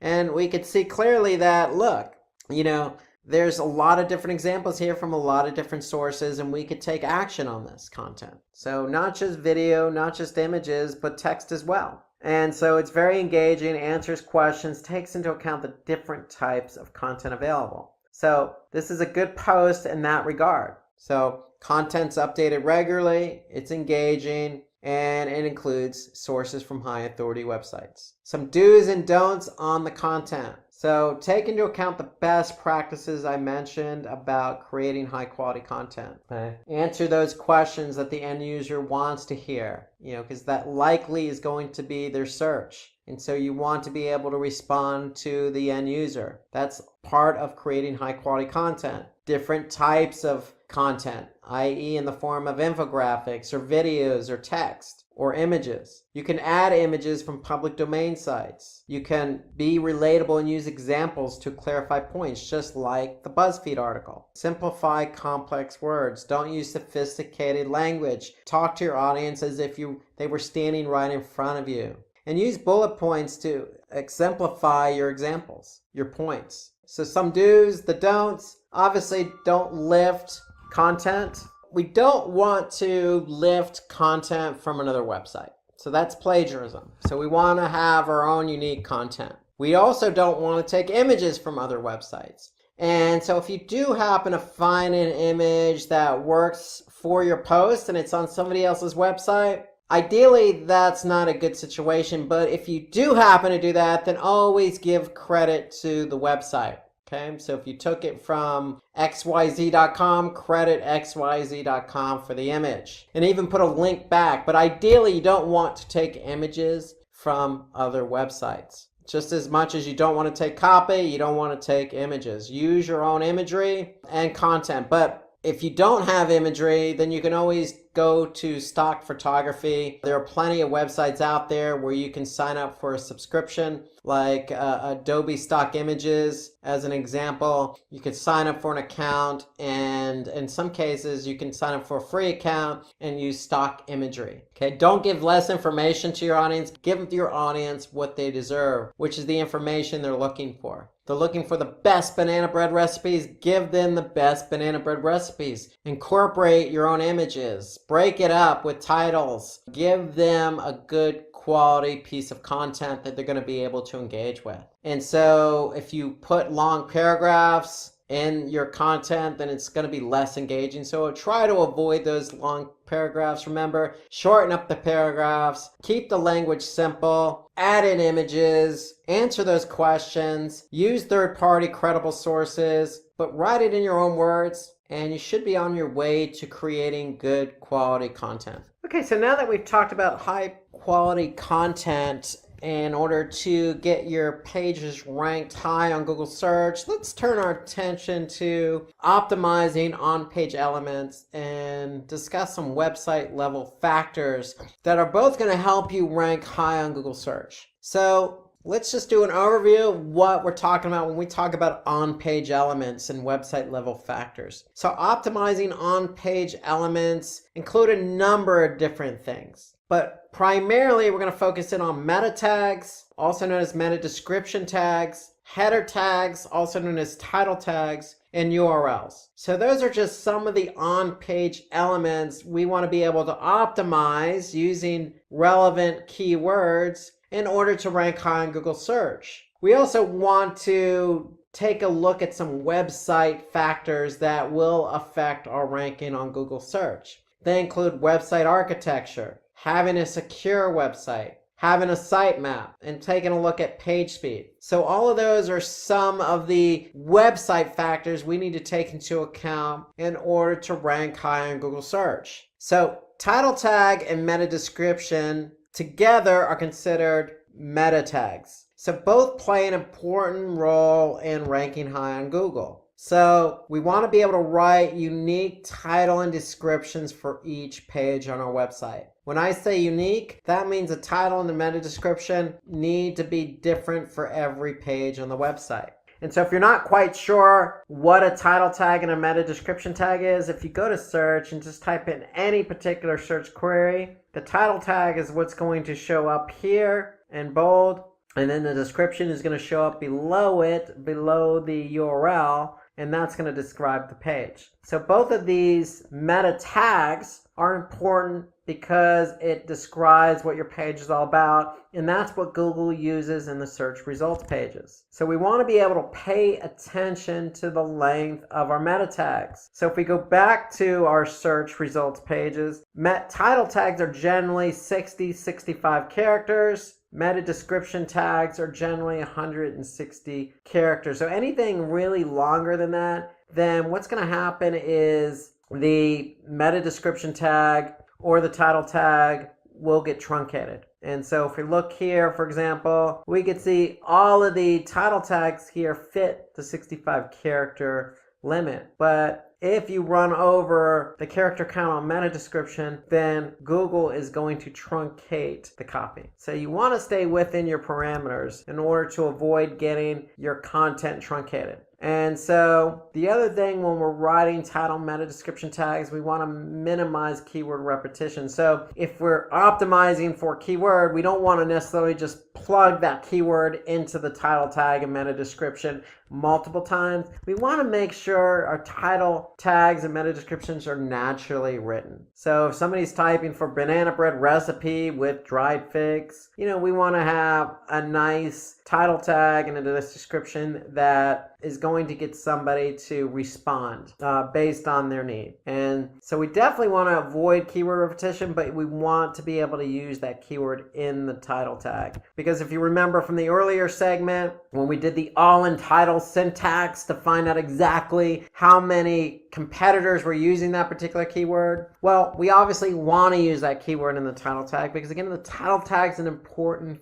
factor when it comes to search engine results. So we want to use the keyword, but we want to avoid stuffing or using it repetitively in our title tag and our meta description. We want the title tag and the meta description to describe the page, sound natural, but also be engaging, because the point is we want people to click on our link and go to our website from search engines. So title tags with numbers tend to result in higher click-through rates. This is according to Moz. So for example, if you just put in a title tag that says learn digital marketing, well, that may work, but if you put a number in there like 5 easy ways to learn digital marketing, that might get somebody to click on your link and go to your website. So having questions in your meta tags can also increase your click-through rate. For example, if you just put learn the importance of first page rankings, not too bad, but again, generic. But if you put it into the form of a question, how to rank number 1 on Google, it's more action oriented. It's going to get somebody to resonate with the question that they have. And that may be their query, how to rank number 1 on Google. And so these techniques will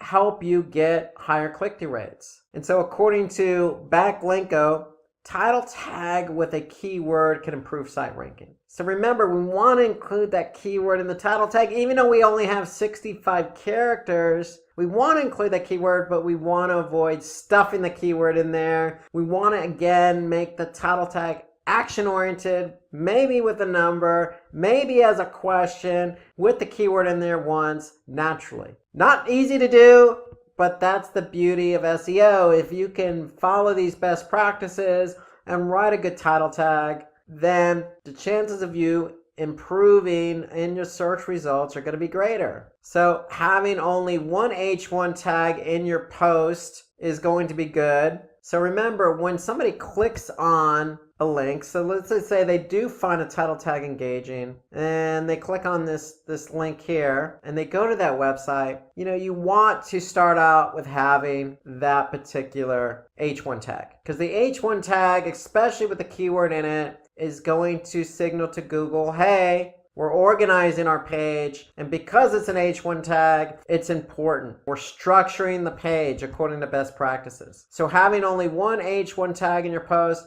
is definitely helpful. Having multiple tags, H tags in your post, help organize the page a lot better. So we want to add that targeted keyword in that tag, and your header tags should be relevant to the content. So if we go back to our example of the using dried figs with banana breads, well, the title says California Fig Banana Bread. And remember the last segment when we were talking about high quality content? Well, look no further than including a video into our content. So not only will this video help keep the engagement high, but it breaks up the monotony of the page. And it's from a third-party source, so it adds credibility to the page. So adding a video based on the last segment of high-quality content definitely helps with ranking high on Google search. So following hierarchical structure, that means putting those H tags in there. H2 tags help break up the content. And we want to avoid repetition of H1 tags on your different web pages of your site, meaning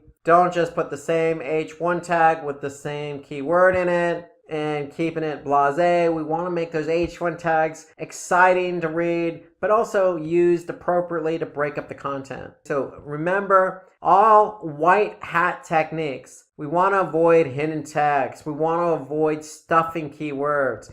We want things to be natural. We don't want things to be forced. And your H1 tag should be 20 to 70 characters. Don't make long H1 tags. So if we go back to our page example, a short, sweet tag here, California Fig Banana Bread. It's relevant to the content. It's short, sweet, and breaks up the monotony of the content. And more importantly, and again, any content you have on the page should always answer the user's intent. Remember, people are using search to answer questions, find information. Our content should be able to answer that for them. So, according to John Mueller, Senior Webmaster Trends Analyst at Google, header tags would definitely help Google for rankings in the search results. So we want to use header tags. So when it comes to URLs, we want to use hyphens and avoid underscores. So if we look at this URL here, this uses hyphens, fig and banana bread. So it's all broken up with hyphens. That's a best practice. Remember, canonical URLs. A canonical URL signals to Google this is the original content. So we want to use original content. And if you have multiple sources of content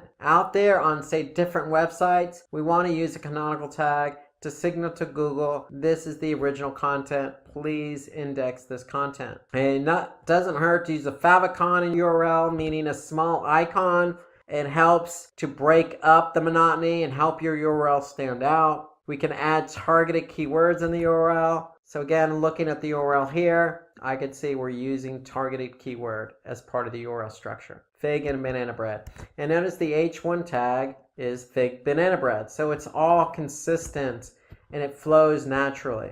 URLs that are no longer existing, then we want to be able to set up a redirect for those URLs, meaning a 301 redirect is a server response for Google that says, hey, Google, this page is no longer available, but we permanently redirected it to this page, which is now available. So that's what a 301 redirect does. It helps signal to Google and all the other search engines that if the page is no longer there, that's fine. You're just going to go to this page. This is the page that's permanently there now. And another thing we want to do here is if you have mobile URLs, you want to include those in the sitemap. And we're going to hit on that in just a minute. But all URLs should be mobile friendly as well as desktop friendly, meaning take into account those best practices. Keep your URLs short, Use hyphens, put the keyword in that URL, and make it easy to understand. You want to avoid capital letters in the URLs. The URLs are case sensitive, so go lowercase. You should always go lowercase on the URL.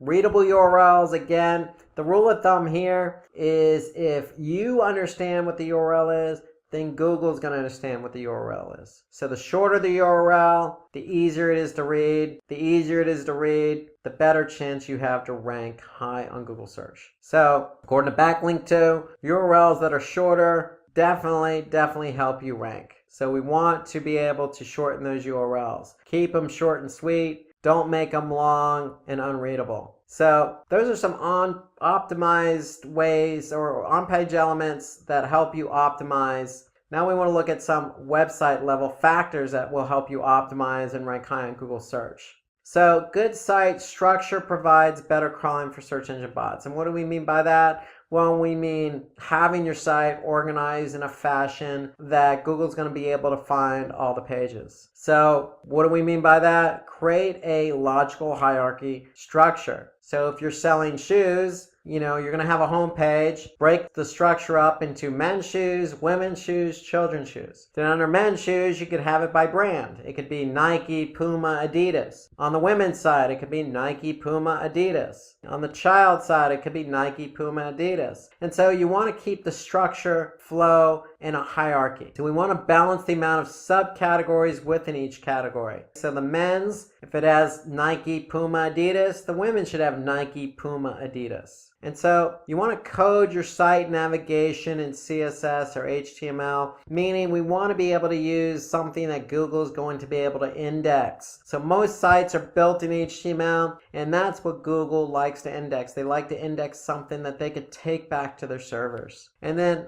more importantly, build a comprehensive structure for internal linking. So internal links mean that if you're on a site, you should have natural links pointing to other pages on your website. So to keep the flow going. And we don't want to have unnatural inbound links. You always want to have natural internal links to keep the flow of the user going from one page to the other. So here I could see, as an example, all the ingredients in this recipe. Well, this has an internal link to another page on our site. And this happens to link to a page where somebody can buy the ingredient. So it's a natural internal link. So John Doherty of Credo has claimed that one of the biggest changes that he can make in fixing the Credo website is architecture. So for example, in Credo, John Doherty has increased the organic sessions by 74% and pages per session by 41%, just by changing the site architecture. So you'd be surprised by changing the site architecture what that will do to engagement. And so let's turn our attention to secure versus non-secure. So what we mean by that is securing your site. We want to make it sure that compliant with certain protocols. And so if we go back here, we can see that this particular site is compliant, it is secure. HTTPS means it has a secure license, meaning the site is secure. So Google likes secure versus non-secure. So non-secure would be HTTP. So we want HTTPS as our protocol. And what that means is just enabling SSL certificates. And that means when you enable an SSL certificate, that means your domain or your protocol is going to be turned to HTTPS. So Google prefers sites that are secure versus non-secure. So if you use HSTS as a protocol, that adds an extra layer of security over the HTTPS. And HSTS prevents cookie hijacking. So adding multiple layers of security always helps. In my opinion, if you have an HTTP website, a non-secure website,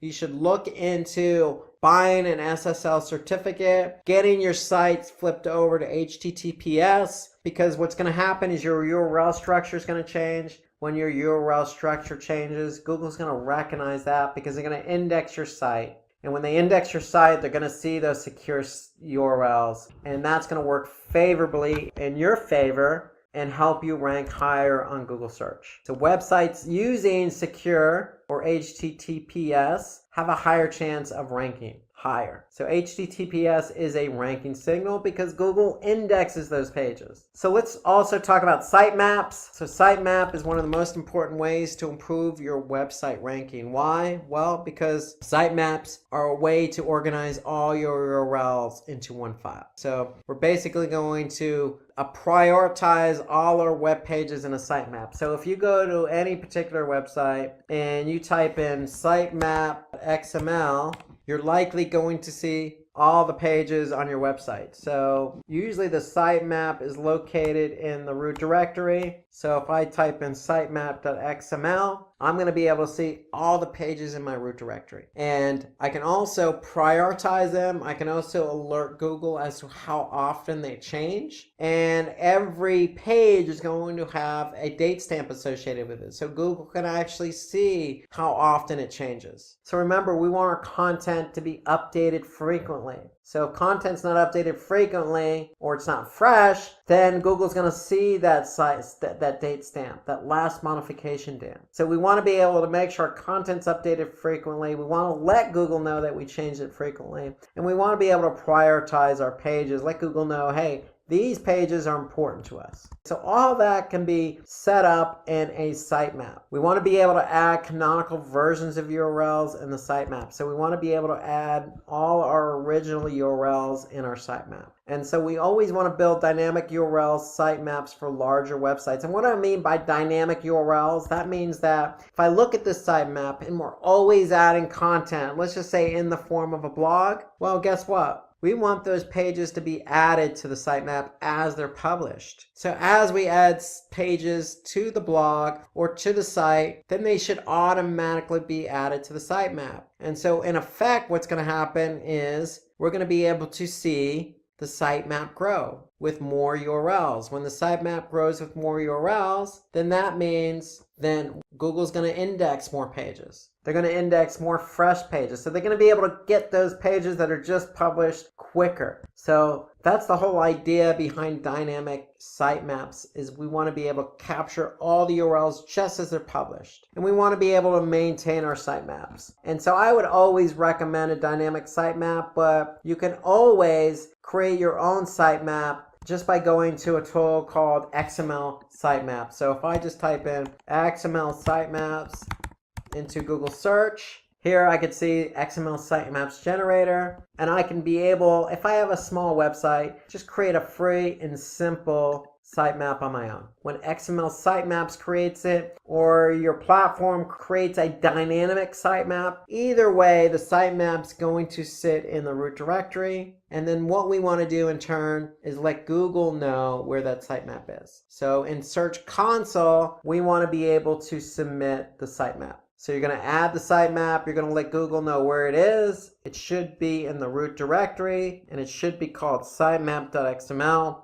And when you do that, Google's going to be able to take those URLs and index them. So we could see we submitted 528 URLs, Google indexed 521. So one thing about URLs here is when we create a sitemap, we're putting all our URLs in there. We do not add no index URLs in your sitemap. And what that means is that any URL we don't want Google to index, we're just going to exclude from the sitemap. Okay, so we want Google to take all the URLs we want indexed and put them in the sitemap. So according to Edgy, using sitemaps for SEO can increase your website's visibility and help you get indexed. Why? Because what you're in effect doing is taking all your URLs that you want indexed, you're telling Google how often they're modified, you're telling Google which ones are important, and you're submitting that to Google. And so Google's going to be able to take all these URLs quicker, index them quicker, and when they're indexed quicker, you can get ranked quicker. And when you get ranked quicker, you can get traffic quicker. So that's the whole idea behind sitemaps. So let's turn our attention to page speed now. So one of the last factors for our website, besides architecture, making it secure, and adding sitemaps, is we want to take a look at how quick our pages load.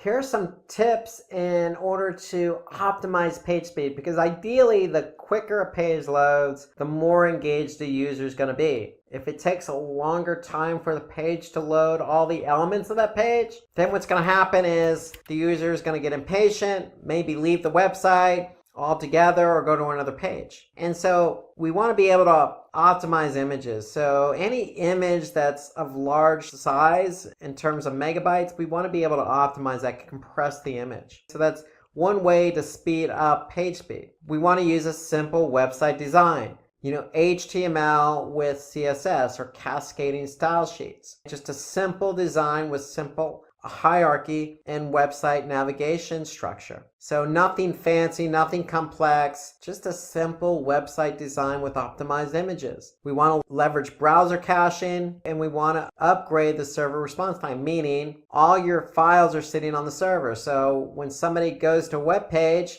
the server is serving up all of those files, the images, the text, etc. And so we want the server to respond as quick as possible. So when it comes to page speed, we can look at the factors affecting page speed in Google Analytics. So if I go to Google Analytics and I go under behavior and I go under site speed and I go to overview, I'm going to be able to see what my average load time is for my site. And ideally, we want our pages to load as quick as possible. So that means anything under 4 seconds. Anything 4 seconds or higher, and it's likely the end user is going to leave the page. There's a correlation between page load time and bounce rate. And so what Google actually does is give you speed suggestions. So if we do have a page that loads slow, we can just go to speed suggestions in Google Analytics. And we go to speed suggestions, then Google's going to be able to tell us, hey, this particular page load fast, this particular page load slow, and if it loaded slow, why is it loading slow? So here we could see the home page, as an example, is loading on average of 7 seconds. Well, if we look here, they're going to give us some suggestions. So if I click on this page speed suggestions, it's going to load a report and a tool called Page Speed Insights. And basically what it's then going to do after it's done running is it's going to tell me all the ways in which I can optimize my pages. Not only for desktop, but also for mobile. So here I can see for desktop or for mobile, I can look at some ways in which I can optimize it to increase page speed. For example, sizing my images properly, server response time, reducing my server response time, avoiding multiple page redirects. So there's a lot of opportunities that we can do to speed up page load time. And all that's found in Page Speed Insights, and all that's found within Google Analytics. So remember, optimizing code, minimizing redirects, optimizing your images, upgrading your server response time, all of those are factors. And so again, you can go into Analytics, Page Speed Insights, and you can see exactly what Google is recognizing as what's lowering or slowing down your page load time. So Google takes site speed as one of the most important ranking factors. Why? Because they're going to rank pages not only with high quality content that are relevant to the keyword queries, but they want those pages to have a good user experience. So if somebody clicks on the page, then the user should be able to see that content fairly quickly. And so that's why it's such an important factor. So the quicker your pages load, the chances of you ranking higher are going to be better. So according to Web Performance Today, Walmart, as an example, experienced a decline in conversions. So what they did was looked at their page speed. And when they looked at their page speed, you'd be surprised what that did. Just increasing it from 1 to 4 seconds or decreasing it basically increased conversion. So there's always going to be a correlation between how quick a page loads and how engaged the user is. Because if the user is engaged, they're going to stay on the site. And if they stay on the site, then their chances of converting are going to be higher. So just even 1 to 2 seconds increase in page load time will make a world of difference in terms of engagement and conversions. Let's turn our attention to off-site engagement. So previously we talked about on-page elements and website factors that affect our rankings for search results, but we also need to turn our attention away from our website, meaning what we do on our website, and turn our attention what we can do for our website off our website and onto other websites. So that's off-site engagement. And so let's look at an example. So that ice cream recipes blog. And I'm going to talk about how to rank YouTube videos today. So at Simply Learn, we take our videos on YouTube very seriously, meaning that when we create videos, we want people to see them because we know we make good videos and we know we have good content and we know that our audience is going to enjoy it. And so we want our audience to see the videos that we're creating. And so we're going to give you some tips and tricks and methodology and ideas on how to get your videos to rank on YouTube. So at Simply Learn, if I go to YouTube and I just type in machine learning, you can see we're right here is the first organic video on YouTube for machine learning. If I jump over to Google and I type in machine learning basics, you can see we're number one for machine learning basics under videos. If I click on all, we're also ranked here as well under the videos section on organic search results. Another example, data science for beginners. We ranked number 1 for that. If I look at another keyword, data science interview questions, okay, we're ranked number 2 for that. So we're ranking for a lot of videos. And why are we ranking for a lot of different content and videos on Google search and on YouTube? Well, we put a lot of work in behind the scenes of creating the video, and that's what we want to show you. So part of that has a lot to do with how our audience engages and sees our video. So for example, we're looking at the machine learning basics video here. And we can see that it has over 221,000 subscribers for this video, 234,000 views. We've had over 2,000 people like the video, and we have had over 270 plus comment on the video. So when we get our videos to rank, then we can see there's a lot of engagement. And so that's the whole idea, is when you do a video and you want it to show up on YouTube, you want people to enjoy it, you want people to share it, you want people to like it, you want people to comment on it. And that's part of the whole ecosystem of YouTube. It's, we're going to show you behind the scenes of what it takes to get your videos to rank. And then we're going to show you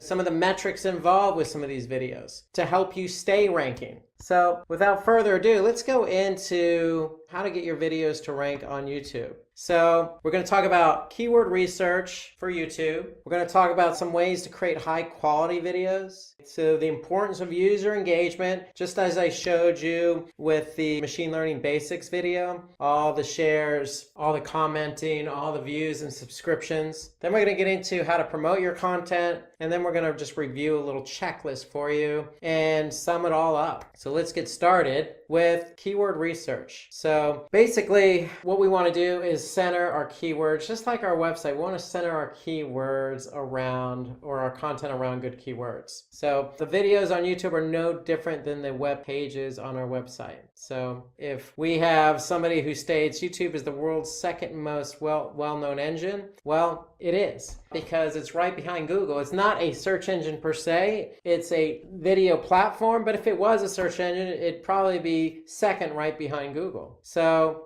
YouTube is pretty popular. Majority of people use YouTube search every day to watch videos on a number of different topics. So they can find these videos in Google, but because YouTube's so powerful and so popular, people go directly right into YouTube for their searches. And so the whole idea behind YouTube being the second most well-known search engine is centered around keywords. So if you have the right keywords for your video, then the chances of you ranking higher increases on YouTube. So we're going to share with you a few easy ways to do keyword research. This is the most important step in getting your videos to rank on YouTube. Just like for those of you who watched any of the SEO videos we produced at Simply Learn, you know that keyword research is so essential to getting your web pages to rank on Google. Well, it's no different. Keyword research and choosing the right keywords is just as important for your videos as it is for your web pages. So we're going to go into a few things to do here to find the right keywords. So we have the search suggestion. You can look at your competitors. We have different tools we can use, some other factors players involved in Google itself. So let's start talking about some of these ways to really hone in and do some good research on your keywords to align them with your videos. So first thing is search suggest. So YouTube has a feature called autocomplete. So if you've done any searches on Google, it's very similar. If you're typing something into YouTube search, then YouTube is going to suggest other related popular keywords. So let's take a look at that. If we go back to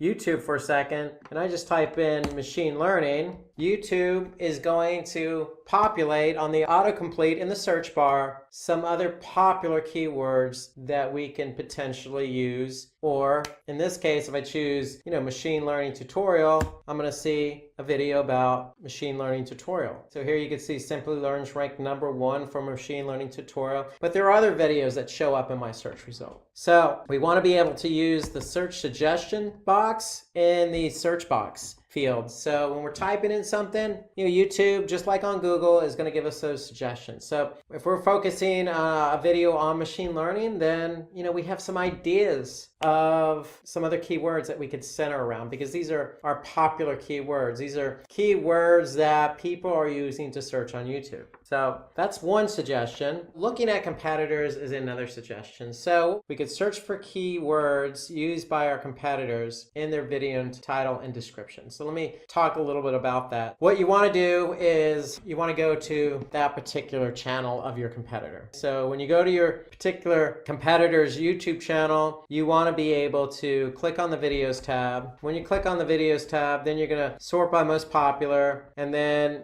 what you could do is see a list of videos, and then when you look at a list of videos, you're going to choose a video, and then what you're going to do then is take a look at the keywords used in the title and description. And then once you do that, you're going to have a list of keywords that you can use yourself for that video. So for example, let's go back to YouTube. So if I go to type in Simply Learn, here's their channel page just by clicking on Simply Learn. If I click on videos. Ever wonder if there's So now I can see all the videos. Ever wonder if there's an easier way? Go back. So here I can see all the videos, sort by most popular. Once I do that, then I could choose a video. This is the most popular video right now for Simply Learn. If I click on that video, it's automatically going to start playing. But what I could do is simply just look at, the content and description. So just by clicking show more, I can see all the content that align with this video. That's one way to do it, is simply by looking at your competitors. Now, what you could also do is look at the tags associated with the particular video. And so what you want to do is you want to look at the HTML. And so that means looking at the page source. So just like web pages, what YouTube does is they look at meta tags. So if you call from SEO, in order to get your pages to rank, you need to have a title tag and a meta tag description. So videos are no different. What we're doing for YouTube is aligning certain keywords with the video. So if you take a look and do a search for keywords by viewing the page source, you're going to see all the keywords associated with a particular video. So for example, if I go back to YouTube and I look at the page source of a video, let's just say this video here, Facebook's ad tutorial, I'm going to pull up the page source. And all I need to do is Control F and type in keywords. And now for that Facebook video, I can see all the keywords associated with the video. So you can see there's a lot of different keywords we're aligning with this video. And so why do we want to do that? Because we want, our video to show up for keywords that people may type in. And so if you use that YouTube autocomplete, it's going to give you those ideas, those most popular keywords. So if they're related, align those keywords with the video. So here you can see Facebook marketing, Facebook ad strategy, Facebook ads for beginners, so forth and so on. So there's a lot of keywords we've aligned here with that particular video. And again, all you need to do is look at the page source. So right clicking, view page source, do a Control F for keywords, and you'll be able to see the keywords aligned. So you could do that for your competitors' videos as well. So you could see what keywords your competitors using for a video that's most popular for their channel and is also ranking on YouTube and on Google. So using the autocomplete gives you those keyword ideas. Looking at your competitors' videos also gives you some other ideas for keywords that you can align with a video that's relevant that you want to rank for. So let's look at some other ideas here. So you can install plugins, and there are plenty of plugins available on the Chrome browser that will help you see the video tags associated with a particular video. So a couple of examples are vidIQ and TubeBuddy. Those are extensions that work in Chrome, and what they do is they give you the exact tags that a particular video is using. So for example, if I go back here and I look at a video on YouTube, let's just say the machine learning basics video, I have vidIQ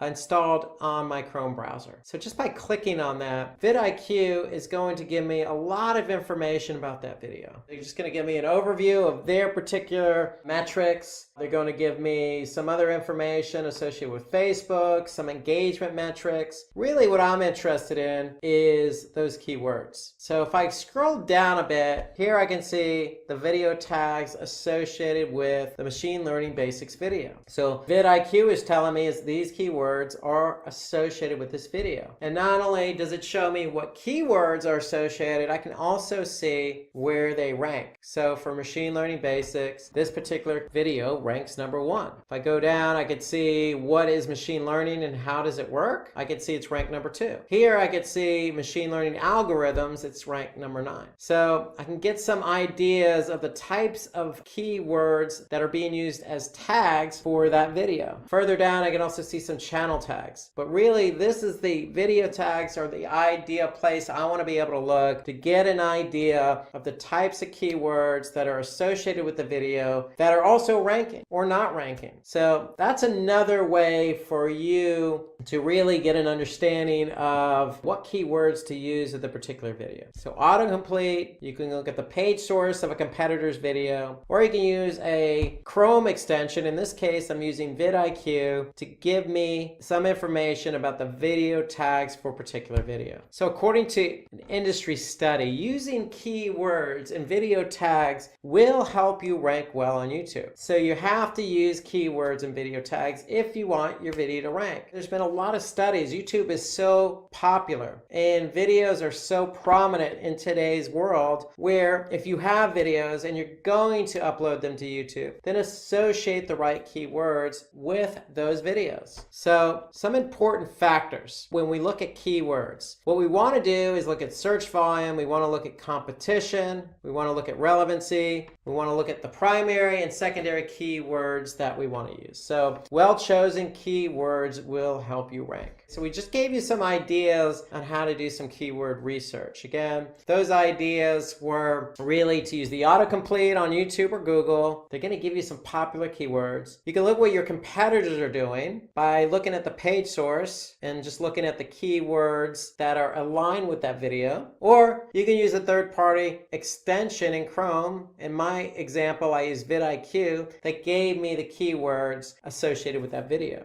So you have ways to get the keywords. So what we want to do is we want to make sure we choose keywords with high search volume. They're going to drive more traffic to your video. However, we want to balance it out with keywords that have low difficulty and are easier to rank for. So you don't want to choose something very broad that's just going to be very difficult to rank for. And of course, we always want to go with relevancy. So if we're talking about machine learning basics, then we want to choose keywords associated with that. And that's where that autocomplete comes in handy, because what Google's going to do and YouTube's going to do is give us keywords that are very closely related to the video that we're trying to optimize for. And so we have a number of different keywords at our disposal that are relevant that we can look to see if they have good volume and low competition. And so the whole idea is we want to choose a keyword that defines the nature of the content. And then what we want to do is support that with secondary keywords. So we want keywords that are highly relevant to the primary keyword. So that's the way to go about aligning your keywords. You want want keywords that are high volume, low competition, are relevant,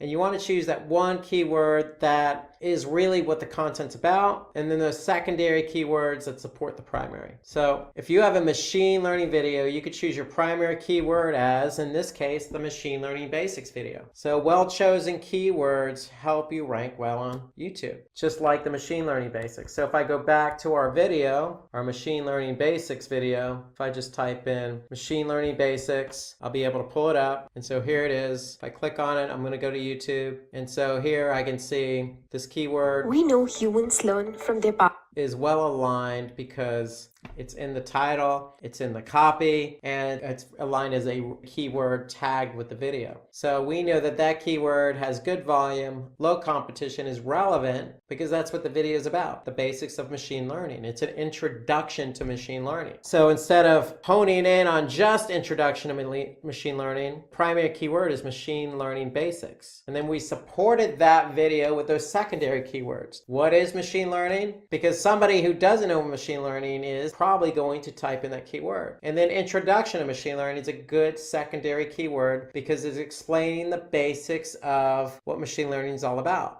So primary keyword, machine learning basic, secondary keywords, what is machine learning, and introduction to machine learning. So that's the whole idea behind choosing keywords. You want that keyword that really is going to define the content and then support that with those secondary keywords. So remember, when you're performing your keyword research, choose keywords for your videos that Google shows on the video results page. So what I mean by that is your video can get more views if you rank on Google as well. So the whole idea is not necessarily to be found on YouTube, it's also to be found on Google. So if I go back to Google and I just type in data science for beginners and I type in videos, then you could see we're ranked #1. So even if you're not looking at the videos, clicking on the videos link on Google search, you can always just, when you do a search, what Google's going to do is also put in the videos here as part of the search results. So what they're going to show you is the top videos that are ranking for that particular keyword. And so we may not rank overall for data science for beginners, but we're ranked #1 in the videos category. And so if somebody's looking for a video, that's important. And you can see here that these first two are ads. So what Google is doing is they're saying, hey, this is so relevant, this particular video, for the keyword query data science for beginners, that we're going to show it above the organic listings, even though it's a video. So the whole idea is to be found on YouTube and Google because you're increasing your visibility. You're increasing your chances of getting found on both search platforms. So according to Backlinko, Google ranks videos with keywords like how-to,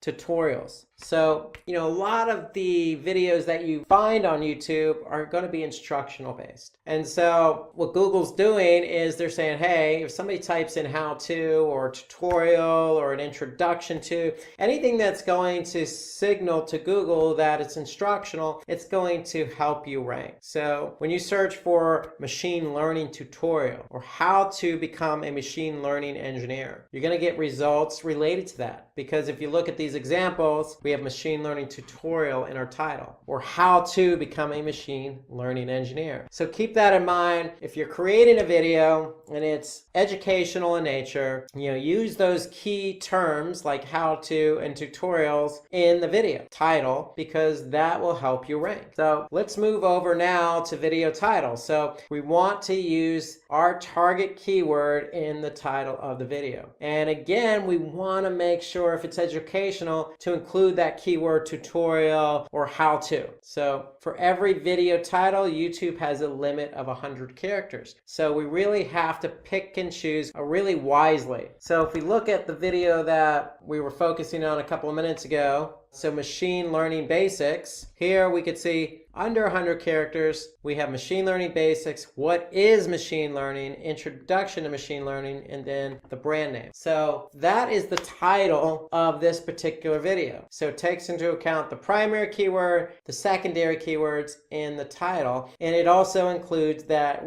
key term that really Google and YouTube like, and that's what is machine learning. So it's helping us rank by having our keywords in the title with that key phrase, what is. Okay, so that's a good tidbit on creating a good video title, is to align it with the right keywords, your primary and your secondary. And so we want to use those catchy words and numbers to gain high click-through rates. Just like you would on the title tag of your web page, we want to do the same with our video title, because the video title is what's going to show up in search. So if I go back to, search, here we could see, data science tutorial, data science for beginners. So we want to make sure, in this case, you can see data science in 5 minutes. So that was purposely done so that, hey, I don't have time to watch a video. I only have a couple minutes. Data science in 5 minutes. Okay, great. I'm going to click on the video, and now I have an opportunity to watch something and learn something under 5 minutes. So choosing the right words in your video title is going to help you get that click-through rate up. Remember, click-through rate is clicks divided by impressions, and an impression is how many times your video shows up in the search results on YouTube or Google. So we want to keep our click-through rate high, and in order to do that, we want to be able to write some really good title tags for our video. So use catchy words like a number or how to or what is, because that's going to resonate with people when they're searching. Now for the description, what we want to do is we want to use the target word at the beginning of the description, the title, and the tags itself. So if I go back to my video here, machine learning basics, we know it's in the video title. And right off the bat, if I look at the description of the video here, I can see this machine learning basics video will help you understand what is machine learning. So our primary keyword is in the first sentence, right in the introductory of the description. And so that's going to bode well for optimizing our video. The description length is 5,000 characters. So we have a lot of characters to work with. So if I go back to my video, I click show more, we have a lot of characters to really describe what the video is about. Okay, there's no shortage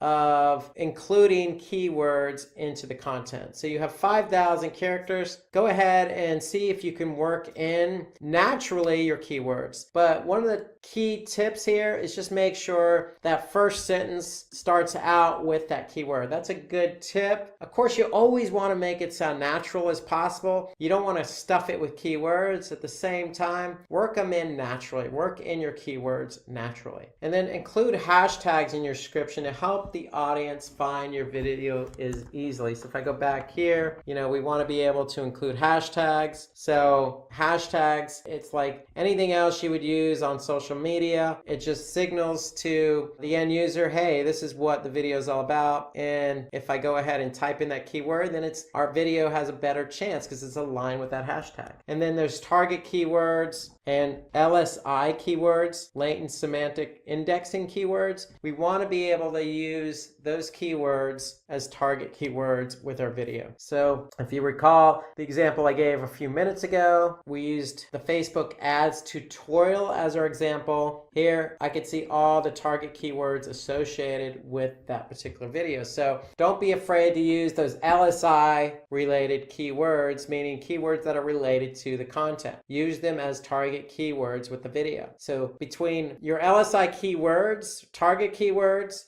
and then using our primary and secondary keyword in the title tag, using our primary and secondary keyword in the description, and then using hashtags in the description, the combination of all of that, if we chose the right keyword, then we should find that our video will eventually rank on YouTube. So just doing these small tidbits with our keywords really help get our video to rank. So at the end of the day, we want to be able to use the tools available to us, YouTube itself by looking at our competitors, those extensions like vidIQ, the autocomplete, to really find our good keywords, and then incorporating those keywords into, the title tag, the description as target keywords, hashtags. We should really be off and running with our video on YouTube. Let's turn our attention to creating high quality videos and some of the best practices around that. So along with everything we mentioned about choosing the right keywords, we always need to keep in mind that the videos we create need to be of high quality. So the content itself, in addition to the keywords, keywords is a primary factor in ranking. So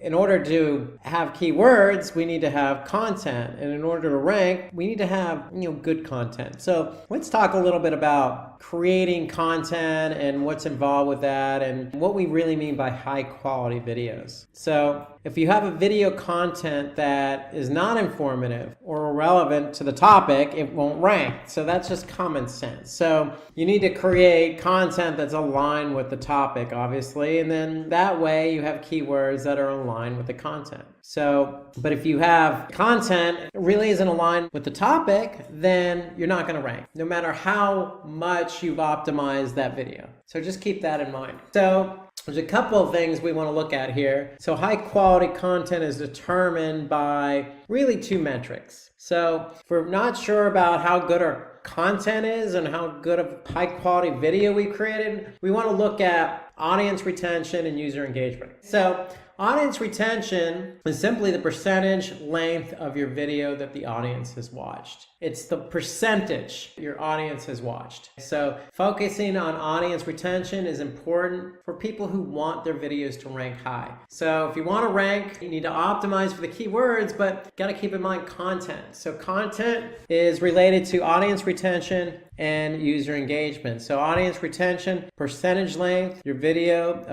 that the audience has watched. And for example, it can be both absolute in minutes or percentages. So audience retention can be the average view duration or percentage of the audience that watched. Then we have user engagement. So user engagement are viewers who are engaged with your content. And so that means they're either sharing it, subscribing, commenting, or liking. So those are all forms of engagement. So the percentage of users who watched or how long they watched versus engagement or in combination with engagement are two factors for ranking. So let's talk about some tips for creating high quality videos. So we want to publish longer videos. And so what do we mean behind longer videos? So what's the reason for longer videos? Let's just suppose we have two videos, one shorter in length and one longer in length. First video is 15 minutes long. The second video is 7 minutes long. So on average, if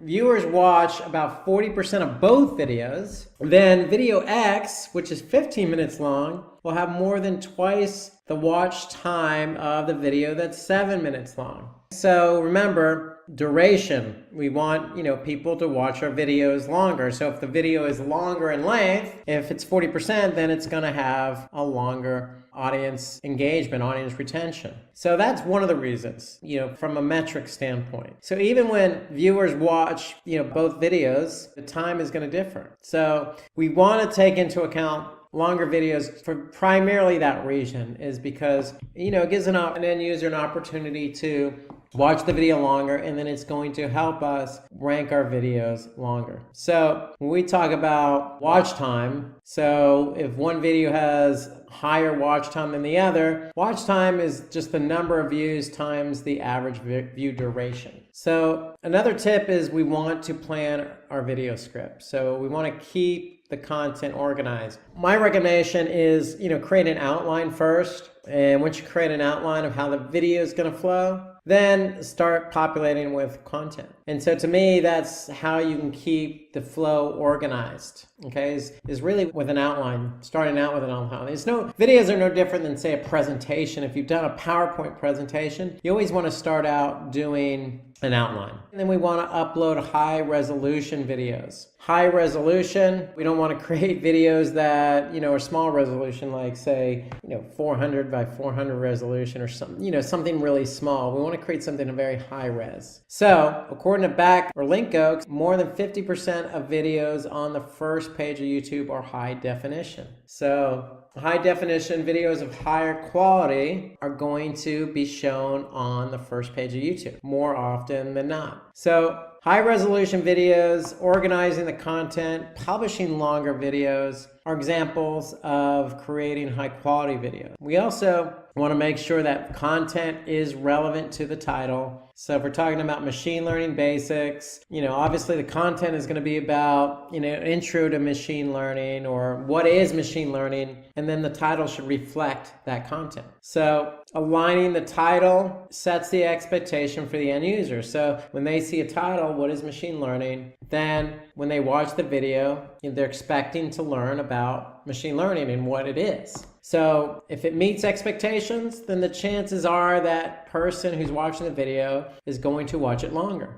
And that means it's going to fulfill the viewer's requirements. And when you align everything accordingly, keywords, titles, content, then at the end of the day, the user is going to watch it. And the more they watch it, the higher the engagement. The higher the engagement, the better chance you have to rank. Some other tips that you could use to create high quality videos. So we want to be able to use examples to clarify our content. So don't be afraid to go into another screen like I am. If I'm talking about videos, jump into the machine learning basics video, which I've done throughout this session. I can simply do that by keeping the user engaged. Here, this video is about machine learning basics. Well, the titles align with the video. We made sure that we have a nice description about what the video is about, and we're aligning the expectations. So not only that, I'm showing you an example within the video itself. So we want to use examples throughout your video to keep the user engaged. It will also help clarify what you're trying to express in the video itself. So we want to make it visually appealing. So visually appealing means imagery or examples in the video. And then when we talk about imagery, you want to use good images in your video. So use public domain sites that are available to you, like Shutterstock or Flat Icon. There are plenty of those sites out there. So feel free to use any one of those sites to use high quality images in your video. Give more information to your audience. Giving maximum relevant information can help gain more views. And so when we talk about more information, again, it goes back to, the examples you use. Should be no shortage of examples. Here, description, use all 5,000 characters at your disposal. Imagery, we want to build up as much information as you can in the video itself to keep the end user, the viewer, engaged. We also want to create original content. So always create original content. You could certainly get ideas from YouTube. If you want to create a video about machine learning, see what else has already been done. Do searches on YouTube itself. But, when you're going to create a video, you can create another video about what is machine learning, but just make sure it has your own take on it. You're the subject matter expert when creating the video. Create it with your own original content. Have high audio quality and video effects. So just like you see here on this video, we have effects in it, and the audio is of high quality, meaning no background noise, no distortion, and we want to be able to speak clearly in the video. So you want to speak clearly, loudly, concise, just as I'm trying to do now, so that you can understand what I'm trying to say, or what the viewer's trying to understand when they're watching the video. So watching and listening are two of the components, and you want to make sure both of are high quality. Avoid distractions. We don't want to pause. You don't want to ramble on a particular point too long. We want to keep users engaged. So you always want to move from one point to the other, intermix it with examples. Those are ways to keep the users engaged. We want to include transcripts or subtitles for your video. So transcripts is just more content that's aligned with the video, and the search engines will be able to pick up that content and help your video rank. So to me, that's a key component to creating a good video, is having the necessary content that go along with the video. That outline I referenced earlier in terms of organization, you always want to have a content outline. So what topics are you going to cover in the video? That's why you need the outline, to point that out, confirm that before you actually start creating the video. Okay, focus on the initial 15 seconds. So that's key. Somebody's going to click the play button of your video, and if you don't catch them in the first 15 seconds, then they're likely going to pause the video or just go ahead and close it out altogether. So you want to be able to capture somebody's attention right off the bat. And even before they click on that play button, you want to make sure, again, you're exceeding expectations. That title is aligned with the content. So in your first 15 seconds, it basically needs to be catchy, but also setting the expectation of what the user's expecting. So in this example here, we want to pay close attention to the first 15 seconds. That's when viewers are most likely to drop off. So we can look at audience retention in YouTube. So use the options above the graph to view absolute audience retention or relative audience retention. So audience retention is basically how many views a video received and the percentage of the total number of video views. And that includes every moment of the video as a percentage. So we'll show you an example of what that looks like. So here, if we go to the machine learning basics video, we can look at the audience retention report. And this is, since it's been uploaded, the lifetime audience retention. So here we can see a nice graph, the percentage of people who viewed it and how long they viewed it. So in percentage. So here, for example, I can see, 43, 44% watch the video for at least 2 minutes. Here I can see 28.6% watched it for 6 minutes plus. So that's the audience retention. It gives us an idea in terms of percentage, how many people or percentage of people watch the video at what length. So that's audience retention. So we want to keep that number high at the very initial stage of the video. And we want to keep it high throughout. And that's why you always want to create high quality content, using those examples, using imagery, making it organized content, not pausing, going from one point to the other. Those are all best practices to keep the viewer engaged. And then we want to add resources from well-known sites. So throughout this video, we've used Backlinko. There are other sources we've used. So if you have a source, go ahead and put it in your video to add credibility. And then we want to use cards to your video. So this cards is basically a feature that recommends relevant videos to your audience. So in addition to machine learning basics, there could be other videos about machine learning that we can recommend, or YouTube can recommend to the audience. To set up end screens, you want to make sure that with end screens, you can use relevant videos to your audience towards the end of your video. So you can recommend relevant videos towards the end of your video. You can also create playlists. So this is a feature that keeps your audience engaged with relevant content by auto playing the next video. So if you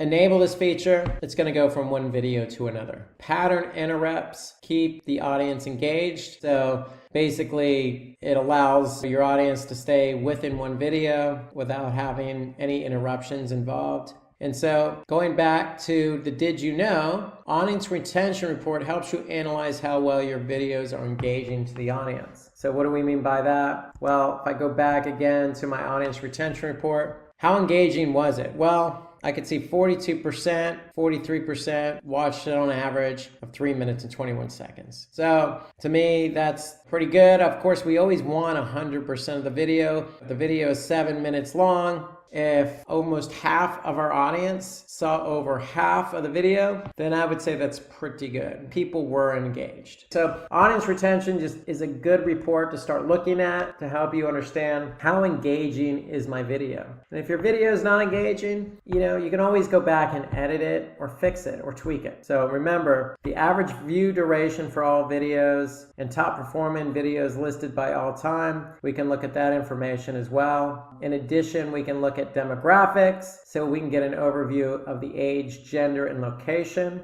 Okay, we can look at playback locations report, and what the playback locations report does is it helps us determine the platforms where our videos are being streamed from within YouTube. Look at the traffic sources, where did the viewers come from, devices, did they look on mobile or tablet? And so if there's any doubts, if you have any questions, please drop a comment below, but especially if you have any doubts on the metrics. So if we go back into YouTube, we can look at analytics. And if we're looking at analytics, we can see more. And then this is going to show us everything we need to see from device type. So if I click on more, I can see my playback location. So this will show me where the video was watched. It was on a watch page or a channel page. I could see the traffic sources. I could see the gender and age. So if I click on the viewer age report, I can see the percentage of views by age. So I can get a lot of information about my video and how it's performed, who's watched it, what they've done with it,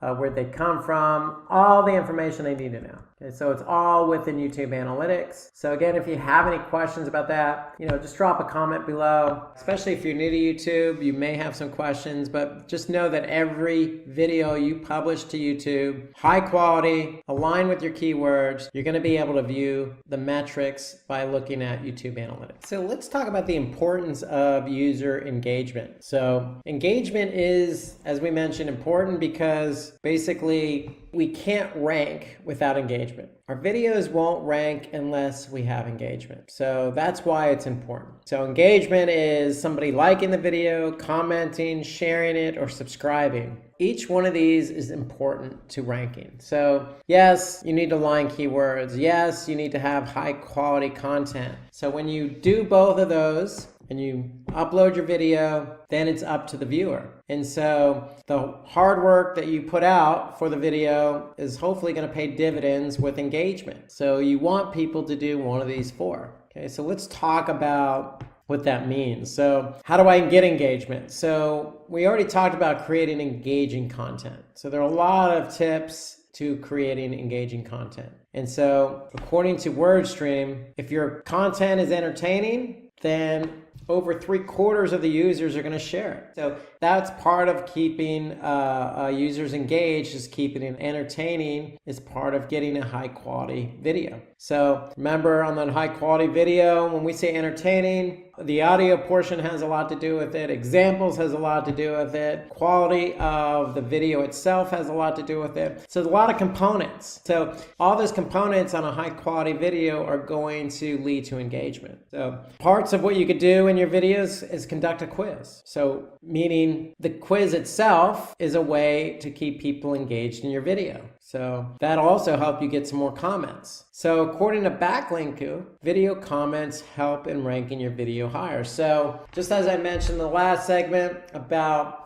YouTube Analytics and all the different reports available on YouTube, hey, if you have questions in those, just go ahead and add a comment. So that's a way to entice your users or your viewers to add comments, is if they have questions. Because, with videos, you're not going to be able to cover every detail or every minute detail about a particular topic. You can only cover, in some cases, the topic at a high level. So users are going to have comments or questions naturally. And so the comment section is a good way to remind viewers, hey, if you have a question or comment, go ahead and put it in the comment section, because that will lend to engagement as well. So we want to add sources from high quality websites. That'll help with engagement. Okay, use humor in your video. We want to be able to basically, make it human based. We don't want to be robots. So we want to be able to sound like, we know what we're talking about, but at the same time, talk to the viewer, not necessarily at the viewer or looking the other way and just going through the motions. So adding humor, adding personality never hurts. At the end of the day, we are all human. Adding that clear call to action at the end of the video will also lead to engagement. So if we win the video with, hey, leave your comments on this video, or hey, feel free to share this video with colleagues who are interested, then that's a call to action that's likely going to lead to more engagement. Reply to your comments as well. So if you have comments, we always want to reply to them. Likely those comments are going to be questions, because again, as I mentioned, even in this video about how to rank your videos on YouTube, okay, there's a lot of information, and a lot of information sometimes doesn't get covered in its entirety. And so we want to make sure that if we miss something, because we're only human, that we're able to respond in the form of an answer to a question that somebody leaves in the comment section. So more comments also lead to higher rankings because it's engagement. So when you're getting high engagement and your video starts to rank well, you're going to start feeling really good. And what is that going to do? Okay, that feel good's going to lead to confidence, which in turn is going to probably lead to more videos. And that's exactly what we do at Simply Learn. We're in the education business, but we're in it to not only educate, but making sure that our videos are shown to as many people as possible so that we can educate as many people as possible. So it's contagious. So getting ranked feels good. And then once you get ranked, then you probably have good engagement. Okay, let's talk about how to promote your content. So once you've done all the hard work, getting your video done, high quality content, optimized with keywords, keywords and then publish to YouTube, we want to let everybody in the world know about it, right? So we want to promote it. We've done all the work. We want to promote it now. So is it necessary to promote it? I would say yes, because once your video is published, you want to reach out. You want to reach out to your audience, not necessarily on YouTube, but on different platforms. So if you're active on Facebook or Twitter, that's an opportunity for you to post or tweet something about the new video. So when we say different platforms, I am talking about, social media platforms. So it depends on what you're active on. So if you're active on Facebook, go ahead and post something. You're active on Twitter, go ahead and tweet something. It could be, on LinkedIn group. If you're part of a LinkedIn group about, machine learning, then go ahead and post something to that group to promote the video. So that's going to help drive traffic to the video and then help with engagement. So we want to engage with our audience on those social media sites. So it really depends on what you're active on. So if you have a large following on Twitter, then go ahead and share that YouTube video link on Twitter with the tweet that's going to drive traffic from Twitter to YouTube. Remember, you're going to be able to see audience engagement or retention by getting people to watch the video. So you're going to be able to see right away by promoting the video and driving traffic to the video how engaging it is. And remember, the more people you have watch the video, the more engaging it becomes, the better it's going to rank. So it's an ecosystem, and promoting your content is part of that ecosystem. So it all starts with social media. If you're active on whatever platform that is, go ahead and promote it. So you can also look at, content-based social media sites or social media content-based platforms like Reddit or Flickr, for example. So you can participate in a forum discussion on Reddit. So in this example here, it's about machine learning. So we want to be able to post something about machine learning with the link to our video. So we can also go to content-based sites that are Q&A related, like Quora, for example. Quora is a really good site where, if you go there, post information about machine learning or the basics of machine learning with the link back to the video, it's going to help, because not only is it going to drive traffic, but it's going to signal to Google, hey, you get a lot of traffic coming from Quora. This is going to bode well for this video in terms of ranking. So here's an example. If you find a question that you can post on Quora, then you're going to get people to click on your video and respond accordingly on Quora. Or you can act as the person responding to a question that's already there. So if somebody already asked a question about what is machine learning, you can respond with your video as the answer. So you can just simply embed your video URL as part of your answer. That'll help drive traffic. So you can also create your own blog and embed your video. So in the case of machine learning, here we have an example. Machine learning, what is it and why it matters? So this goes nicely with the video. So here you could see the person, the author of this blog, went ahead and embedded the relevant video in the blog post. So they play off one another nicely. You can also opt in for influencer marketing, meaning, hey, you can reach out to somebody. In this example here, Katie Nuggets posted information about machine learning. So in this case, why choose machine learning as a career? Well, they got information, and then what did they do? They went ahead and embedded the video about machine learning basics. And so working with, influencers in a particular category or topic will help drive traffic to the video. You can also create a YouTube playlist. So playlists tend to rank high in YouTube searches. So if you find yourself doing a lot of videos, well, go ahead and, go to your channel, and simply in your channel, you can go ahead and create playlists. So when you create playlists, basically what you're doing is you're organizing the content into different playlists. No different than, say, the music you have set up on your iPhone or iPad or iPod, whatever it is you're using. So you're just creating different videos in a particular category. And YouTube likes it, it's organized, it's going to help you get your videos found quicker and easier on YouTube itself by putting your videos in a playlist. So here you could see we have an entire playlist on machine learning, trending technologies, cloud computing, big data, digital marketing, project management, so a lot of different playlists. Very organized. If somebody goes to the channel, they're going to be able to go to the playlist that's interesting to them and see all the videos there. So it allows not only the end user to find what they're looking for, but it's good for YouTube because YouTube likes those playlists. So we want to engage our audience by posting your video link on a community page. So you could do that within YouTube, and you can prefer to link your YouTube channel in your email. So you can also do that. So for example, if I go back to YouTube and I'm looking at a YouTube video, I can always click share. So here I'm going to get a particular URL that's associated with the video, and I can just embed that. So I can embed the whole thing in my email. I can embed it on a web page or a blog post. So just by clicking share, I can also immediately share it onto the social media platforms that we mentioned: Facebook, LinkedIn, Reddit, Tumblr. So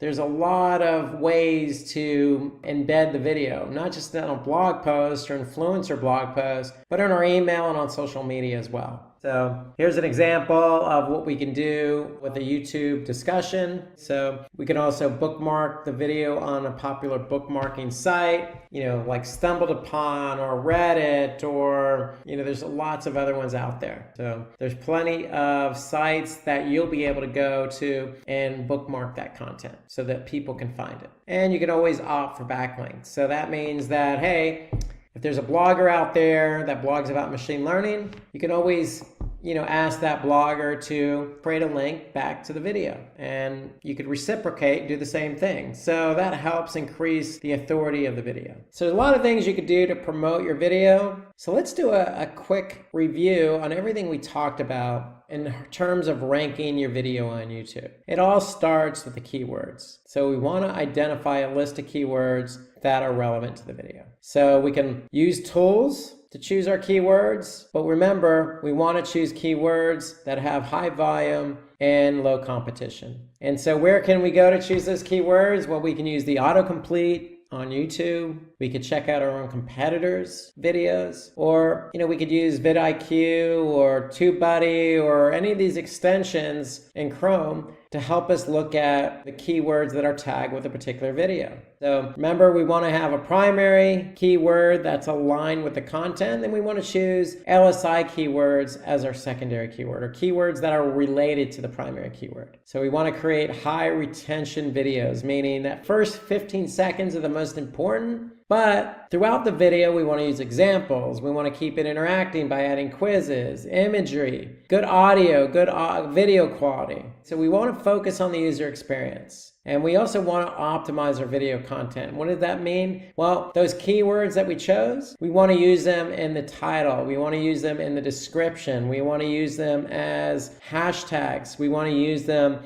and tag them with the video themselves. So we can add keywords to our meta tag. Okay, we don't want to overdo it, but we want to add a handful of keywords that are associated with the video. So we want to be able to write eye-catchy video titles and descriptions. So remember, use some of those key phrases like a number or a question like, what is machine learning? So we want to use relevant meta tags for the videos, and we want to use popular YouTube tags. So we want to be able to tag our videos appropriately. So watch the length of your meta tags. So there are lengths involved. Remember, keywords at the beginning of the title, target keywords in the title, description, and tags. We want to use interesting thumbnails to increase our click-through rate. Ensure that thumbnails are relevant, meaning when I say thumbnails, I mean the actual title tag itself or the meta description. We want to use high-res videos. We want to create, videos with good high audio quality. Don't be afraid to put in video effects like some animation. Don't be afraid to use examples. And then, obviously look at the draft of the video before you publish it. So does your video follow an outline? Is it organized? So these are all the things to take into account. And there's plenty more you can do.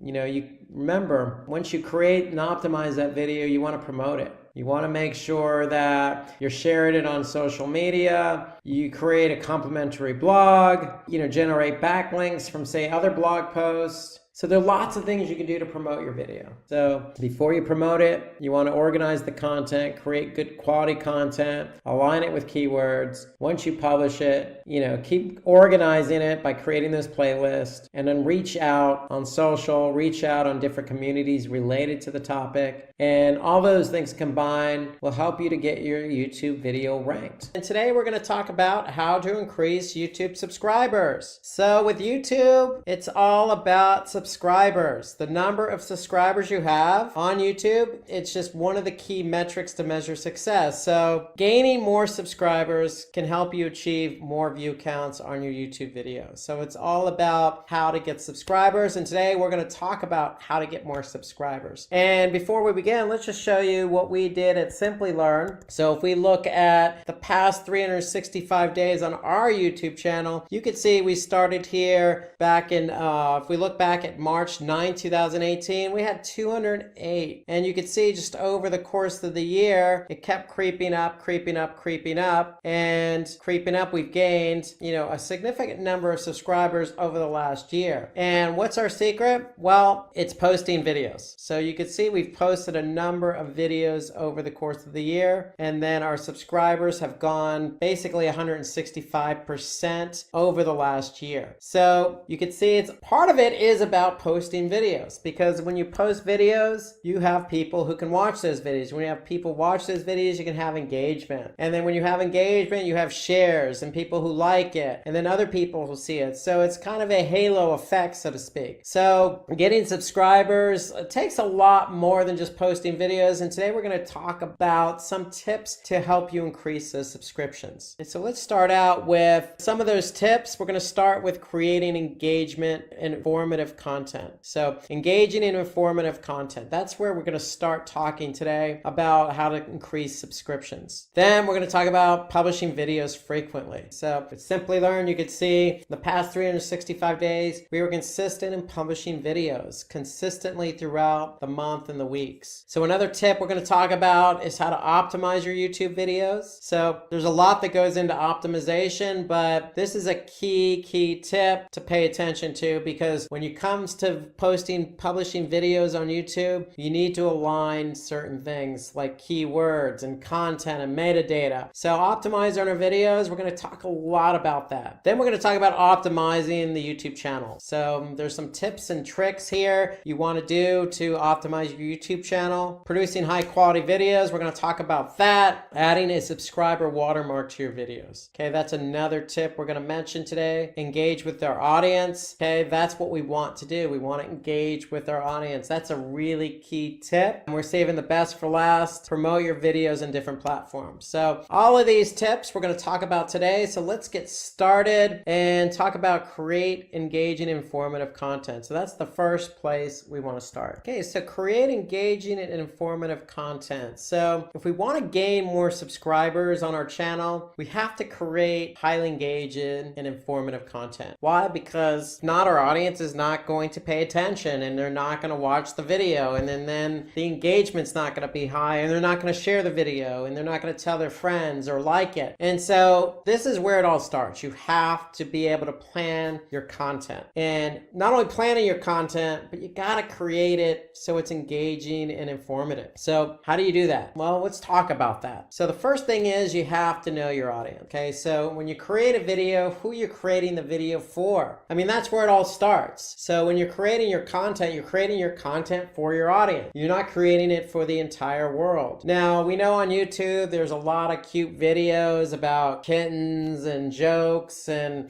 people playing games, and, everybody likes positive things on YouTube. But, when we're talking about a specific topic, we really have to hone in on a target audience. And so if you know who your audience is, then you can really hone in on your content. Okay, so that's the first thing. Ask yourself, who is your audience? And then build your content around that specific audience. Don't build it just for the mass general population, because it's not going to be engaging and informative. So that's the first place to start. Then you want to engage that audience with relevant content. So if you know your audience, and depending on the topic, You want to make sure that whatever the topic is, the content matches the topic. Don't veer off course. If you veer off course, you're not going to engage your viewers. Your viewers are coming to watch the video for a specific reason. The reason is the topic. Okay, so if they're your target audience and they want to watch the video that's a specific topic, then the content has to align. So plan your video script. So if you know who your audience is and you know you want to engage them with relevant content, go ahead and plan the script out. So what I normally do is,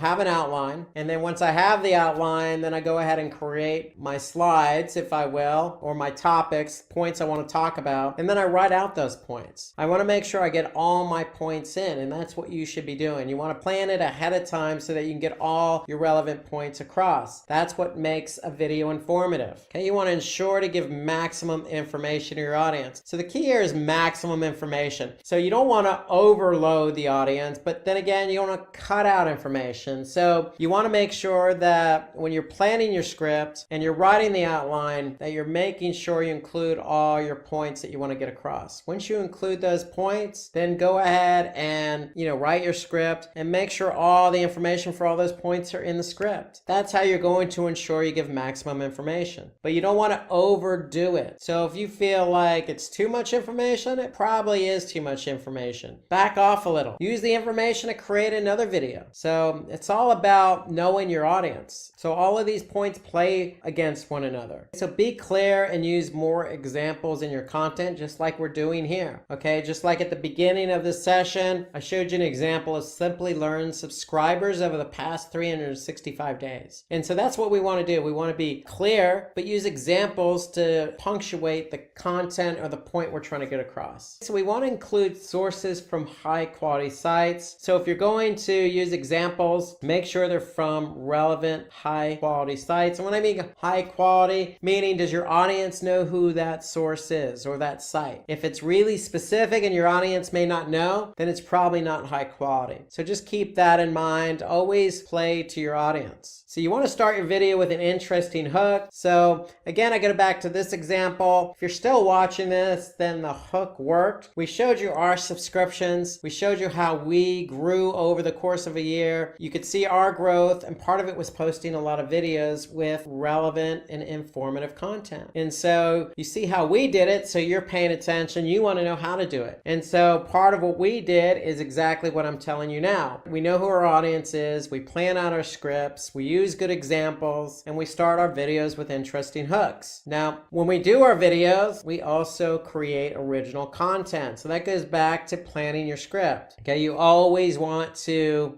come across as original and informative. When you do that, you're going to be engaging. But if you're leveraging somebody else's content, then the engaging part may not resonate because it's not your content to begin with. So always, always, always use original content. Okay, so keep the content flow organized. So again, that goes back to an outline.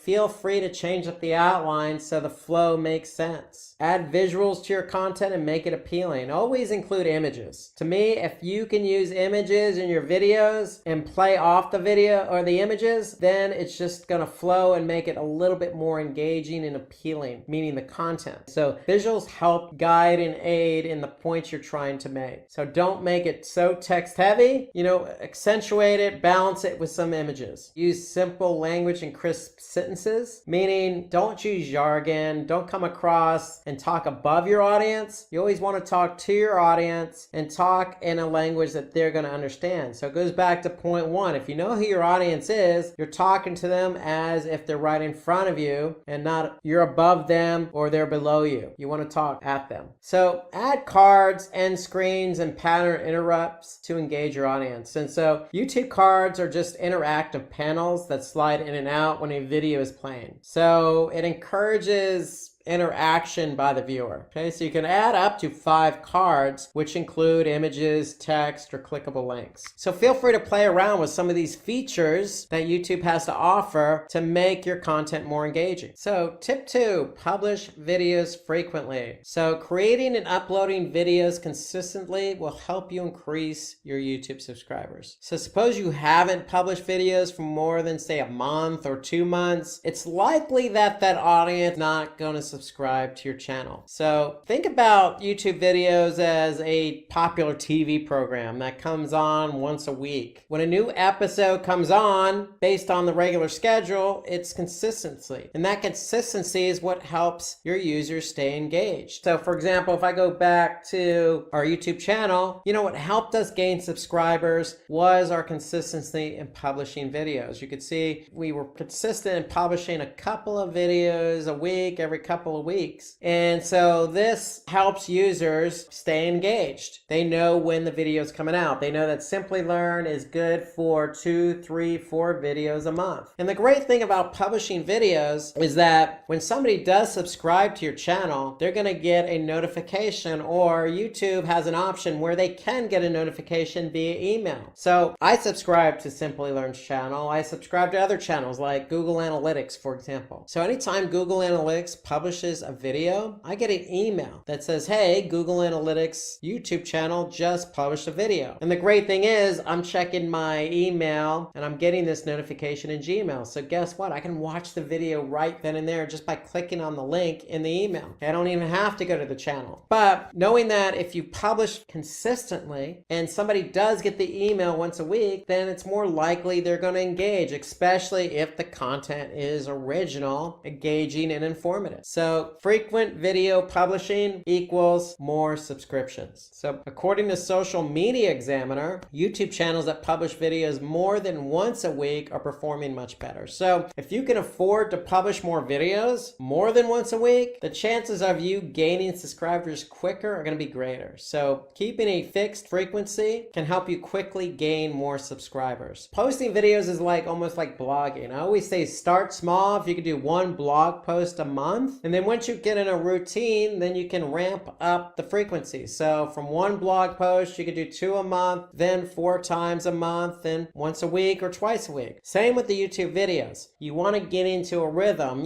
Start with once a month, then ramp it up. Okay, you'll find that the more you ramp it up, the more subscribers you're going to get. So tip 3, optimize your YouTube videos. So optimizing your videos will help your content rank higher on YouTube. So this is a must. It's not a given, it's a must. You must optimize your videos if you want people to see them. Of course, if you don't optimize, people aren't going to see them, then people aren't going to engage and then not subscribe. So it's just kind of a snowball effect. So this is an important tip. So I mentioned it at the beginning when we were going over all the items we're going to discuss. This is the one item that is a must and a given to some degree, because if you don't optimize your videos, they're just not going to be found. So you need that audience to watch your video. So audiences who tend to interact more with your content have more chance to subscribe to your channel, but they're not going to subscribe if they don't even watch your video. So there is a snowball effect in play here if we don't optimize your videos. So, okay, Rob, what are some of the tips to optimize your YouTube video? Well, let's go through some of those tips. So to ensure your videos reaches the relevant audience on YouTube, you need to optimize the title, description, and the video tag. Okay, Rob, what do you mean by title, description, and video tag? So let's take a look at that. So when you actually create your YouTube video, you're going to have an opportunity to put in a title. You're going to have an opportunity to put in a description, and you're going to have an opportunity to add tags. So those are the 3 key areas. Okay, so once you put in that, what it looks like on the front end is this. So if I go back to YouTube, and here you can see another video that we did about a month ago, you can see what is SEO. So if that's our topic, if that's our title or of the content of the video, then the title of the video is going to be what is SEO. And you can see we also added in some other content for the title. So what is SEO and how does it work? SEO tutorial for beginners, and then our brand name. So we have some content to work with for the title. Okay, and then the description, we have a lot of characters to work with description. So use as much as you can here to describe what the video is about. Here you can see we did that. And so it's always good to include this information. Okay, and then you can see we have tags up here: SEO, SEO tutorial for beginners, digital marketing. So we put in the necessary information here on this video to help us rank, because if we don't optimize it, we're not going to rank. And so you can see we just put a lot of relevant content around the description, around the title, and around those tags. By doing so, we're able to optimize this video and get found. So that's just an example. 3 of the things you can do to help optimize your YouTube video.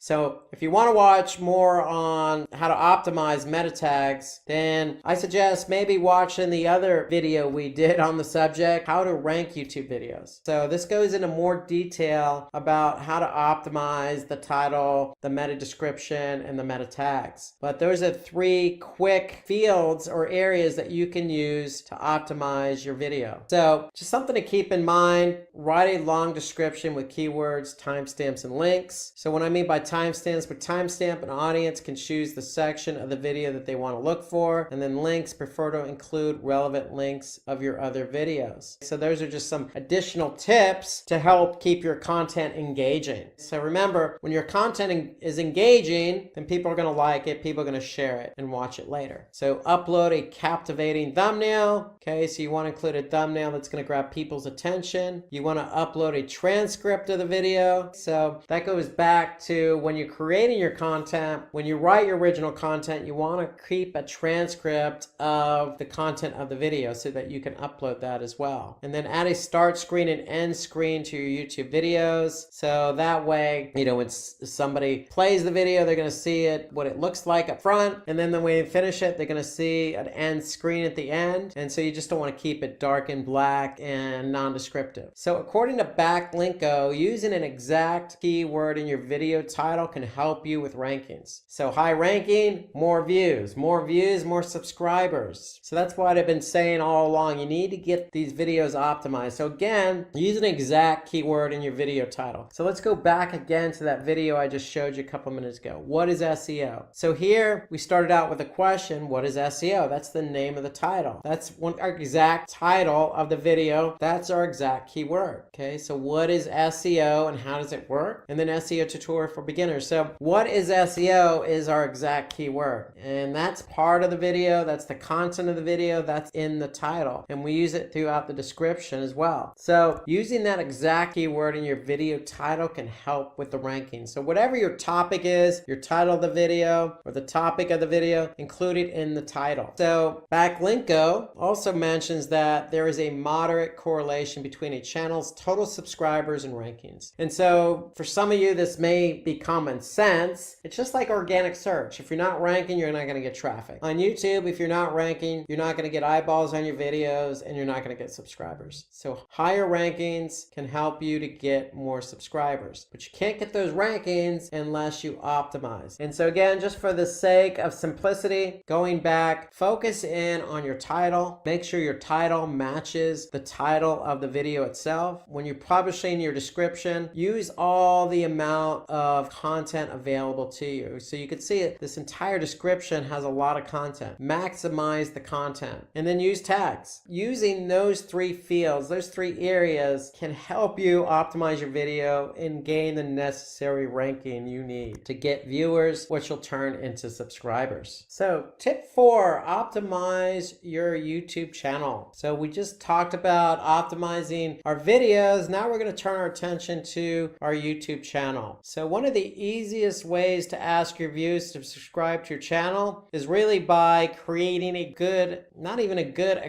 YouTube channel trailer. You also want to add channel keywords, a description, and some good artwork, and then having sections and playlists to keep your videos organized. These are all good tips to creating a good YouTube channel. So let's talk about some of these tips here. So we want to give your audience a preview what your channel is offering. So this is by hooking your audience with a trailer. So you can create a trailer to, just give your audience an idea of who you are as a brand, what kind of videos you're going to be posting, and give them a kind of a taste of what the future videos are going to be like. Okay, you can even tell them your release schedule in the trailer. So you can start out by saying, hey guys, we're new to this. We're going to be posting 1 video a month, but as we get rolling, maybe 2 per month and 1 per week. Just being honest and open and and talking to your audience and get them excited about future videos, that's what the trailer is all about. So you also want to keep it that the channel description short and interesting. So in your channel, you want to have a description of what the channel is all about, what kind of videos you're going to be posting. So in addition to the trailer, you want to write something short and interesting. Then we want to use keywords in our channel description, just like in the videos with what is SEO. We included what is SEO in the title. We included, what is SEO in the description. And so we want to be true to what our channel is. So pick keywords, not only include those keywords in the videos, but include them in the channel description. Pay attention to the first 100 to 150 characters of your channel description, because that's what's shown next to your channel in the search results. So for example, here you can see we have a description here. Simply Learn is one of the world's leading certification training providers. We partner with companies and individuals to address. And so you can see those characters, 100 to 150, are what shows up in the channel description. When somebody's trying to understand, hey, Simply Learn just uploaded this video, who is Simply Learn? So you want to write short, interesting channel description so that when somebody's first introduced to your video, they could see what your brand's all about. So end your description with an appropriate call to action. So short, interesting, good call to action at the end of the video. A good call to action would be, hey, check out our next video or check out our latest video. Something that's going to gauge somebody and get them to watch one of your videos. So you want to pick interesting channel art. So let's turn our attention to the Simply Learn channel page. And here you can see we recently had reached a milestone. So recently reached the 200,000K subscribers. So 200,000 subscribers is a big achievement for Simply Learn. We went ahead and updated our channel art. And I'm sure when we reach 500K, we'll update the artwork then too. But the point is you want to keep your channel art kind of interesting, hip, and cool. And feel free to change it out every once in a while. So you have that option in YouTube to do. I mean, it's very simple. So here you can see Simply Learn's channel. If we go home, we got all our videos listed here. We got the About Us,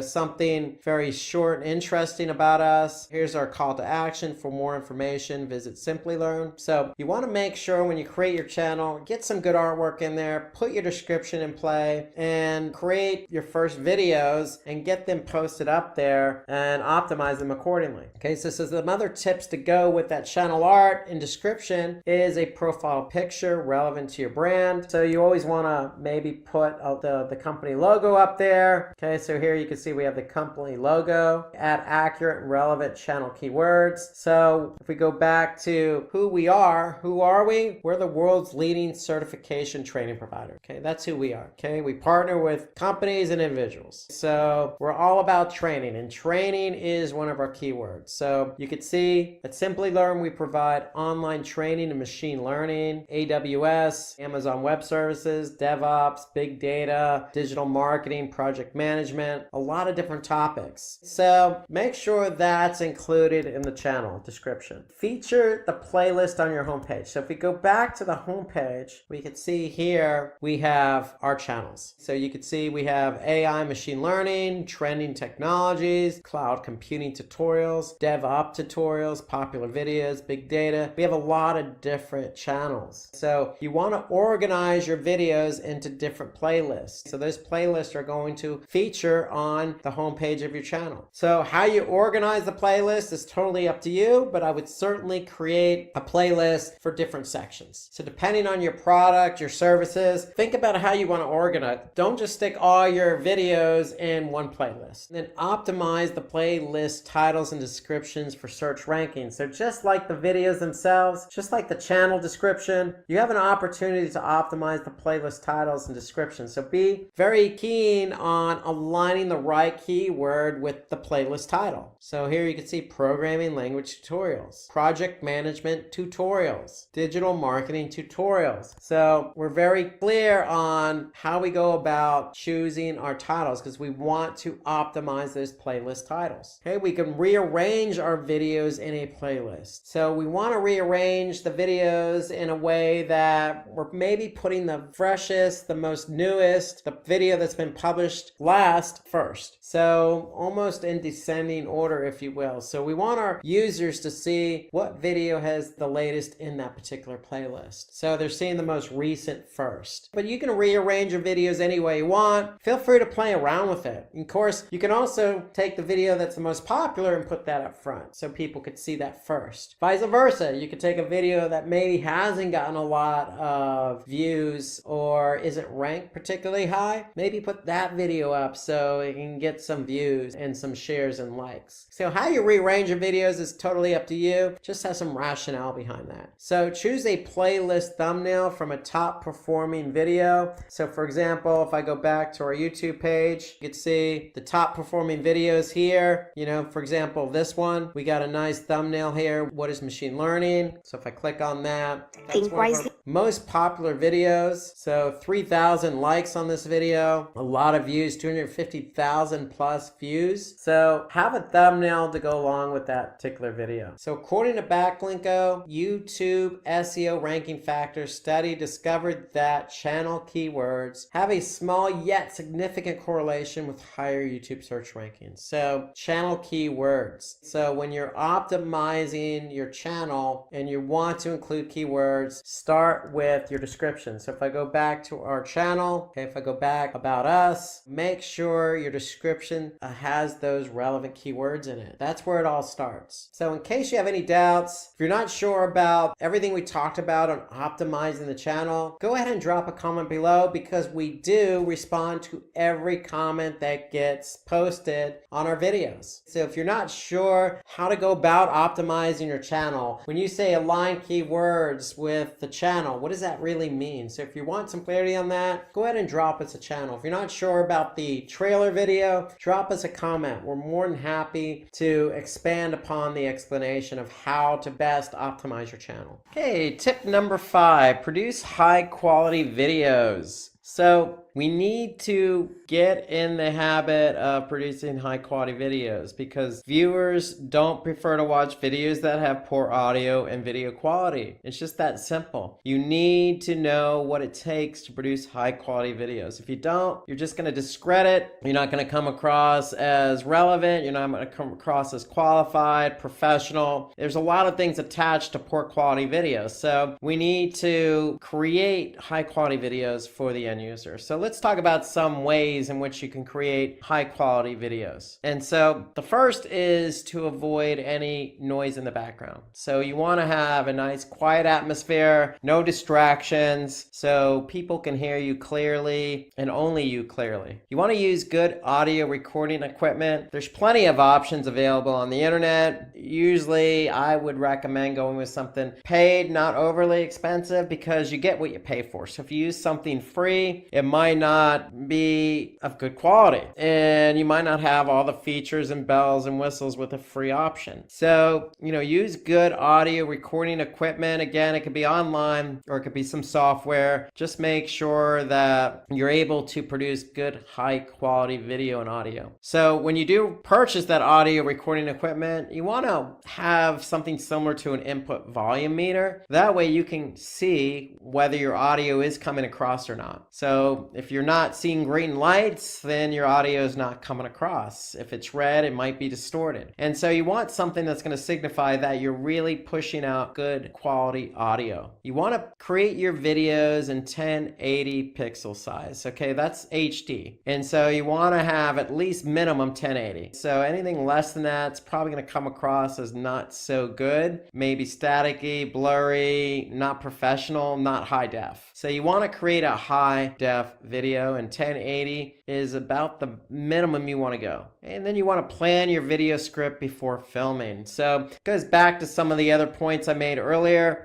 You always want to have a video script available so you know what you're saying when you're recording your audio. That way you're not doing something on the fly. And then you want to use good lighting for video recording. So you don't want to be in a dark place. You want some nice lighting so your video comes across well lit. People could see you. They're not struggling to strain their eyes on what it is you're trying to show and appear because of poor lighting. Again, it just comes across as professional. So if you can, shoot a high def video with good audio, speaking clearly, having a professional script with some good lighting, then people are going to take you serious and they're going to start to listen and engage and see the video as good quality and very relevant and informative and share it. So use slow motion and jump cuts wisely. So there's some features you could do with your video. Using slow motion and jump cuts are some of the features you can use to accentuate your points. And then set up a green background for recording. Again, this is for, making sure that the video part of it comes across in good quality. And then stabilize your video recordings with a tripod. That way you're not moving your video camera all around and again, it's coming across as shaky and poor quality. Shoot horizontal videos. You don't want to go vertical. It tends to cut the screen. So you want to stay horizontal so that people can see everything that should be included in the video. Okay, you want to capture a wider shot using a clip-on lens. Again, a good feature, a good tip to use. Use that wider shot. Okay, so you could do that using a clip-on lens. And then choose good video editing software. I can't state this enough because you're putting all this time and effort into a video. You need to be able to edit it, to cut out,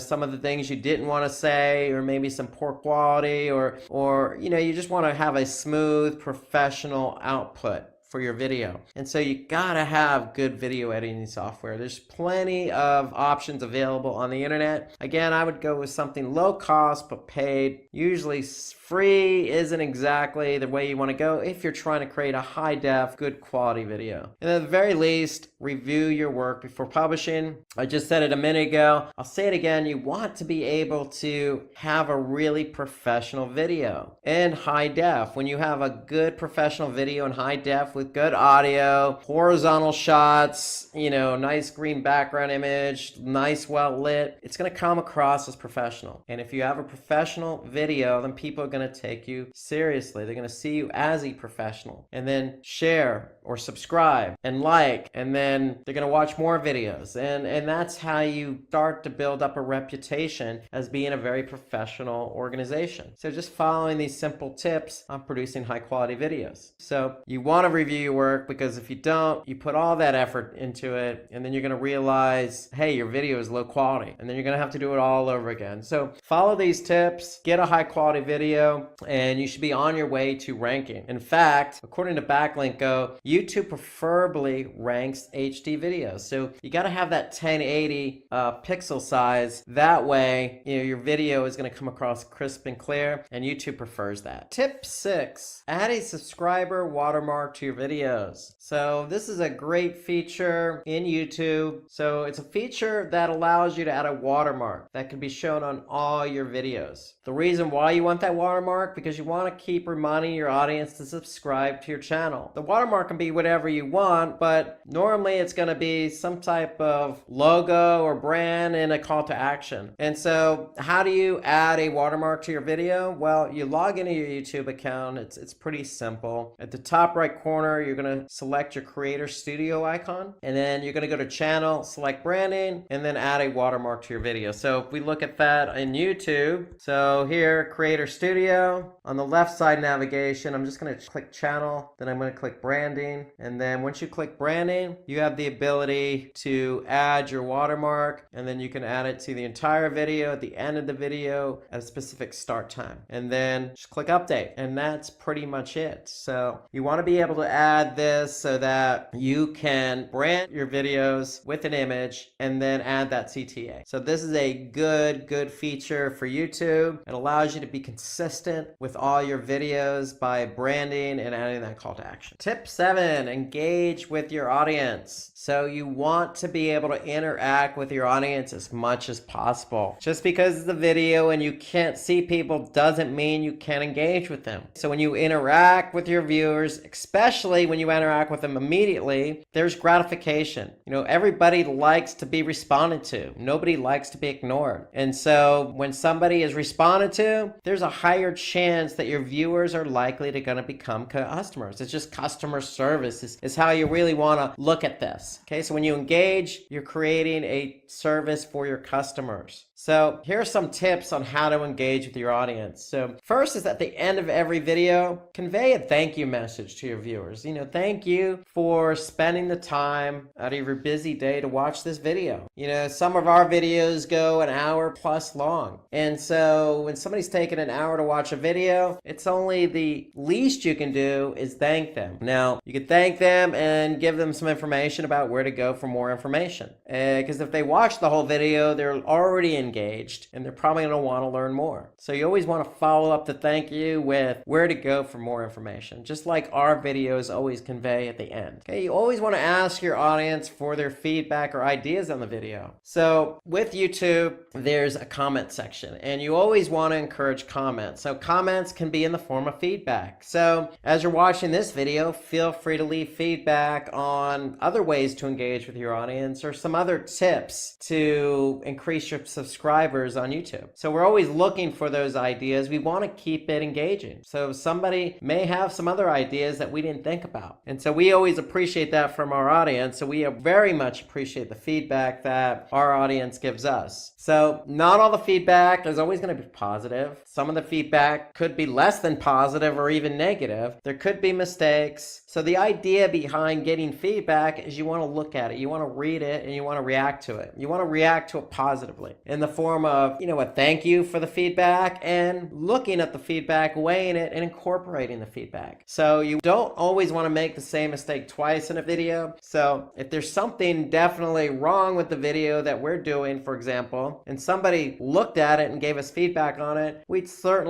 definitely take a deep look into that and try not to do the same mistake twice, because likely that user is going to watch the video again. So you always want to learn from your mistakes, okay? And you want to turn those mistakes or turn those comments into future videos, okay? So create videos based on your commenters' request. The audience is giving us feedback. We should take that as positive, and sometimes that's creative. Sometimes there's ideas for more videos. Okay, you always want to ask questions to your audience and reward excellent commenters. So we try to ask questions in our videos, and when users respond with their answer, if there's an excellent comment or excellent answer, we can reward them. Reward them in the form of, say, some type of gift card or gift certificate or promotion or something. There's always some way to incentivize somebody who provides excellent feedback. You can always give emoji hearts. There's so many emojis out there that you can use emojis just to engage with your audience based on the feedback they're giving. The point is, if your audience is taking the time to give feedback, you always want to respond to it. And you want to respond to it positive. So emojis tend to have a positive connotation to them. And so responding with an emoji, especially to a favorite comment, goes a long way. So you can reward your community both on and off YouTube for their engagement and support. And that's just being creative. You can reward in many ways, not necessarily monetarily, but by recognition. You could do promotions, you could do something fun. There's always ways to reward. And prefer to host live streams and interact with your audience. So you don't always have to do a pre-recorded video. There's certainly, YouTube has them, other platforms like Facebook have them, Instagram. So you can certainly reach out to your audience with a live stream. And that's talking directly to your audience right there in the flesh. So when you can have an opportunity to talk to your audience and engage with them, that's always going to work because they can see personality, they can see what you're all about, and there's two-way conversation. And so that will lend to more of a, relationship, so to speak, with your audience. So you want to create videos for subscribers. Subscribers can get impressed when a channel dedicates a video for them. So,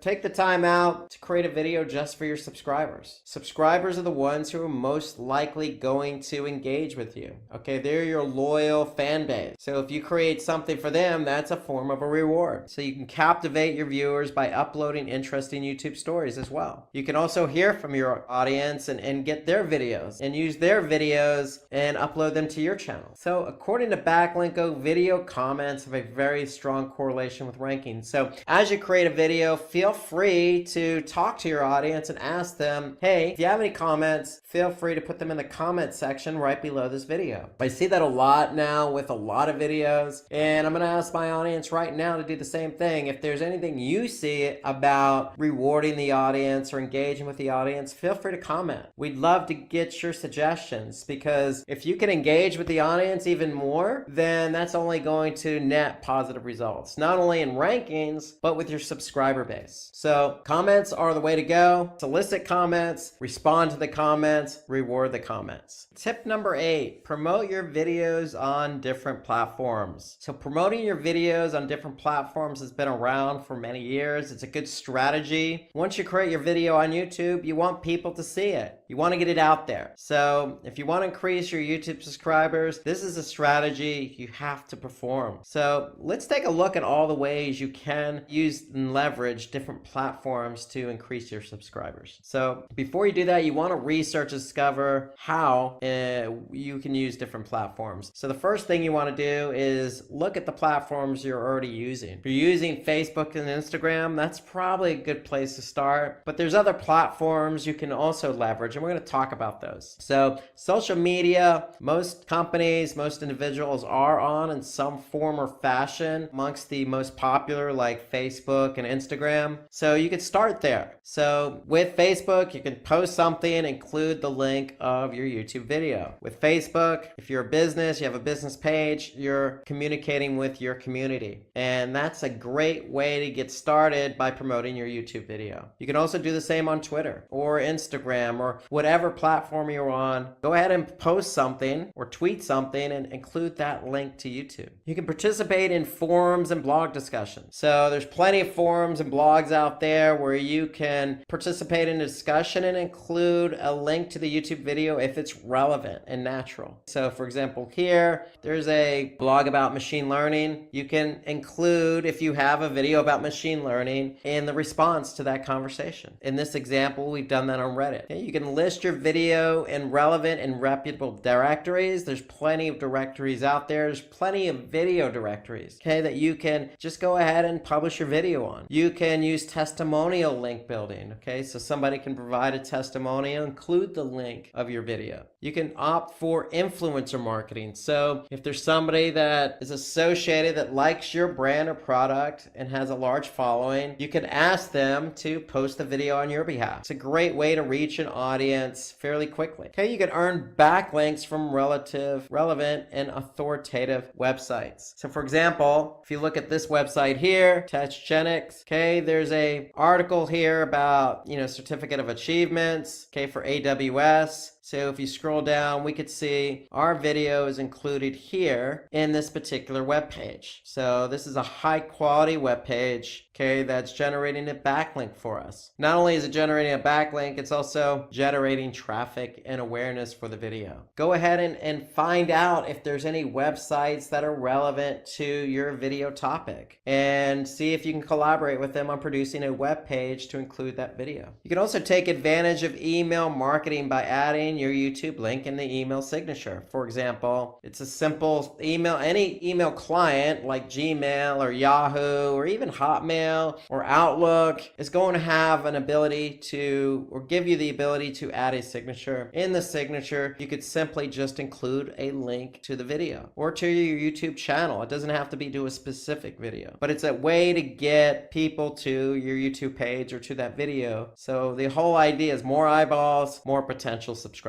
Engage your audience by posting your video links on community pages. So for example, we're promoting something here on a community page, and that's going to get some additional traffic over to us. You can always bookmark your videos on bookmarking sites like stumbledupon.com. Again, this is free, very little time to do this, but it's a chance for you to get the video out there and even generate a backlink. You can collaborate with other YouTube channels. This is always a good strategy. If you're creating creating a video on a particular topic on YouTube, chances are there's probably somebody else out there doing the same thing. It doesn't have to be necessarily a competitor. It can be a complementary product or service. And if you offer that, then go ahead and collaborate with them and see if you can exchange your videos on their channel. And you could take their video and put it on your channel in a particular playlist. Okay, so that's a way to collaborate with other YouTube channels, is swap videos. You could join high PR QA sites and post answers to the questions related to your video. Like Quora is always a good example, or eHap. Okay, so Quora, there's always a question being posted, and if you have the answer to that question in the form of your video, then go ahead and post a response with a link to the video on YouTube. It's a great way to get the video noticed, and it's relevant and natural. Okay, you can embed videos in your blog posts, or if you're using a platform like WordPress, for example, very easy to go ahead and just take that video. You can even just put the link in the blog post. I like this option. I think blog posts are always good because you don't have to be text heavy with a blog post. You want to create a blog post that's nice and balanced with an image and text, but if you put a video to support your blog post, that goes even further. And blog posts themselves can be engaging and interactive with your audience. So having a video in your blog post always goes well, in my opinion. Okay, so you can promote other videos in your end screen. For example, at the end of your video, you can always promote something related, like we've done here in this example. So lots of ideas. Get your video out there. Use them in email. Use them in your blog post. Go to free bookmarking sites like StumbleUpon. Collaborate with other people on YouTube. Go to Quora, respond to a question. Use social media to your advantage. There's lots of opportunities to get your video out there. The more you can get your video out there, the more traffic you're going to get. The more traffic you get to the video, the more subscribers you're going to get. So that's how the game is played in order to get your video out there. But these are relatively, low time consuming ideas to get your video. And today we're going to talk about how to get traffic to your website. So thank you for joining, and let's get started. So let's imagine you're setting up your own website.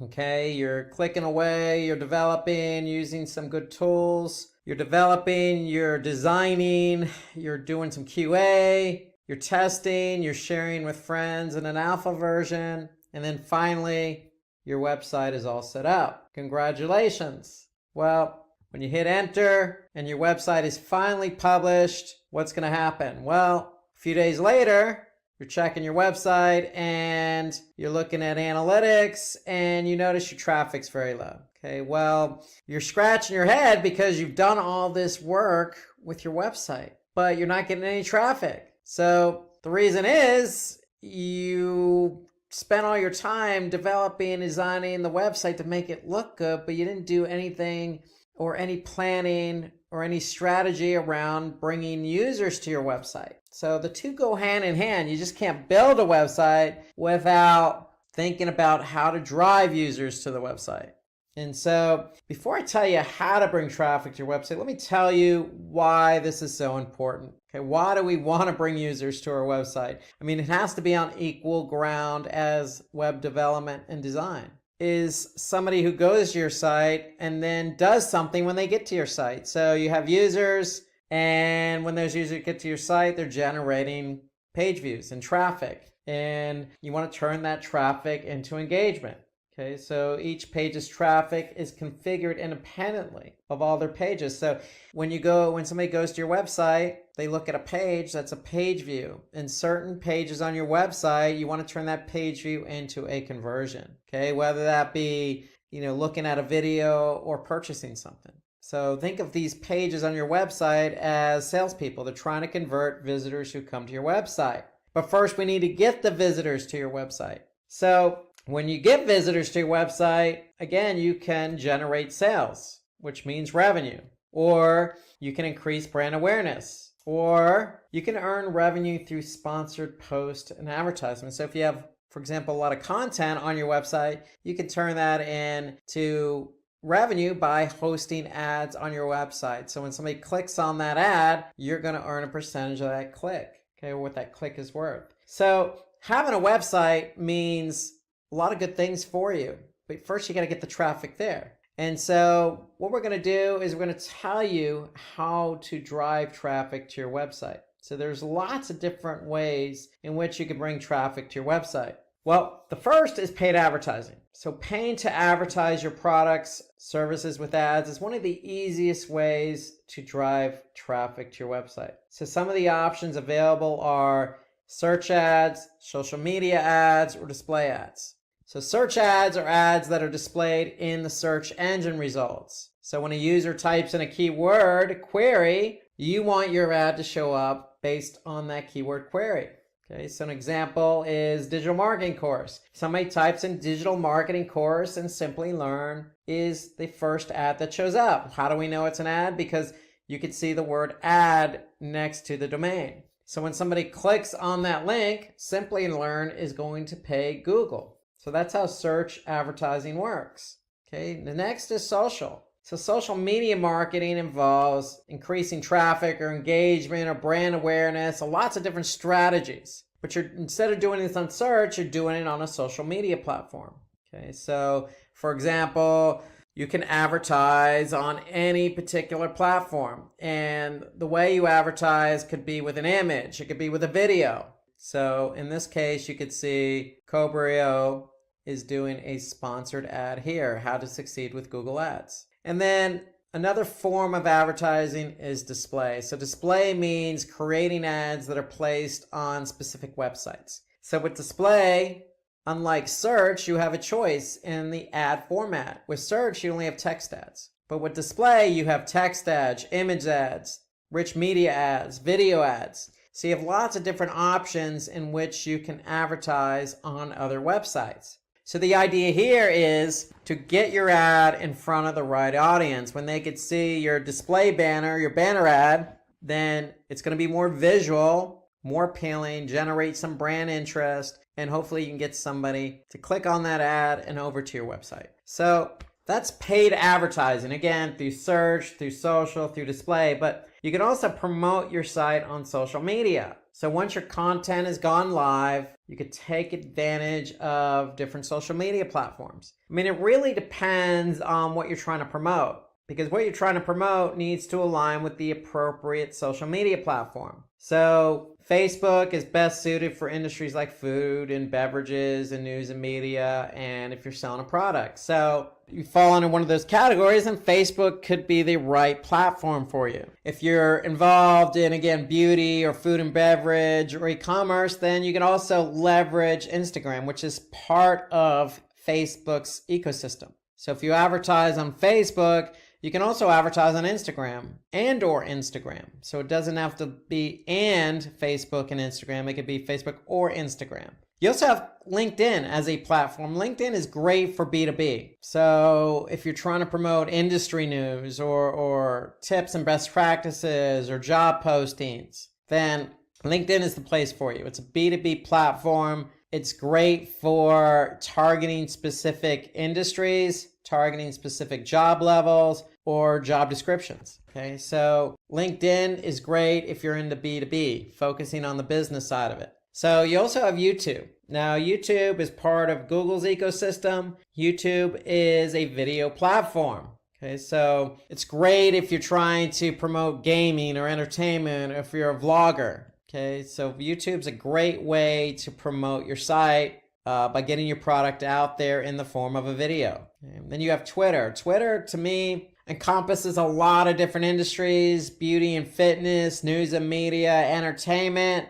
Okay, you have limited number of characters, but a lot of people are active on Twitter. And it's a great way to generate some awareness and get some clicks over to your website. So these are just some of the most popular social media platforms. Of course, there are plenty more out there. The third way in which you can drive traffic to your site is guest blogging. So most of you already know what blogging is all about. Well, if you're blogging for your own site, you can jump on somebody else's site and blog on their behalf. So having the opportunity to guest post on another website can be very helpful, because one, that other blog could have lots of traffic and have a well-known brand. So if you're blogging on another blog, it's going to build your brand awareness and potentially increase traffic to your blog or website. So it exposes to you to targeted traffic. So if you're going to guest blog on a site that's very relevant to your business or industry. That way you're targeting the right audience.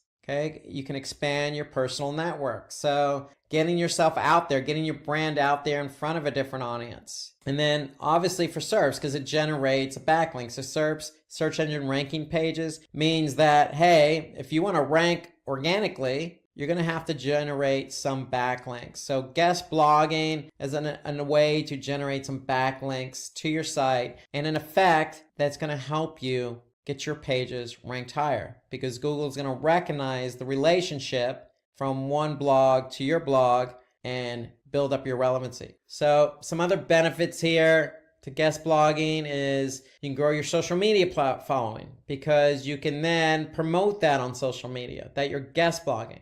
Okay, again, you can improve your online authority. Okay, because when you're guest blogging and you have recognition on that guest blog, if it's a popular blog, then that's going to help your domain and page authority for SEO. And then the end result is going to improve your backlink score. So there are a lot of benefits to guest blogging. To me, at the end of the day, it's just about reaching out to your audience, using another platform to do that in the form of a blog. And the results of that is going to mean more brand awareness for you and turning that traffic from that other blog into qualified leads. So you can also interview industry thought leaders. So that's another way, an interesting way to generate traffic to your site. So reaching out to thought leaders for interviews, okay, could generate some credibility for you and the other person. So it's reciprocal. So it means that you're active in the industry that you're in, and it allows you to engage with other leaders in the industry. And the indirect net result of that could be increased traffic, because if you do the interview and you record it, or if it's via video, then you can obviously post it on other platforms. And that could in turn drive traffic to your website. Obviously, just like guest blogging, it's going to increase your reach. So getting yourself out there. If nobody knows who your brand is, and they know who the thought leaders are, and they see you interviewing the thought leaders, then that's going to put you in front of these people. And so it's going to increase your reach. Another way to drive traffic to your website is just to make sure your website's responsive. And what do we mean by responsive? Well, we mean, does it work on multiple devices? Specifically mobile. So depending on the device, your website hides, shows, shrinks, enlarges, or moves content so that it conforms to the browser that person's looking at on your for your website. So if somebody's looking on mobile at your website, you want to make sure that your website adjusts accordingly. So you want to be able to, test to make sure it's responsive. And so is content arranged based on importance? Okay, does it work across different browsers on different devices? And do the images, text, and everything else align just like it does on desktop? So there are plenty of tools out there on the web. All you need to do is just do a search for, check my website for responsiveness.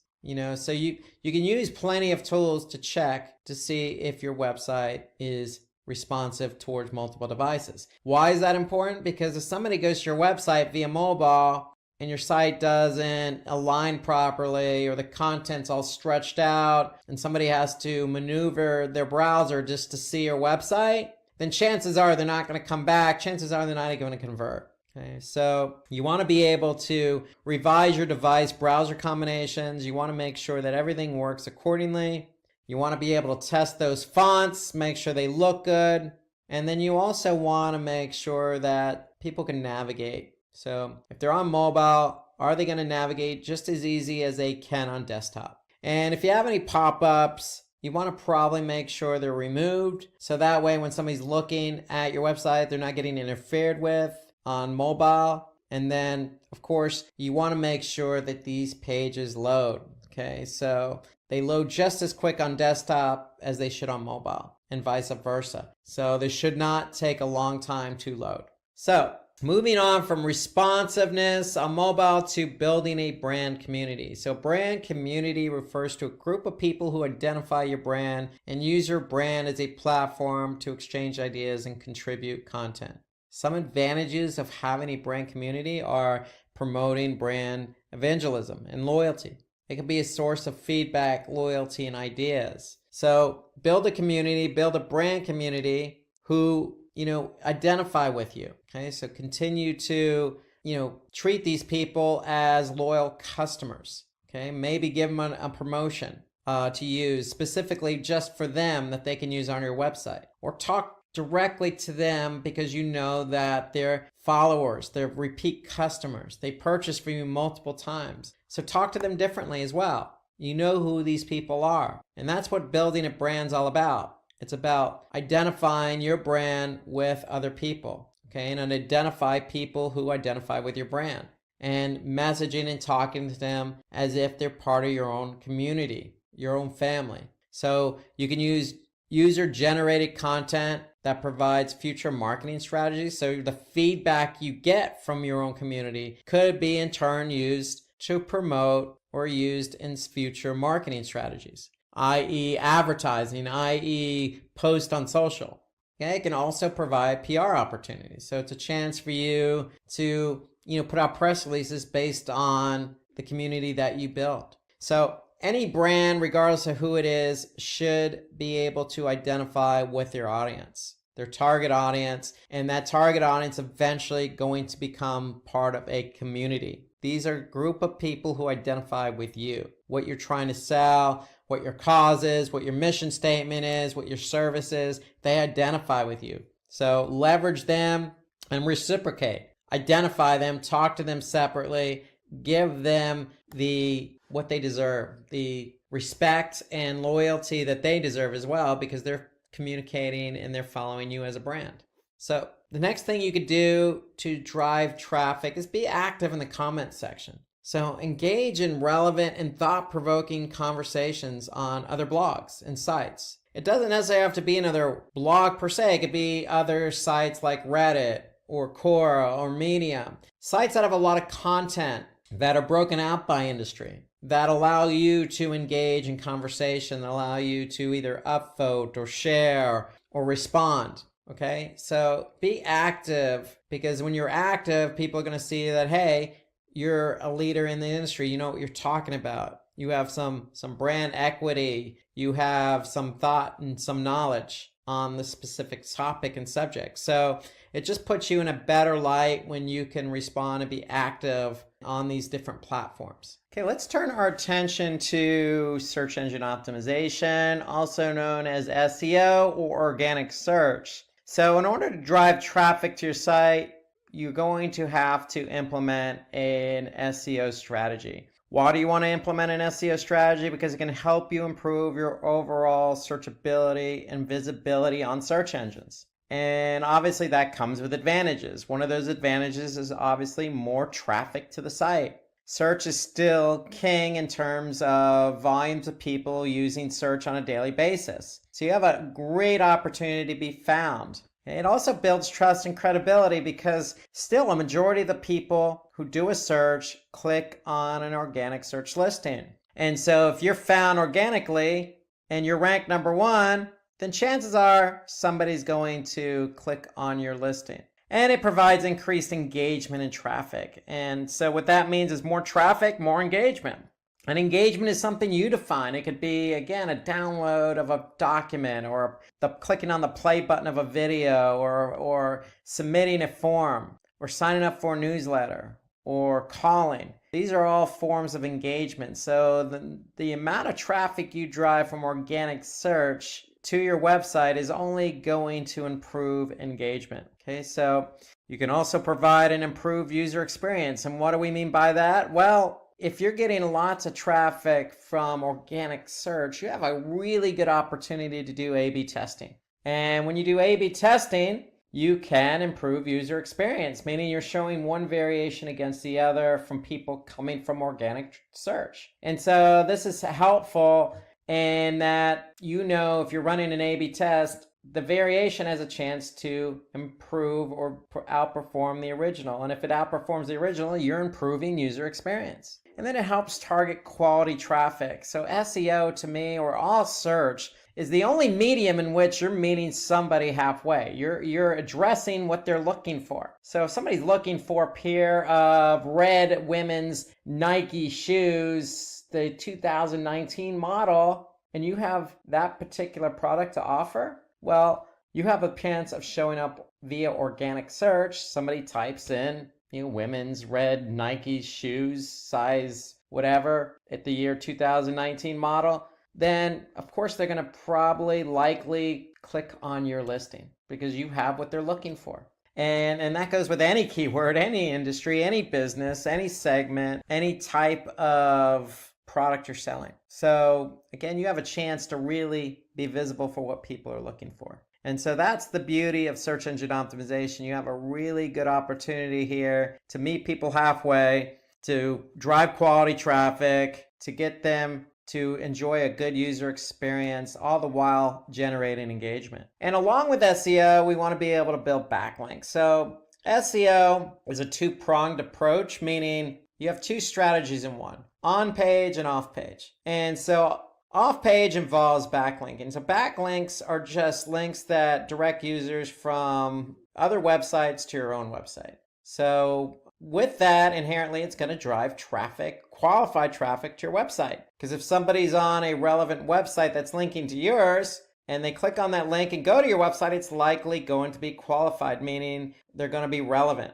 And so backlinking, because it's an off-page strategy. Why is it an off-page SEO strategy? Because if Google crawls that other site that has a link to you, then that's going to give you credit because Google will say, hey, this site's getting some links from some relevant sites. We must think they're relevant, and therefore we're going to trust this site. So by Google trusting your site, it's going to improve your organic ranking.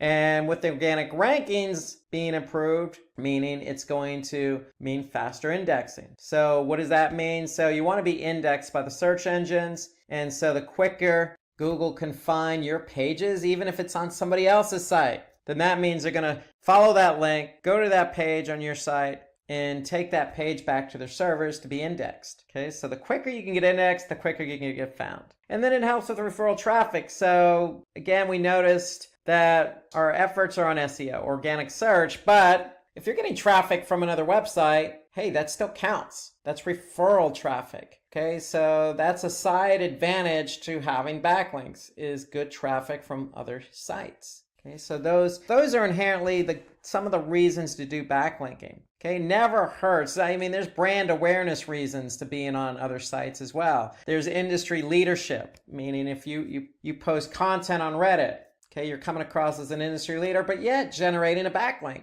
which helps with SEO and referral traffic. So there's a lot of benefits to building backlinks. And the opposite of backlinks are internal links. So you want to do internal linking, and that just means connecting one page on your site to another.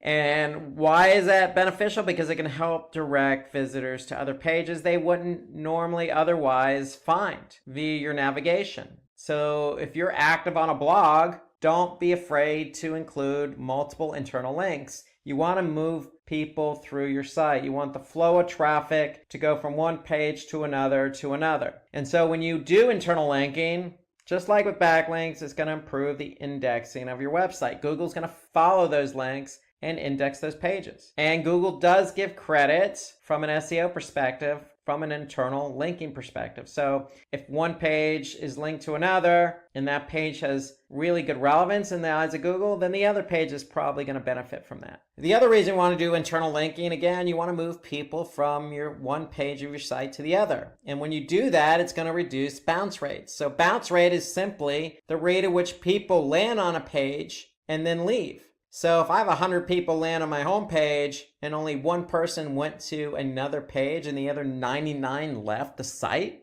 then that's a 99% bounce rate. So by putting internal links in place, you're helping people move from one page to the other and thus reducing the bounce rate.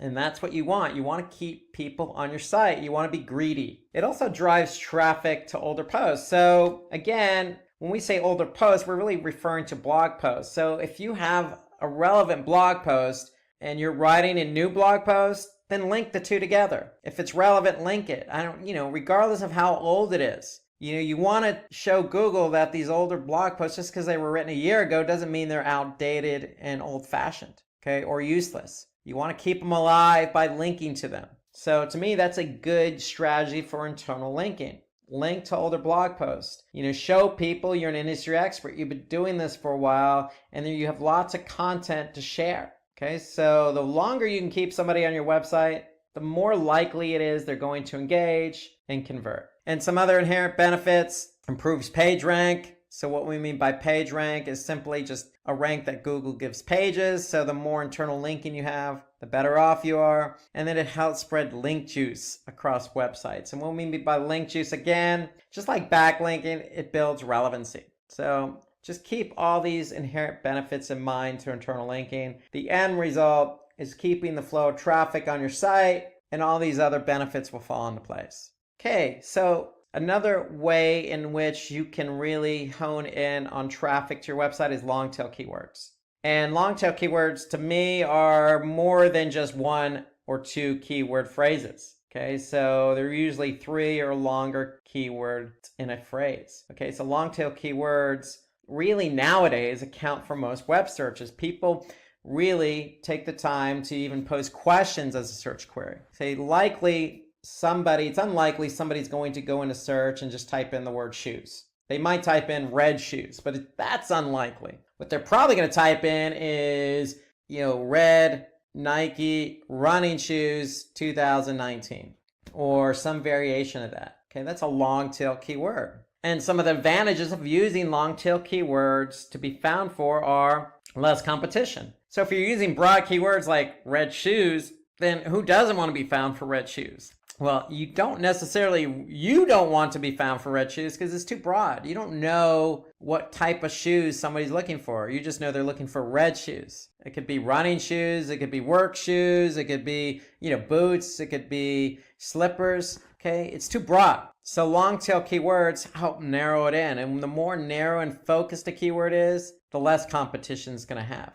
And when something's not competitive in the form of a keyword, then that means your chances of ranking for that keyword are going to be greater, and the chances of you ranking faster are going to be greater. And then, of course, if somebody's looking for exactly what you have to offer, then you have a higher chance to convert that person. So if you have exactly those 2019 red Nike women's running shoes, and somebody does a search for that, and that's a long tail keyword, and they click on your organic listing, if you have the right price, then they're probably going to convert. So you have a really good chance of converting somebody using long tail keywords. So my point here is, if you're looking for keywords to use, focus on longer tail. Don't focus on 1 or 2 keyword phrases. What it also does is it brings targeted traffic. So even if somebody doesn't convert, hey, they could be back because it's exactly what they're looking for.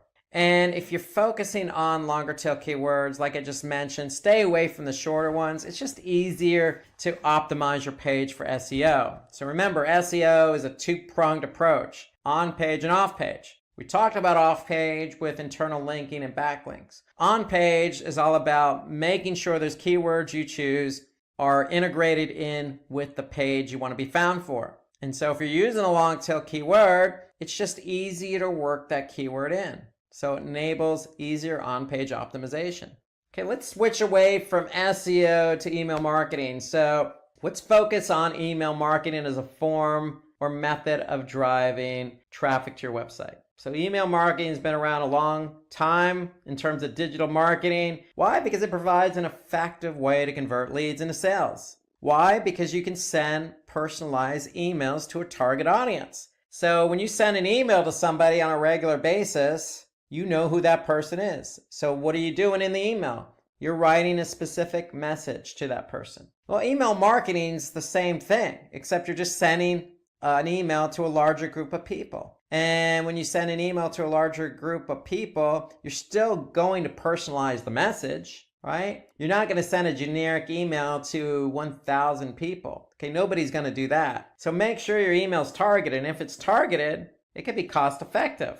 Why? Because sending large amounts of emails, or let's just say an email to a large amount of people or a large group of people, is going to be cost effective. It's not cost per click, it's not cost per open. Okay, so email usually, depending on the email provider you're using, really is a flat fee. So it just really depends on how many emails you're sending or how many people you're sending the email to as well. But email generally tends to be more cost effective than other forms of marketing. So look at the email content provider you're using and just get a sense of what they charge. But if you look at it and do a comparison, email generally is cheaper than, say, doing pay-per-click, because with pay-per-click, you're paying for each click. Okay, so that could be expensive depending on the keywords. So email marketing is also time saving, okay, meaning it's a one-time thing and done. So once you send the email, it's just a matter of, watching and looking at the metrics and learning what's going on so you don't make the same mistakes again. But it is time conducive, meaning you send out one email and that's it. With pay-per-click, you're constantly measuring and managing the campaigns. And it provides real-time marketing. So when you do send the email, more than likely a majority of the people on day one or the day you send the email are going to be able to view it, open it, click on some of the links, and convert. So that's normally what happens in email. Majority of the people open it on day one and it kind of tails off from there. So think about it as real time. So when you send that email, and if you have 1,000 people on your email recipient list, break it up. Send the first 500 first with a different subject line. And then you can see the data come in. And if you don't see the good results from the subject line or the body of the email or, the page you're going to, then make adjustments before you send the other email to the next 500. So that's a great thing about email is you can break up the email into two groups. The first group and then the second group with different subject lines. And you can probably send them a little bit of time apart. That way you can learn from the first email. Because with email, you are generally going to get results right away. Okay, within the first 24 hours. So that's a great thing about email. Okay, so the other thing about email, it's less intrusive. So normally people who are going to get the email are the ones who sign up for the email. So they're almost expecting your email. So when they get your email, again, as long as you're not sending an email on a daily basis, normally most companies send it monthly or bi-weekly, it's not going to be as intrusive. Okay, and then it also helps build credibility, increase visibility and brand awareness, meaning you're going to build your brand in that email. You're going to put content in that email that's going to show off your credibility. Meaning you could put some testimonials in the email, you could put some good affiliations, you can put a good article to an industry article you just wrote. So email is going to inherently continue to build brand awareness for you. Okay, and it's an easy way to track ROI. So if you're e-commerce, it's pretty clear. You send the email, somebody opens it, clicks on it, checks out and purchases something, it's easily trackable because you could track it right from that email. So one thing I want to say there is just if you do send an email, make sure you're tracking that campaign. And you want to be able to use an analytics program like Google Analytics. Okay, if you use Google Analytics, you're going to be able to track when you send the email, who clicks on it, and who converts. So you want to be able to measure an ROI for these emails, and you can. And that's the beauty of email marketing. Okay, let's move away from email marketing to webinars. So webinars, great method for effective social media promotion. It's a great way to bring traffic to your website. So why do we recommend webinars? Well, because it provides direct contact within your target group. What do we mean by contact with your target group? Well, you're going to host a webinar and you're going to invite this targeted group of people who are interested in your product or service. So if you have a Facebook community, you could do a Facebook Live event, or you could do a YouTube, or you can even set up a webinar on another platform but promote it on social media. And if you're promoting something on social media, you're probably promoting it to people who are already following you or like you. And so that's what we mean by direct contact with your target group. So you're going to be able to create a webinar and talk directly to that group. And that's going to help build brand awareness and credibility. And the great thing about webinars is you don't need some fancy software. I mean, I'm talking to you on a webinar right now. And so webinars are free. All you need is a video camera and a recorder. That's all. And that's all built in with software. So there's plenty of software out there that allows you just to do a webinar really quick and easy. There's lots of opportunities in software. And a lot of them are very cost effective. So if you want to create a webinar, you can do that by spending very little money. And webinars, again, allow you to talk to your targeted group, your community, maybe prospective clients. It helps build credibility and in effect drive traffic to your website. And when somebody does attend a webinar, they're likely going to be highly engaged because you're inviting them, they're going to opt into the webinar. And the great thing about webinars is even if they don't attend the webinar the day you have it, it's going to be recorded. So they can always go back and watch it. So whoever watches the webinar is going to be engaged because it's going to be a topic they're interested in. And then users are likely to become prospective customers. So having a webinar, talking about something inherently interesting to maybe a larger group of people, you can promote that on social media and potentially get prospective customers to sign up and watch the webinar. And if you do,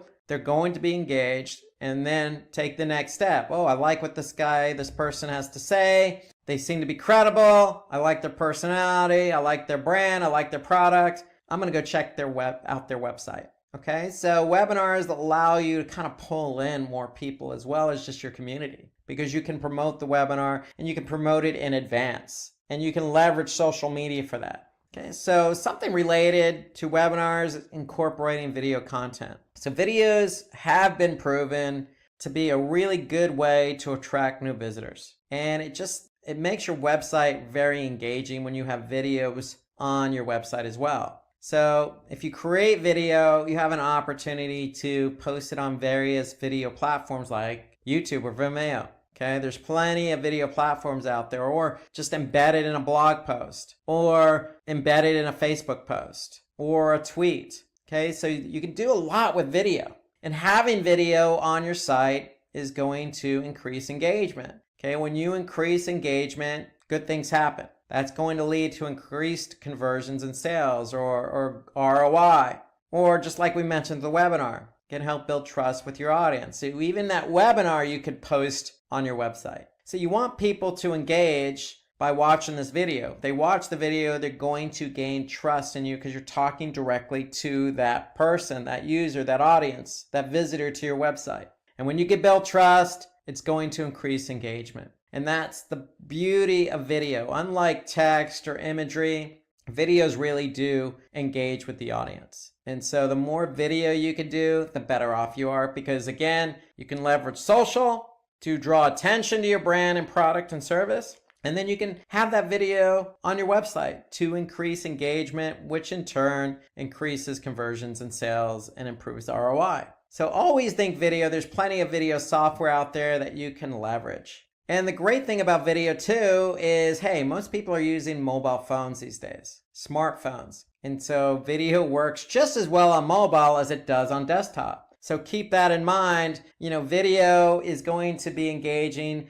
regardless of what device somebody uses. And then of course, if they're watching the video on Facebook or YouTube, then chances are they're going to share that particular video, which is going to bode well for your brand and traffic. Okay, so video, if somebody likes a video, it's very easy to share video, especially from a mobile phone. So YouTube just makes it so easy to share or like or subscribe to a channel. It becomes that much easier. Things can go viral and chances of them going viral with video are going to be greater. Okay, so other ways to drive traffic to your website is submit your content to content aggregators. So what's a content aggregator? Well, a content aggregator is like Reddit that provides a great platform for you to post your content. So that's what a content aggregator is, really a site like Reddit or Medium or Quora, where you could post content to a large number of people. Okay, so with Reddit, people are either going to upvote it or downvote it. So the more upvotes you get or thumbs up or likes or people who encourage that content,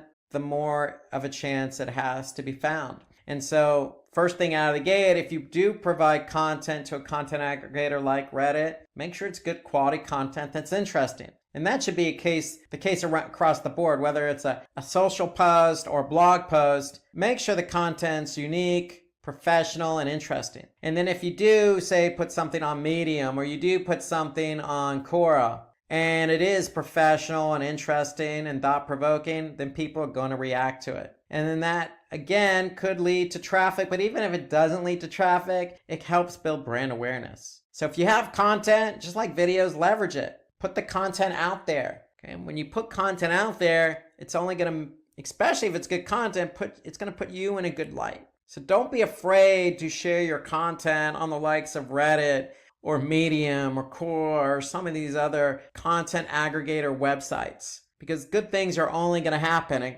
And again, referral traffic, SEO, brand awareness, conversions. So all these are inherent benefits of just sharing your content. Okay, and then finally, we want to learn from analytics. Okay, so what do I mean learning from analytics? So there are plenty of analytics platforms out there. One of the most popular is Google Analytics. So you want to make sure you're tracking traffic on your site with Google Analytics. So all you have to do is just go to Google Analytics via search, sign up, add the analytics code to your website, and voila, they're doing all the heavy lifting. They're going to track traffic coming to your website. And not only are they going to track traffic, but they're going to tell you how that traffic engaged. And so the benefits of it, Google Analytics, is, hey, you could figure out where users are coming from. Are they coming from that email campaign that I sent out to 1,000 people? Are they coming from YouTube based on that video I posted? Or are they coming from Reddit based on the content I just posted there? Or are they coming from organic search? So Google Analytics can help us understand how much traffic we're getting from organic search. So it'll help us measure our SEO efforts. And then with Google Analytics, you could segment. So we could segment by mobile, we can segment by desktop, returning user, new user, by campaign, by page, by language, by city, by region. I mean, there's so many ways in which to segment your audience. And segmenting simply is breaking up the entire group of people who come to your website into different segments based on what you want to see. So if you want to look at, females between the ages of 18 to 24 who come from mobile via organic search, that's a segment. And you can look at that information in analytics. If that's your target audience, then you could see how they're performing. Okay, so there are a lot of benefits to Google Analytics. Definitely want to take advantage of segmenting in Google Analytics. You could look at your competition. So there's a benchmarking report. The great thing about Google Analytics, you can also look at content and how your content's performing once somebody lands on your website. What page are they spending time on? What page are they engaging on the most? Okay, what pages have the highest bounce rate or the lowest time on page? So you can really determine what pages work best. And then, of course, the end result in analyzing all this data is you want to be able to fine-tune your website. So take advantage of the data that Google Analytics or any other analytics platform is giving you by learning. Once you learn what's going on with your website, you can make adjustments to your website to improve user experience.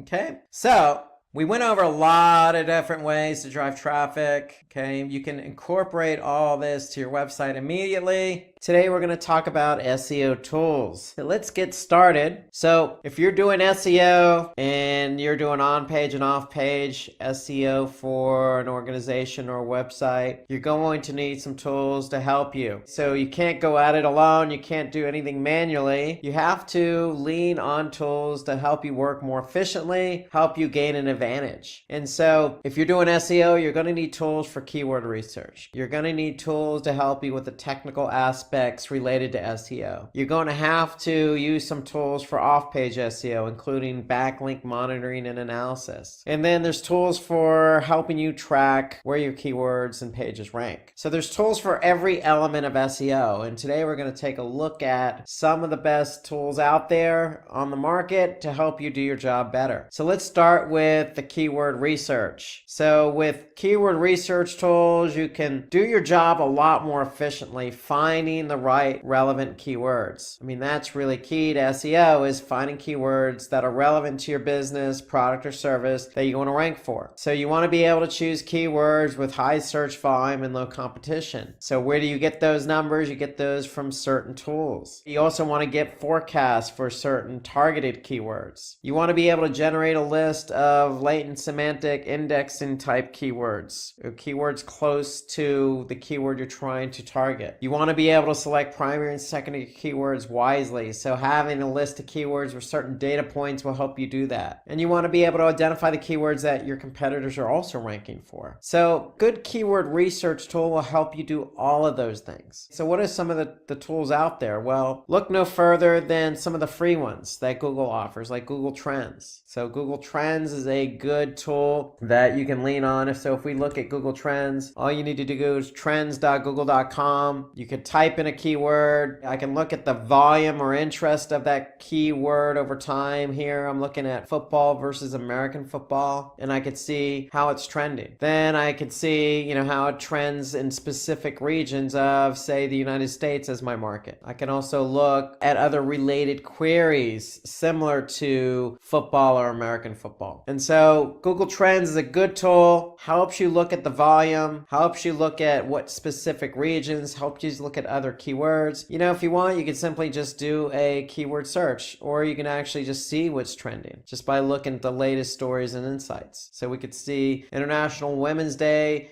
started to pick up steam, it's picking up more steam, etc. So it's certain keywords that tend to trend well, and you could pick up on what those keywords are using Google Trends. Now, you could also use another Google tool called Google Keyword Planner. The only difference is this one's paid. You need a Google Ads account. So if we go into Google Ads, you'll need to go to Tools, and you'll need to go to Keyword Planner. But when you're in Keyword Planner, you can find new keywords. So if I type in, for example, online marketing and click get started, what the keyword tool is going to do is give me the data that I need to do appropriate keyword research. It's going to give me my keyword and similar keywords. It's going to give me the average monthly volume. And the great thing here is I can actually see the trend for that keyword over time just by clicking on this little bar graph. So for digital marketing, I could see what the trend is over time. I could see what the competition is. I could see, if I'm going to bid on this keyword, I could see what the bidding range is. So more important, I could see the volume and I could see the competition. Here's my volume for this keyword over the last 12 months on average, and here's my competition. So Google's Keyword Planner gives you the necessary information you need to choose relevant keywords wisely. Now, there are other tools out there that are paid that help you look for relevant keywords like SEMrush or Keyword Finder. That's a freemium tool. So there are plenty of tools available to you. Another tool I use that's not listed here is Moz. So if you just type a keyword, let's just type in the same keyword like online marketing, for example. Okay, so what Moz is going to do is going to give me some volume. It's going to give me some other keyword suggestions. Okay, it's going to tell me how difficult that keyword is, and it's going to tell me who else is ranking for that keyword. So it gives me, again, all the relevant information I need, including competitive information. So you can use these keyword tools. Moz is freemium, some are paid, some are free. There's plenty of tools out there, but these are the ones I would recommend for keyword research. Now let's turn our attention to technical SEO. So for technical SEO, you're going to need to use some tools. There's no getting around that, because you want to be able to monitor how your website is performing. Is it loading slow, for example? Does it have a lot of issues with the website in terms of server-side rendering, for example, or server response time? What about 404s and redirects? So you want to be able to gather a lot of the technical information that could aid or prohibit your site from ranking. So you want to be able to also, look at what the bots are seeing and how they're viewing your website. So if Google goes to crawl your site, are they experiencing, a slow server response time? Or are they experiencing pages not found? You also want to see if you have a sitemap. What's the sitemap? Are these bots crawling your site or getting the pages from a sitemap? Again, you want to be able to lean on some of these tools to help you fix errors that you may encounter, like meta tags or 404s or canonicals. So you need a good tool to help you manage all of that. And so I'm going to go back to Moz starting out. So if we go back to Moz, Moz is a good tool. It's an all-in-one. It's a great SEO platform. So if I go to Moz and I log into an account, I can just go to site crawl. And so what Moz is going to do, it's it's going to give me a lot of information about how Moz's bot is seeing my site. Okay, so if I go to the site crawl, I can look at all the particular critical issues that I've experienced. So I could see 404 errors, okay, redirects related to that. I could see meta descriptions, missing meta descriptions, duplicate content. So there's a lot of different issues that Moz is detecting for this particular site. And the great thing about Moz, and this is why I use Moz as my SEO platform, I don't work for Moz, I've just used them a long time, is if you do have issues, then they give you ways to fix it, the how to fix it section. So if I see missing description here, if I just click on review, I can get a more in-depth analysis as to what the issues are here. But I can also click on the why and how to fix, okay? And they're going to give you some information about how this is impacting SEO and what you could do to fix the issue. They lay out the issues pretty prominently here. You can see for all the metadata issues I have 142 total metadata issues. I have 10 title tag too longs. I have 122 missing meta descriptions. So they lay it out nicely here up the top so you can kind of get a sense of what to work on. And again, they prioritize it based on the severity of the issue. And then they break it down into several categories. For example, I just looked at metadata issues. You can see if I click on content issues, I have some duplicate content that Moz is recognizing, or missing or valid H tags. So Moz does a really, really great job laying all the issues out for you to recognize. Okay, there's another tool that I like to use called Screaming Frog. It's a pay tool. So if we go look here, great thing I like about a Screaming Frog, it will crawl your site and it will give you a list of issues, just like Moz does, of what it sees in your site. Is it experiencing 404s, broken links? Are there any redirects it's picking up? Duplicate content, site maps, their JavaScript issues, how does it see the site architecture? So it really does take a deep look at everything that could impact your website from ranking. Okay, there are other tools out there like,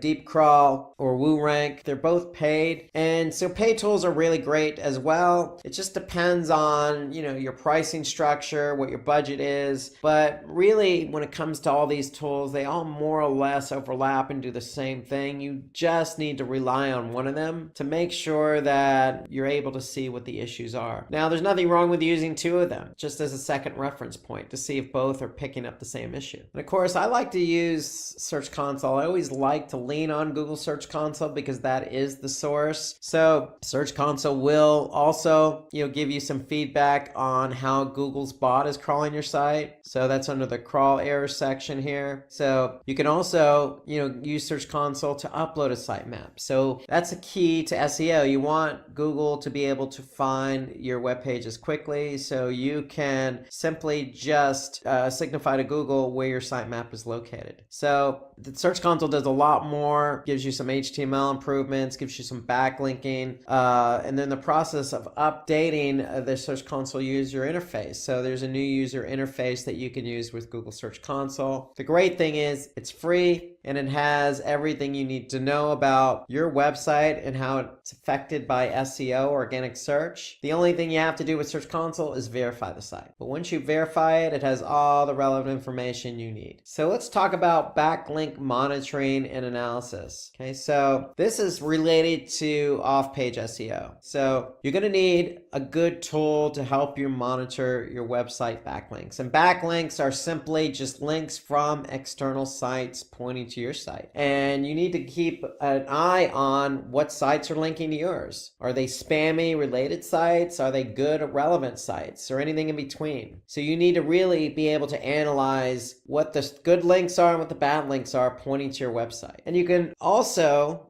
given the tool, also perform some competitor analysis. So you should be able to use a tool to be able to compare how your site's ranking against your competitor. Okay, you want to measure the ratio of referring domains to backlinks. So how many pure domains are linking to your site? So you want a tool that's going to be able to tell you that. You want to identify and disavow poor backlinks. Okay, so you want to be able to recognize which sites are linking to yours that's actually hurting you from an SEO standpoint, and you want to be able to do something about that. Okay, you want to measure citation flow and trust flow. You want to check the ratio issue of link distribution in terms of, is it internal or external, or, what kind of sites are linking to my site? Are they, social related? Are they pure content related? And then you want to be able to track the number of do follow and no follow links. How many links pointing to our site are actually telling Google and other bots not to follow the link, or how many are actually allowing the bots to follow that link. If a bot follows a link, it's going to pass what we call link juice. So you're going to get credit for the backlink. If it's a no follow, you're not going to get credit for the backlink. And we want to be able to measure that. And so we want to have tools that will help us do that. So what are some of those tools? Well, Ahrefs is a good tool. It's a paying tool. Majestic is a freemium tool. Moz, again, Moz is the tool I use. SEMrush, and then again, I got to mention Google Search Console. So let's take a look at some of these tools in terms of backlink monitoring and analysis. So let's start with Google Search Console. Again, it's free. You just have to verify your site. And so if I go to Google Search Console, I can look at links and I could see what external links I have pointing to my site. Okay, so I could see I have 17,000 in this example pointing to the homepage of this particular site. Okay, so if I click on that, I could see all the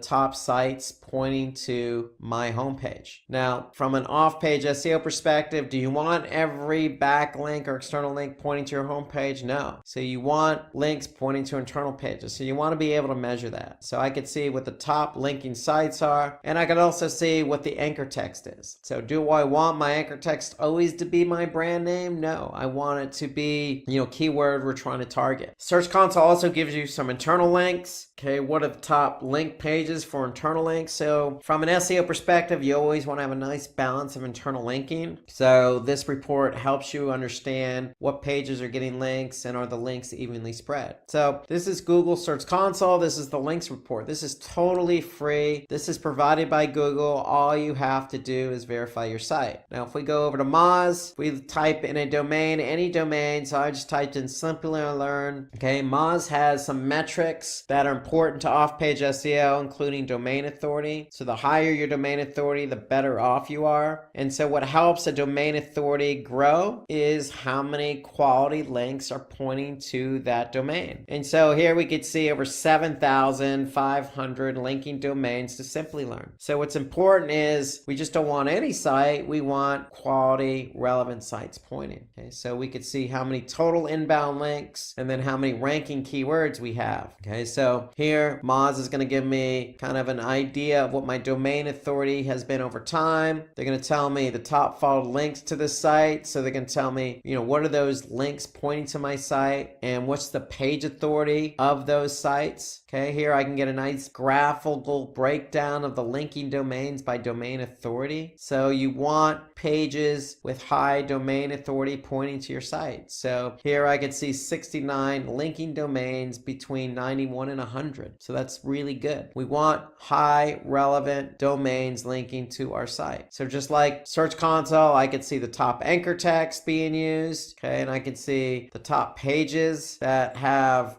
good page authority on the site. I could see following versus no follow on internal and external links. So this is just the overview. So Moz really does break down for you, what those pages and linking domains are. So if I just click on linking domains, now I could get a detailed look for my homepage, what domains are pointing to our domain. So I could see Microsoft.com has a domain authority of 100, YouTube 99. And so not only does Moz provide you with the domains, it also provides you with their domain authority score and spam score. So you want to keep an eye on any particular site that has a high spam score. So having a site with a high spam score and a low domain authority will hurt your domain and page authority for that page. So Moz does a great job of breaking it out, and this is for any page. It doesn't necessarily have to be the home page. Okay, if I take a look at another example here, Majestic. So Majestic, again, I can use a free version of the tool. They have their own metrics, citation flow, trust flow. So when they say trust flow, what's the link quality all about? Okay, citation flow, what's the link volume? Okay, they can get an idea of how many external backlinks are pointing to the site and what's the trend on that, referring domains. So Majestic does a really good job. Again, some of the same metrics that we could see here, except they go into detail about languages as well. So this is Majestic, and you got Search Console, you got a lot of other tools. And then I'm going to just revert back to Moz because you want to be able to compare link profiles. If you're in a competitive space and you're doing off-page SEO, Moz will help you compare how your site stands against maybe another competitive site or a relevant site. So just doing this analysis, I can compare my domain authority, spam score, how many total links, how many external followed links or external no followed links, got breakdown of linking domains. So it does a nice job of comparing one site versus another. That's going back to Moz, and that's what you want. You want a good tool that's going to help you do that. I mean, there's other tools out there not listed like Bright Edge that will also help you compare linking profiles. So at the end of the day, if you're doing off-page SEO, you want to get a sense of what sites are linking to yours. Are they quality sites? Are they spammy? What anchor text are they using? Are they no follow? Are they do follow? Are they top domains? How do you compare against your competitors? I mean, all these metrics are related to off-page SEO. So you want a good tool that's going to help you measure this. Okay, so let's talk about rank tracking. So when we do keyword research, we're looking for relevant keywords. We find our relevant keywords. We assign primary and secondary keywords to pages. We optimize those pages. We do off-page SEO, and we're doing all this work for SEO. Okay, we want to be able to measure the fruits of our labor. We want to be able to measure how we perform for on and off-page SEO for the keywords we covet and the pages they're related to. And so that's where rank tracking comes into play. So we want to be able to track our website's ranking, and not just our website, all the pages we've optimized. We want to be able to measure our click-through rates and impressions. We want to be able to track the ranking for both desktop and mobile for specific locations. And we want to identify top performing, gaining and losing keywords. So in other words, we want to look at trends. Is a keyword ranking? Is it going up in ranking? Is it going down in ranking? If it's going down in ranking, then you need to take action. So you need a tool, a good tool for rank tracking. So we can look no further than, again, Google Search Console. It's free. It's right from the source. So let's take a look at what Google Search Console has to offer in terms of rank tracking. So if I go to Google Search Console and I put in a URL, what it's going to do is it's going to give me, and this is the search queries report, it's going to give me what queries people have used to actually type into google.com, and it's going to be able to tell me how many times my pages showed up for that query. It could be more than one page, so that's an impression. And if I did receive an impression, meaning did my page show up in the organic listing, then did I get a click as a result? And so in this case, if I got 68 impressions and 10 clicks for keywords somebody typed in, that's a 14.7% click-through rate. And so what Search Console will also do is say, hey, look, for that particular keyword, you appeared on average in position 4.1. So it gives you really good insight as to, what people are typing in and how you're being found for those keywords. Okay? It breaks it down by pages, it breaks it down by country, breaks it down by device. So I could see, mobile, I've had 899 impressions over the last 3 months on mobile, and I received 33 clicks as a result. My average position on mobile was 2.6. So Search Console does a really good job. Again, this is free information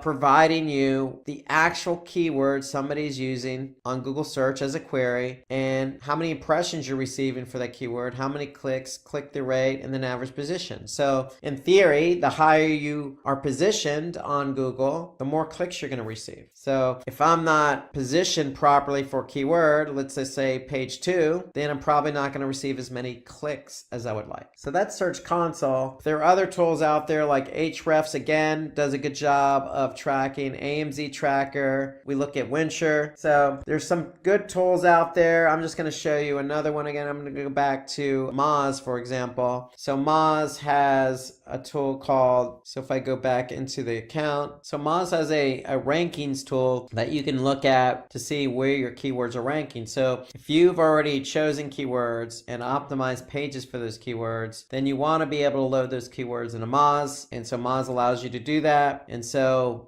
what Moz does is they do a crawl once a week, and they'll be able to tell you where you rank for all your keywords. Are we moving up in the rankings? Are we moving down? How many keywords do we have ranked between positions 1 and 3, 11 through 20, 4 through 10, 21 through 50. So we'll be able to see where our keywords rank. And so it gives you a breakdown here of nationally in the United States where this keyword is ranked and if it's moved up or down and for what URL is it ranked for. And so you can label the keywords and this is what you want to look for in a good tool. You want to be able to organize your keywords and label them. So for all our branded keywords, we want to be able to label them branded because ideally you don't want to optimize for your brand keywords. So maybe we want to exclude our brand keywords and look at our non-brand keywords in terms of ranking. And so you can certainly add locations and look at specific locations. The whole idea behind a good ranking tool is to be able to measure, if a keyword is trending up or down. Okay, so I can simply look at a particular keyword and I can see the trend of that keyword. And then, if a keyword's not ranking, then we want to wonder why it's not ranking. Well, is it difficult? Is it not ranking because of its difficulty? Or can we do a better job of optimizing for that keyword? And so Moz also has a page optimization tool. So if you're not ranking for a keyword, you can flip over to the page optimization tool, then put in the keyword, put in the URL, and Moz will give you some idea as to what you can further do to optimize the page. Okay, so that's Moz. This is Ahrefs. So you can see Ahrefs does the same thing. They provide you some visibility, average position, how much traffic, where you're ranking in terms of positions 1 through 3, 4 through 10, 11 through 50. And so you want to be able to get a sense of where my track keywords are trending. Are they trending up? Are they trending down? And the whole idea, again, behind a ranking tool is if you're trending down, you want to be able to address why it's trending down. So you want to start with on-page SEO. Can we do a better job of optimizing? Or off-page? Does that page need more backlinks? So that's why you need a backlink tool to support your ranking. And Ahrefs does offer up some competitor information as well. So you can see how your competitors are performing. So these are some good examples of ranking tools that you can take advantage of. Now, there are also a few important SEO tools that can be helpful in different ways. For example, if you're doing video. So there are some tools to help you measure how you're performing via video. For example, vidIQ. So let's take a look at vidIQ. So if I load in, say, video in YouTube, in this example, how to rank YouTube videos, I have a vidIQ extension loaded into my browser in Chrome. And so now I can get a good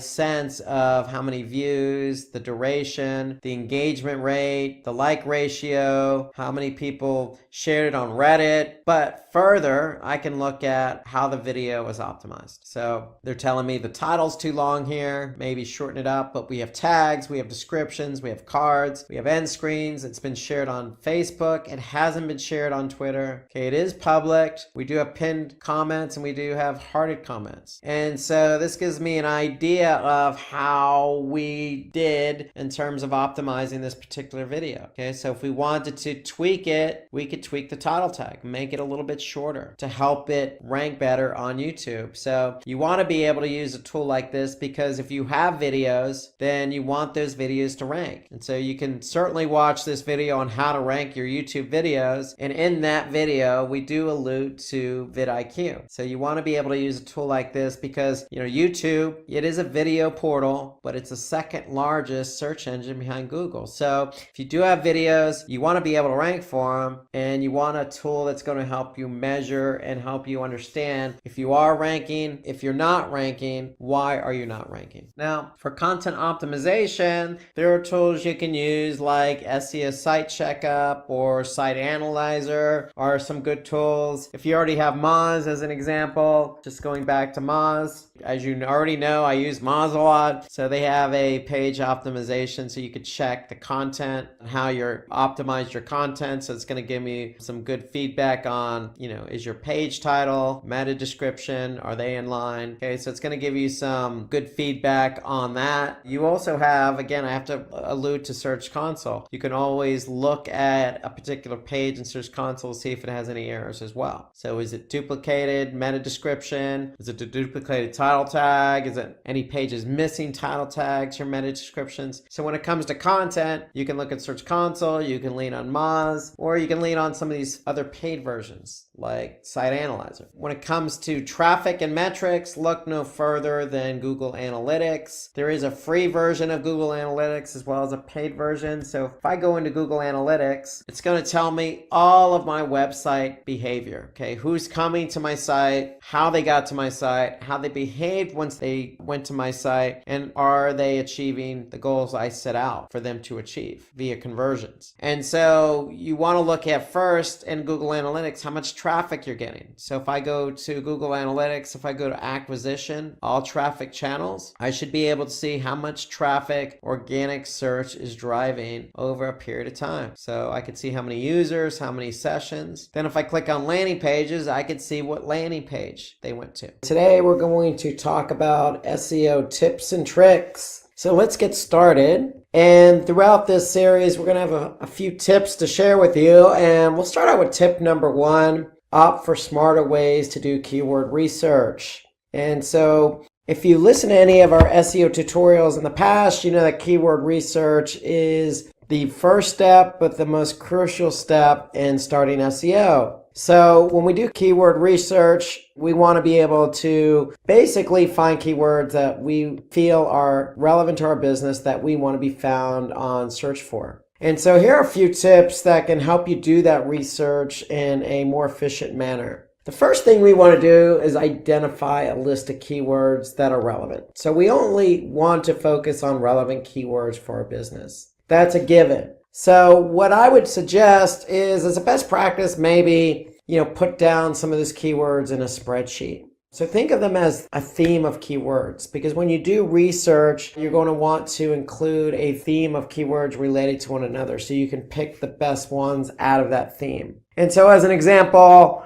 if we have a company that sells dried figs, in a spreadsheet, as an example, if I show you a spreadsheet, maybe we want to focus in on just dried fig, and maybe we want to focus in on dried fig recipes. So go ahead and put those in a column, some of these keywords that, you want to be found for. So that's really the first step. They need to be relevant, so put them in a spreadsheet so that you can build keywords around that list. Then we want to choose keywords. And when we choose keywords, we want to have some criteria around choosing them. And so we always want to choose keywords with a lot of volume. And what I mean by volume, I mean how many people on average type in that keyword or a related keyword per month. The second criteria is the keyword or product fit, meaning, is the keyword relevant? You always want to stay true to relevancy. The third is commercial intent. What is the intent of the keyword? Is it trying to get us a sale? Is it answering a question? So what is the intent of that keyword? And then last, it's difficulty. So we want to definitely take a look at how difficult a keyword is to rank for on organic search. So that's some of the criteria. You may have some additional criteria that you want to use, but this is the criteria basically for choosing keywords. So again, we want to prefer keywords with high volume. You want to be careful of seasonality. So remember seasonality. In this example, Christmas tree, you're only going to have a spike, during the winter, or the October, November, December months. So be careful of seasonality when choosing high volume keywords. And again, keywords that are relevant to your product, even though it doesn't have much search volume, relevancy always trumps volume or any other metric. Commercial intent. So we want to look at keywords that, for example, have buy in them. They may have low search volume, but if somebody's typing in that keyword, then we can insinuate that the consumer who typed in that keyword is ready to make the purchase. So we want to look at what the intent is of that keyword. And then again, the difficulty. Always opt for keywords that have low difficulty or competition. And so in order to get these metrics, we can use third-party tools. And I'm going to show you a couple of examples of third-party tools you can use that will give you some of this information. So the first tool I'm going to show you is Google Ads Keyword Planner. So if I'm having a Google Ads account, I could simply go to Tools and then choose the Keyword Planner. And from there, I want to find new keywords. So if I choose the keyword dried figs, because that's the keyword I put in my spreadsheet that I'm interested in optimizing for, and then maybe dried fig recipes. That was the other keyword theme.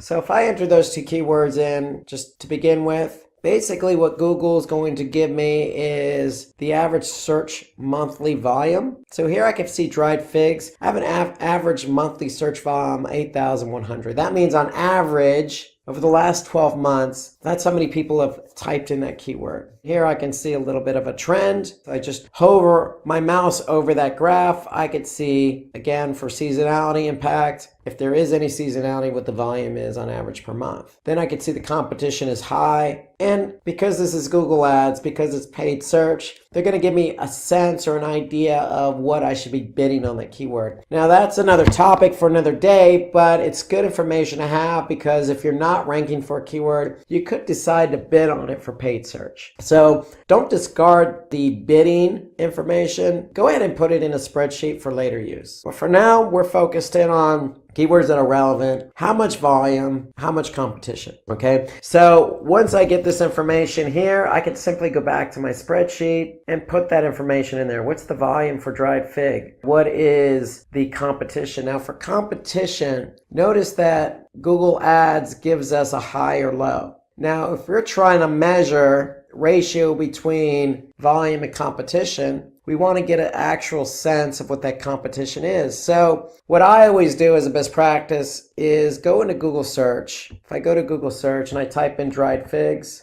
I'm going to see the actual volume is 34,500,000. So I could see that's the actual search volume for this particular keyword. However, if I add a syntax called all in title before that keyword with a colon, space, and then hit enter, then I could see the actual volume reduces to 31,000.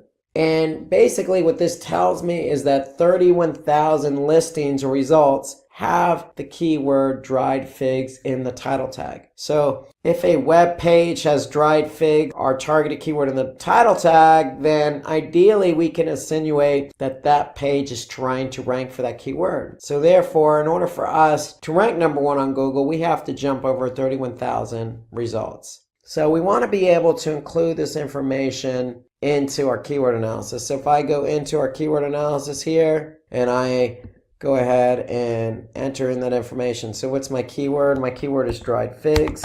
Okay. My volume was 8,100. My competition was 31,000. And so that gives me a ratio of 81 divided by 31,000. If I make that into a percentage, basically 26%. So that's my keyword effectiveness index, or KEI, or ratio between volume and competition. And so that's a way that you can gather information is by using Google Ads, enter the information into a spreadsheet, and then sort all your data by KEI. You could sort it by volume, you could sort it by competition. All these metrics matter. Alternatively, as another tool, you can use Moz. So Moz has a keyword explorer tool. Okay, so if I type in the keyword dried figs, focusing on the United States, I could see that Moz says, hey, look, there's anywhere between 4,300 and 6,500 in terms of volume. Out of 100, the difficulty is 41. And so I can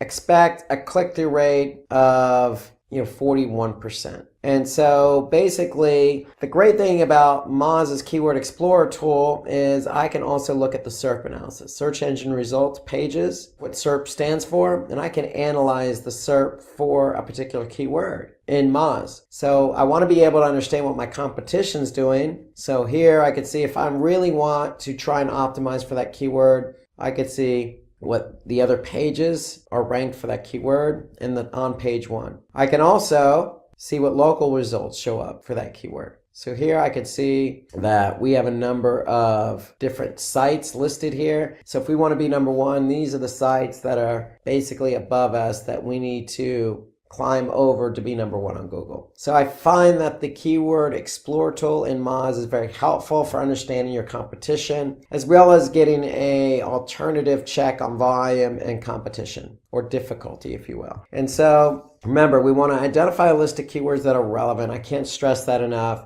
We want to choose keywords based on difficulty. We want to choose keywords based on volume, on commercial intent, and more important, relevancy. We can also identify trends from a site search query like Amazon and know what your competitors are ranking for So we can also go back into Moz and we can see, just by typing in some of the keywords we're focusing on, we can see if our competitors are ranking for the same keywords just by using that Keyword Explorer tool. And then another thing we want to look at is LSI, or latent semantic indexing. So that's a fancy word, which basically means we want to find keywords related to the topic of the page you're trying to optimize. So if there are other keywords on that page, then you could sway in that direction. And so when it comes to choosing keywords, you want to choose always a primary and secondary keyword. And so if we go back to our spreadsheet, it doesn't necessarily always have to be just one keyword. It doesn't necessarily have to be dried figs. We could choose another keyword that has a good volume to competition ratio. So we want to choose keywords that are always relevant. And if we're analyzing nothing but relevant keywords, then we want to be able to choose keywords that have a good ratio between volume and competition. So you always want to choose at least 2 keywords per page. We can also stay up to date on industry news, as will help you learn new jargon. So it doesn't hurt to subscribe to sites like Search Engine Watch or Search Engine Land. They have lots of good tips. So here I'll show you what one of those sites look like. If I simply just go to searchenginewatch.com. I find this is a good resource to stay up on the latest news when it comes to search engines. Here we could see why SEO and front-end developers are the perfect search marketing team. Another article about optimizing your channel, YouTube channel in 5 easy steps. So there's a lot of information here on Search Engine Watch that pertain to SEO and keyword research. We could also look at other third-party sites like Wikipedia, Reddit, and Quora, for example. So if I go to Quora, I can do a search for dried figs, and I could see what's being written about that topic. So that should give me some ideas to build a keyword, a list around. So for example, the health benefits of dried figs. Okay, are dried figs safe for diabetes? Best ways to eat dried figs. So those are all good keyword themes that we could build a keyword list around. And I did that simply just by typing in dried figs on Quora. So that's a good tip for you to leverage when you're trying to build out a keyword list. Okay, let's talk about tip number 2, which is publish high quality content to get more traffic to your website. So it's all about content. So we've already done the keyword research. We still need to kind of merge the two. But when we talk about merging the two, it's not just building content around those keywords. It's much more than that when it comes to SEO. And so that's why we always talk about high quality content. So let's talk about some of the tips that can help you create high quality content. So first tip is we want to be able to publish longer and engaging content. Longer and engaging content tends to rank higher in Google. Why? Because you have more content to work with. And when you have more content to work with, you can optimize it, you can structure it, you can insert different assets like videos and images. And by keeping it long, you're going to likely keep it engaging. And so Google tends to lean in favor of content that is well organized, structured, and long because it is more likely to be engaging for the end user. We definitely want to include those target keywords. So you want to be able to, insert those keywords into those meta tag descriptions, into those title tags, into those alt tags. But you want to work them in naturally. You don't want to force anything. Content should be naturally written because if it's naturally written, it's going to be engaging. So we want to use LSI keywords in the content. So LSI, or basically latent semantic indexing, basically just means different terms and concepts related to your target keywords. So feel free to use terms that are similar to what you're currently using. These keywords can definitely be used for SEO because they can create more visibility and potentially higher rankings because it gives you an opportunity to use keywords that are natural and work for different variations. And let's look at examples. So if you're optimizing an e-commerce category page and your keyword is one mixed shoes for men. So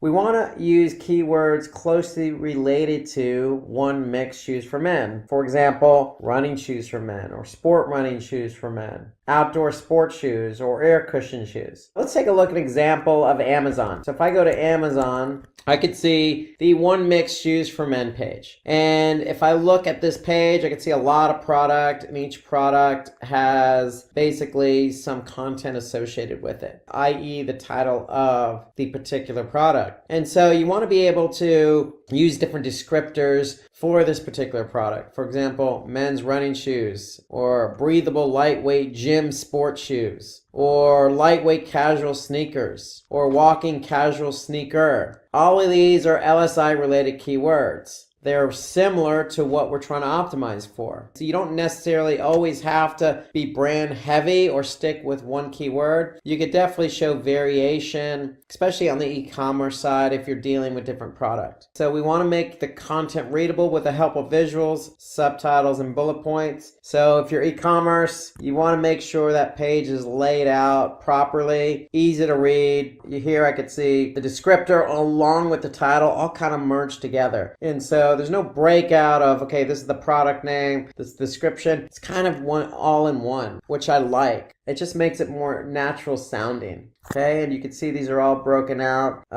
Pretty well laid out page, and Amazon is more or less, consistent in terms of how their pages are laid out. So make it readable, add visuals, add subtitles, add bullet points. It helps break out a lot of the content, especially if you have a long amount of content or a large amount of content. So the use of subtitles, bullet points, and visuals will help break it out, structure it, and make it more engaging for the end user. You definitely want to write an effective and organized content in order to reduce the bounce rate. So there is correlation between engagement and bounce rate. The more you structure, the more you add visuals, the more you add subtitles, the more engaged somebody's going to be, the less likely they are to bounce from the page. We also want to share customer reviews and ratings. So if you have a web page, you sell products, even if you don't sell products, it's always good to have testimonials or some type of customer review. So if we go back to our example on Amazon and we clicked on a product, one of the running shoe products, we look here, we can see the image, we could see kind of the description. Well, I may not be so interested in buying this product. I want to know a little bit more about it. Well, that's where the breaking point comes in. That's where the decision factor comes in, where if I read other reviews, then I can possibly have my mind made up to buy this product. So here I could see that not only there are reviews, but there's testimonials. So I could see that here you could see that there's a lot of stars, and you could see the kind of the review title. These running shoes are very comfortable and lightweight. So you have a lot of different feedback. And so reading customer reviews is always helpful, because even though you're making the decision, it kind of will help sway you in one direction or another. At least it does for me. So that's the beauty of a customer review and a rating. We want to be able to use those to our advantage. And then you want to be able to update your content on a regular basis. And that goes for testimonials and reviews. You want to make sure you're always getting reviews. Because if you're always getting reviews, then that's just adding to the particular product. And so if you're always updating your content on a regular basis as well, then Google's going to be able to see that. And Google likes fresh content. Okay, we also want to include the benefits of the product. So if you're selling a product, any product, you always want to include the benefits. You want to do as much as you can to make your product engaging to the end user, enticing so that they can buy it. So in addition to customer reviews or adding content about the product, you want to include benefits. So if we go back to Amazon here, we could see Amazon lists a lot of the benefits, or One Mix in this case lists a lot of the benefits. So here you could see all the descriptors about the particular product. It's got rubber sole, it's got a breathable textile lining, you get free high quality socks with every shoe. So these are some of the features, and if we continue to scroll down, we could see some of the details about the fabric type, specifics about the fabric,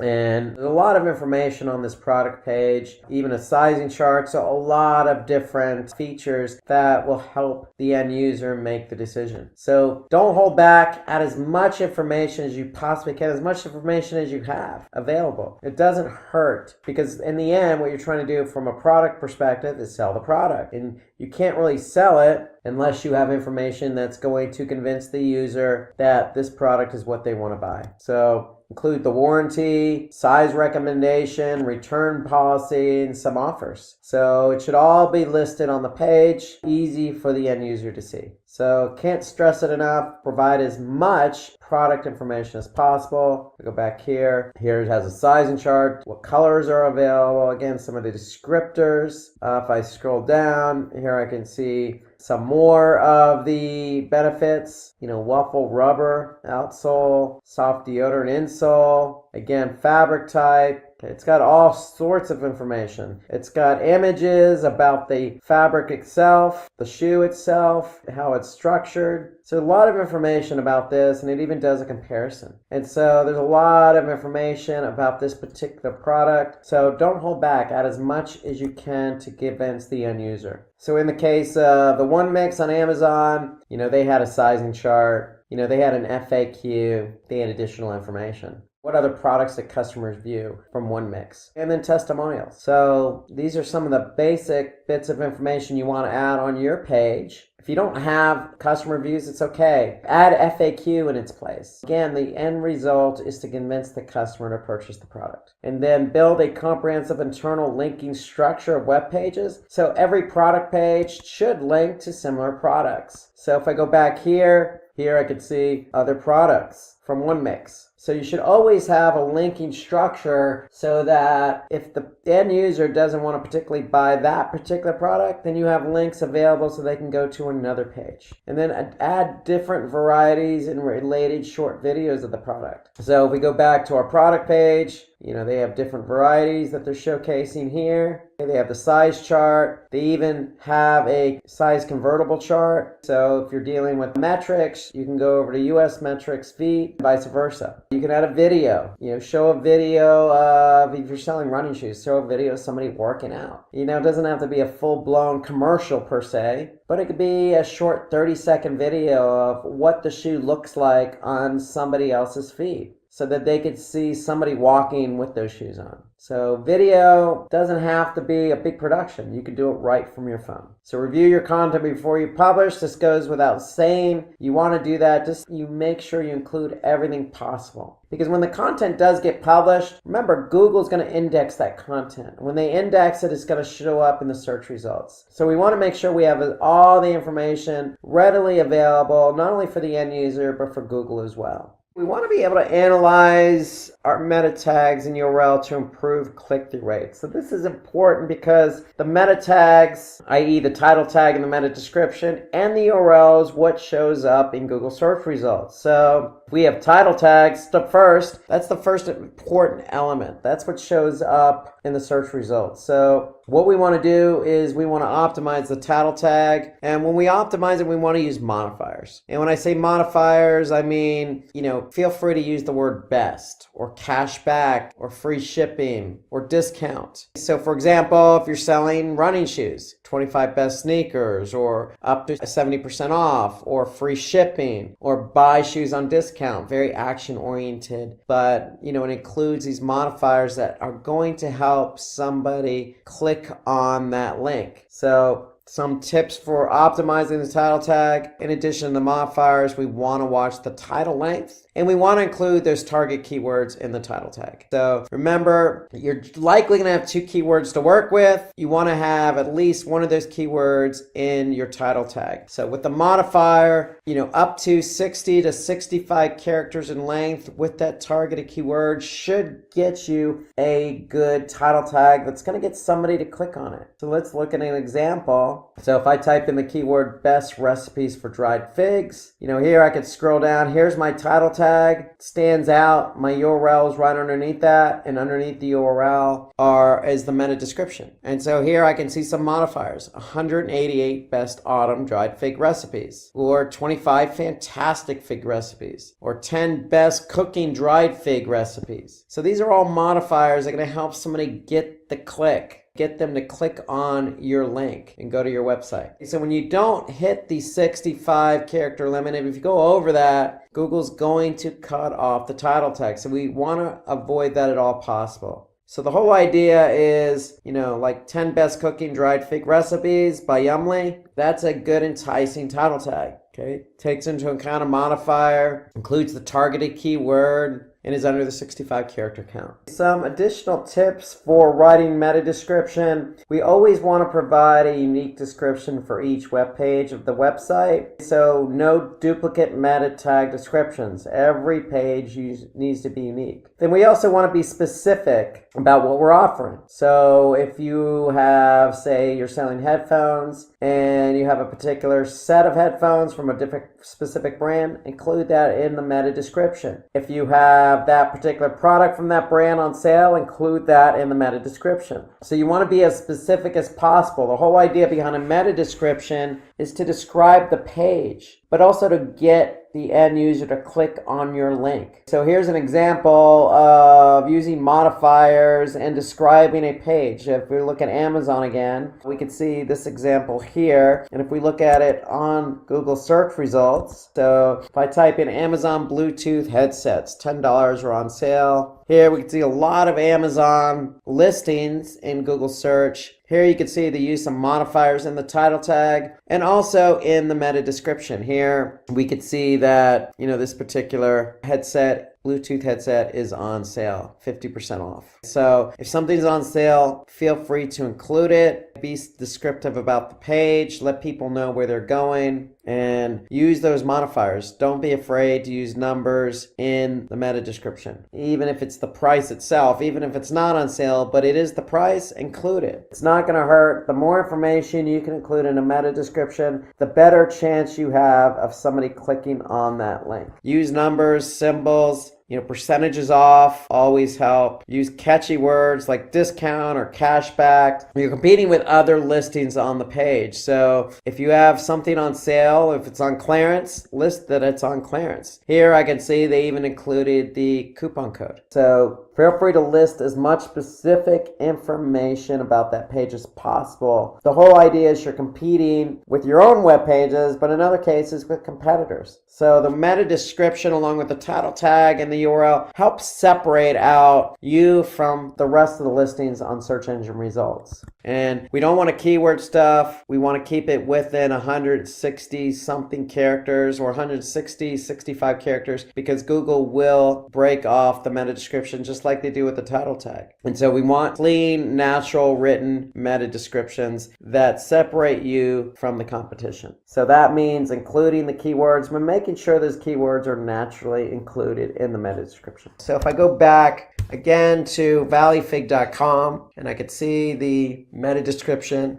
Hey, welcome to the best resource online for dried fig recipes. Savory, sweet, snacks are healthy, dried fig recipes. We've got it all. Okay, start cooking with figs. And so it's natural sounding. It does include the keyword. It's not keyword stuffing. It's natural sounding. That's hopefully going to get that person to click on this particular website. Let's turn our attention to the URL. So we want to make sure that the URL is basically taking into account best practices. So if we take a look at this particular URL here, it doesn't necessarily look as attractive as we would like. So first of all, I don't understand some of it. So that makes it unpleasant, boring, and messy, to say the least. So you want URLs that, basically are clean and understandable. So in other words, we want to make them SEO friendly. Because if they're SEO friendly, somebody understands the URL, then they're likely going to click on it. So the old rule of thumb is if you can read the URL, then the search engines can read the URL. So here are some tips for creating friendly URLs for SEO. Make it readable. You want to include the target keyword in the URL. So if it's dried figs, the URL should include dried figs. If it's dried fig recipes, make sure it's dried fig recipes. Now avoid using too many subdirectories in the URLs. So we want to keep it as close as possible to the root directory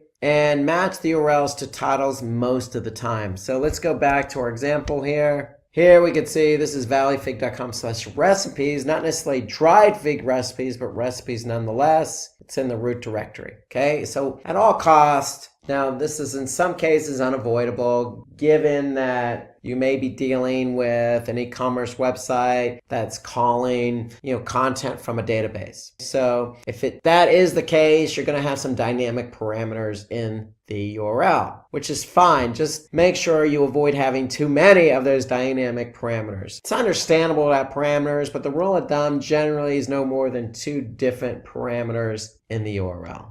So prefer to create short URLs. That's really the way to go. The shorter, the better is the rule of thumb. And, if you're going to break up the URL, then use hyphens instead of underscores. It's just cleaner. It's a more understandable. Search engines tend to read it a little bit easier if it's hyphen. So here's what a friendly URL looks like for search. You got your domain, you got a subcategory broken up with a hyphen, and then the product. So that's just a clean URL for a particular e-commerce site that has categories and subcategories. So again, we got Amazon.com. Your category can be electronics, your subcategory could be earphones, and your product could be Bode earphones. It's that simple. Let's start with talking about rich snippets. This is tip number 4. So we want to add rich snippets to improve your website's visibility on SERPs. So tip number 4 is all about rich snippets. So let's start out by asking ourselves, what is a rich snippet? So rich snippet is simply just a term used to describe structured data markup that you as a website owner can add to your HTML. So hypertext markup language, or HTML, is what basically constructs a page. So if we can add more information to that, that will in turn allow search engines like Google to better understand the information that's on that web page. So the more Google understands about that web page, the more they can put into the search engine results page. So rich snippets is basically some structured data markup that we can add to our existing HTML. And so if we want to add rich snippets to search engines, then how would you prefer your products to be displayed? Well, if we have products, then we want to make sure that maybe we have reviews, or maybe we have other information in there, like links to our site. Okay, so there's a lot of different types of rich snippets that, we can add that Google can recognize and add to the search engine results. So if you have a product, then there's a lot of things we can add, like specifically product reviews. So we want to be able to add more information to the search engine results by working in some rich snippets. So basically the whole idea is to set up the rich snippet to drive targeted traffic. Okay, so because the more information in the SERP, the more likelihood you're going to get the click. And the more likelihood that click is specific traffic. So some of the benefits of structuring the data for rich snippets are, as I mentioned, increasing click-through rates, also increasing conversion rates. So when you get the traffic from organic search to your website, if somebody's looking for a specific product and you have a number of different good reviews showing up, let's just say 5 stars out of 5 stars, and you have 100 reviews showing 5 stars, then,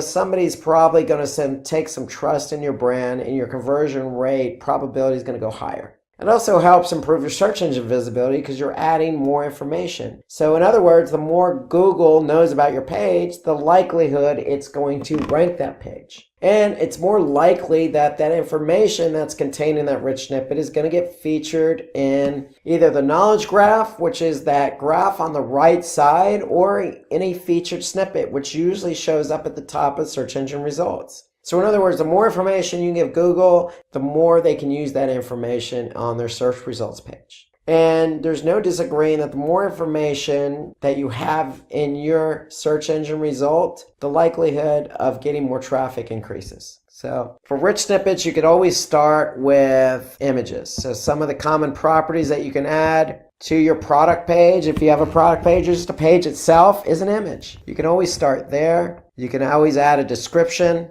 You can always add in ratings, and you can always add in reviews. So these are some of the most common attributes you can add as a rich snippet. So if you add that, Google picks it up. It's going to include that information in the search results. Okay, some others are offers, prices, site links, links to your site, and product availability. So all the information can be conveyed to Google. Google understands what you're trying to pass along. It's going to include that in the search results. So did you know that according to Ahrefs, over 99.58% of featured pages that have structured data already rank in the top 10 list of the Google search results page. So in other words, if you have rich snippets in your page, your chances of ranking in the top 10 of a Google result is going to be very, very, very good. Okay, let's talk about tip number 5. Optimize your site structure for a great user experience. So let's go over some of the tips that you would do for planning a good website for SEO.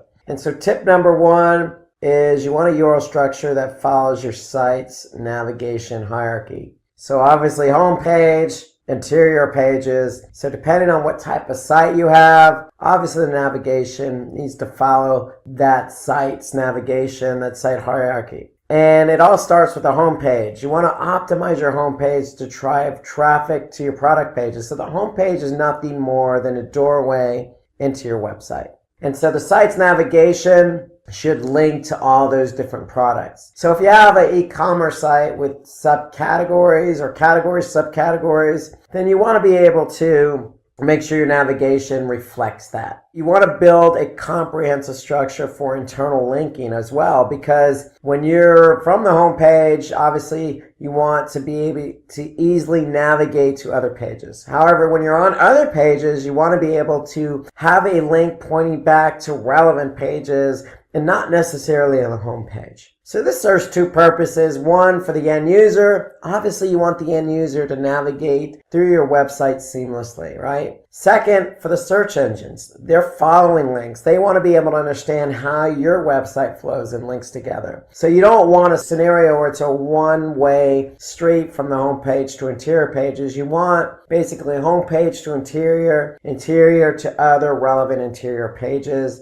And that could be a lateral, or that can be a situation where it's a hierarchy. For example, homepage, category, subcategory, subcategory, etc. You want to be able to make sure your site is constructed in a manner in which the search engine can read it. So CSS or cascading style sheets or hypertext markup language, HTML, are your two most common languages. That's basically what browsers load. That's what search engines like to index. It just makes it easy for them to understand what your page is all about. Remember, we talked about rich snippets in the previous tip. Rich snippets are nothing more than supplemental HTML to describe what the page is all about, so that the search engines can understand that page and include reviews or include site links in the search engine results. So this is all based on HTML. So the more you provide the search engines in a more structured manner via HTML, the more the search engines are going to understand the page. Adding breadcrumbs to your product pages is also a good practice. If you have an e-commerce site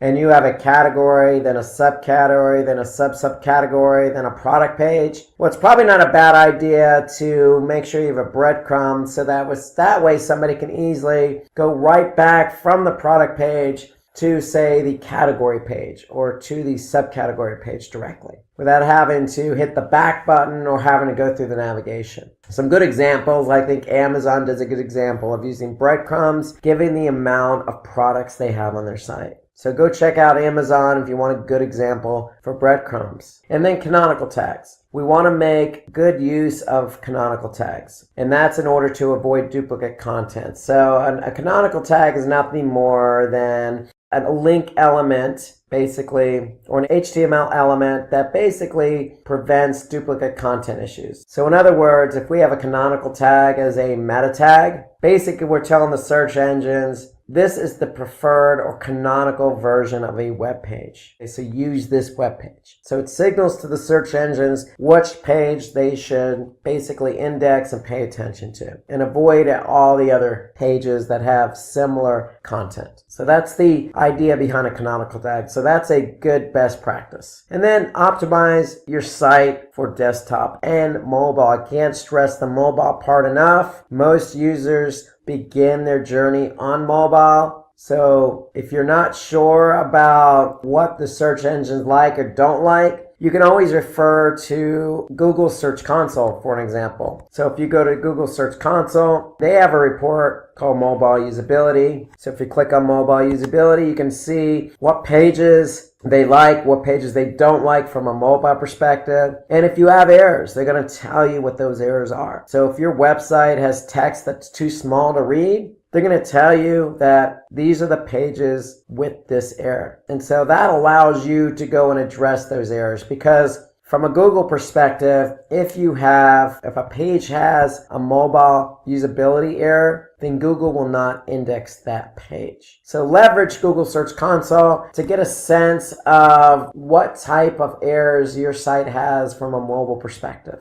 You also want to prefer to keep your checkout page simple. So again, from an e-commerce perspective, you want to keep the checkout page as simple as possible for obvious reasons. You want the end user to have a good experience, and you obviously want the conversion. So when I say keep a checkout page simple, really now with today's technology, you can create a one-page checkout process. You want to optimize your sitemap. So when we talk about sitemaps, we want to make sure that it's a file, an XML file that basically includes all of our URLs. And we can then turn around and give that sitemap to the search engines. So if you have a sitemap in XML, make sure you go to Google Search Console. So if I go to Google Search Console and I click on sitemaps, I can just simply tell Google where my sitemap is located. And when they recognize that sitemap, they're going to be able to basically index the URLs from that sitemap. So we could see here how many URLs they discover and how many they index. So make sure you create the sitemap in an XML format, submit the sitemap via Google Search Console, and then you can go back and see how many pages they've indexed versus how many you've submitted. And you want to make sure that sitemap is dynamic, meaning anytime you publish a URL, that URL is added to the sitemap. Fixing broken links. So broken links is not something you want, but it's something every website has. It's unavoidable. People publish pages all the time. There's test pages. There's all sorts of reasons why a site has broken links. You want to be able to address those. And again, going back to Google Search Console, we can basically see, just by looking at some reports, what pages have broken links and which ones don't. So we could certainly look at Search Console to get information about basically what pages are broken, which ones aren't. And then we want to prefer predictive searches and integrate product typographic errors on your search bar. So basically have a search bar that's a best practice, but anticipate knowing what people are typing in. So that means maybe going into Google Analytics and looking at the search terms report. So we can go into analytics and look at search terms to get a sense of what people are searching for. But, when we talk about integrating product typographic errors, we're talking also about fonts. So we want to make sure we're using the latest fonts so that we don't run into any issues on our website, people not being able to read based on a specific font that you're using. And then as a best practice, what I found, and this is not necessarily for everyone, but using a live chat widget sometimes helps. In fact, I would even go beyond sometimes, most of the time, again, depending on your business, but I see most businesses now have live chat enabled. And so basically having live chat enables somebody who has a question to immediately reach out to somebody versus picking up the phone versus sending an email. It's just instantaneous gratification in some ways. So inserting live chat on a website is more common practice than not nowadays, given it lends to a better user experience. Tip number 6, improve your page speed and reduce the bounce rate. So let's talk about page speed and how page speed correlates with higher bounce rate if it's a high page load. And so according to Crazy, page speed is an important overlooked SEO tactic because for every second delay in page load can result in 11% fewer page views, 60% decrease in customer satisfaction, 7% decline in conversion rate. So, you can see here, regardless of how specific the numbers are, when you have a page that loads slow, you're going to have lower user engagement and a poor user experience. So you have to pay attention to page speed. And so since 2010, Google has been using page speed as a factor for page ranking in the search engine results. So here's some tips to focus on making sure your pages are optimal in terms of speed. So enable browser caching. Okay, you can reduce plugins if you're using WordPress as an example. Disable plugins you're not using. Using a simple website design, going back to tip number 5, stick with CSS and HTML. Don't do anything fancy in terms of technology because it's only going to complicate matters. Optimize your code, minify files, meaning, hey, if you're not using any code, just get rid of it because code has to execute and that slows down page load time. So if your website has numerous CSS and JavaScript files, basically minify and combine them. And that's what we're talking about there. You don't necessarily need a lot of JavaScript on your page. You can leverage Google Tag Manager or other features that help minimize the number of JavaScript files you have. And so you can also get some of these ideas by going into Google Analytics. So in Analytics, under behavior, under site speed, under page timings, you can basically see how quick each page loads. And then if you click on speed suggestions right below page timings, what happens is Google's going to actually give you some suggested ways to increase speed. So if we let this report load, we'll be able to see some speed suggestions per page. And so here you can see, for example, the home page has an average page load time of 4.89 seconds. You can see right next to that, we have page speed suggestions, 7 total. So if we click on that, basically what it's going to do is going to launch another Google product called Page Speed Insights. And what Page Speed Insights is going to do is it's going to analyze the page in question, whether that be the home page or an interior page. And what they're actually going to do is not only analyze the desktop version of your website, but also the mobile version. And so now we can see opportunities to improve our page speed by making sure the images are properly sized, making sure server response time is changed. Again, defer unused CSS, not using CSS or getting rid of CSS or minifying it. So there's lots of things you can do. And again, this is desktop and mobile. So on the mobile side, we could see some of the other issues too that are causing high page load. And so analytics, site speed reports, page speed insights are good ways to get an idea, really excellent ways to really address page load time issues. So again, these are just some of the common issues with page load time. There could be other factors. So leaning on those page speed insights reports will definitely help reduce page load time. So basically, according to Google, a website should have time to first byte lesser than 200 milliseconds. Milliseconds is very, very fast. So in case your website is slower than 200 milliseconds, such as 500 milliseconds or more, you need to improve it. So you don't even have to measure it by milliseconds. You can even go by seconds, which is what most of us count time. And again, you could see that simply going into the speed suggestions report in Google Analytics. So ideally, in terms of seconds, you want something that's about,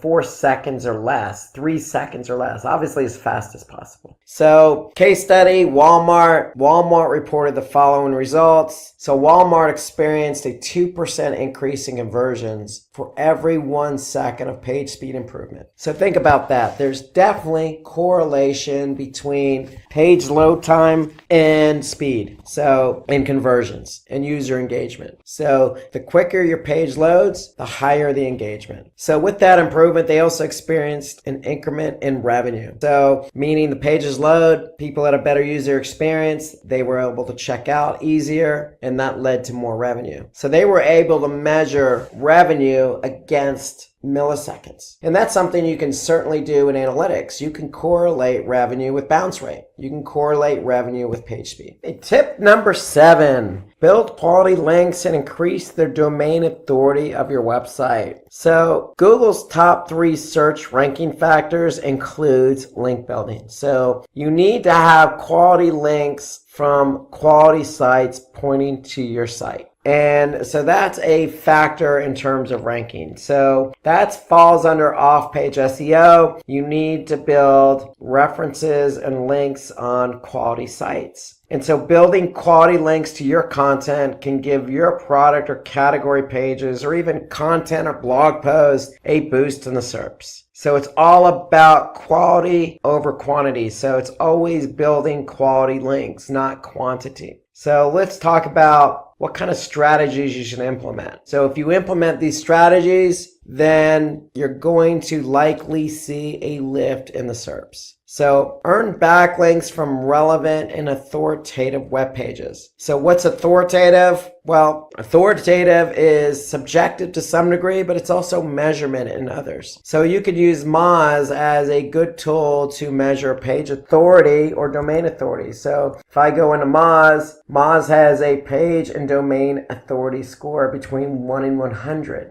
And so you can actually see what sites have good domain or page authority just by entering in the domain. So relevant, you obviously want to rank to something that's relevant. So if you're in the food industry, something food related. You want to promote your content regularly on social media. So social media, I always consider it a whole low-hanging fruit when it comes to backlinking. You know, there's so many different social media platforms available. Facebook, LinkedIn, Twitter. There's so many varieties from images to Pinterest and Instagram to video, being YouTube. So there's lots of ways to get your content out on social media that will allow you to not only promote your brand, build a community, but also establish a reference back to that page. You can opt for guest blogging. Okay, so you can reach out to another blogger and blog on that platform. And it can be reciprocal as well. A blogger can certainly, blog on your platform and have a link back, and it works both ways. Influencer marketing. So influencer marketing is working with somebody who has a large amount of followers who can influence those followers to, mention you in a hashtag, link to your particular product or brand, or even drive traffic to your site. So you want to take advantage of social media platforms and start your own page as well. So Facebook's a good example. It could be having a YouTube channel. If you're into video, you can certainly set up a YouTube channel, build a following around YouTube as well. So always start your own page if that's the platform of choice. The last thing you should do is set up a page on social media and not keep it updated. You can certainly participate in forums. You can participate in other websites like Quora or Reddit that's very, content-based, content-driven, user-driven. I always recommend starting your own blog. Blog is a good way to not only generate content, but it's a good way to incorporate different types of content. So you could set up different types of content and categories. It's a good way to incorporate different assets like images and video. That's a good way to get users engaged by having comments or having social share buttons. It's a good way to leverage that content onto other social media platforms. So there's lots of benefits to blogging. Very few cons. The only con would be a time constraint. But it's better to have one blog post in 1 month consistently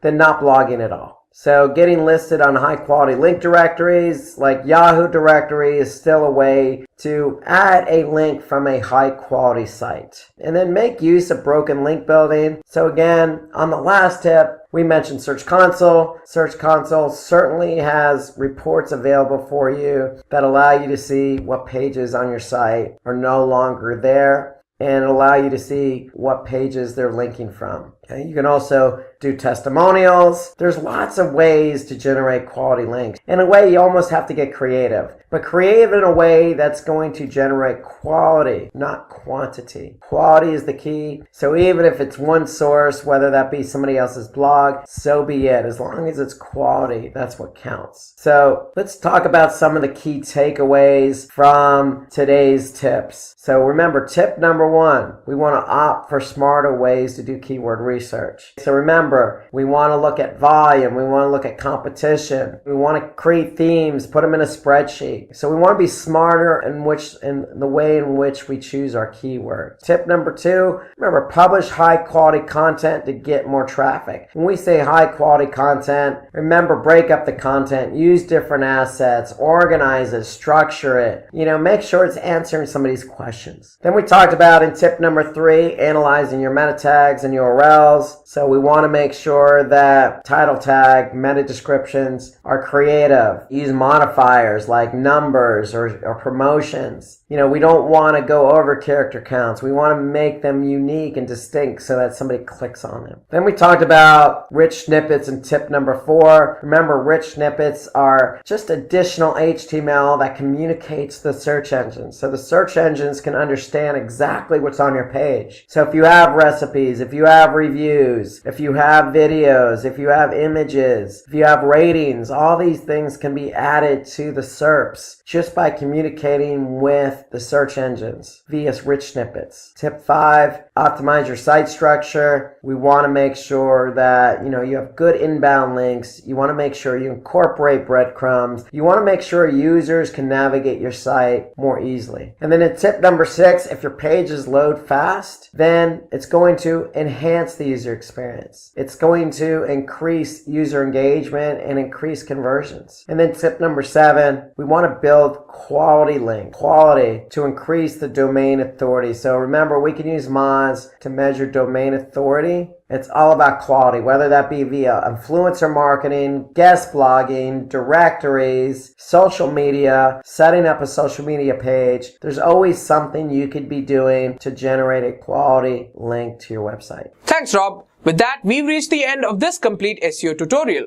I hope you guys enjoyed this video. Do like and share it. Thank you for watching and stay tuned for more from Simply Learn.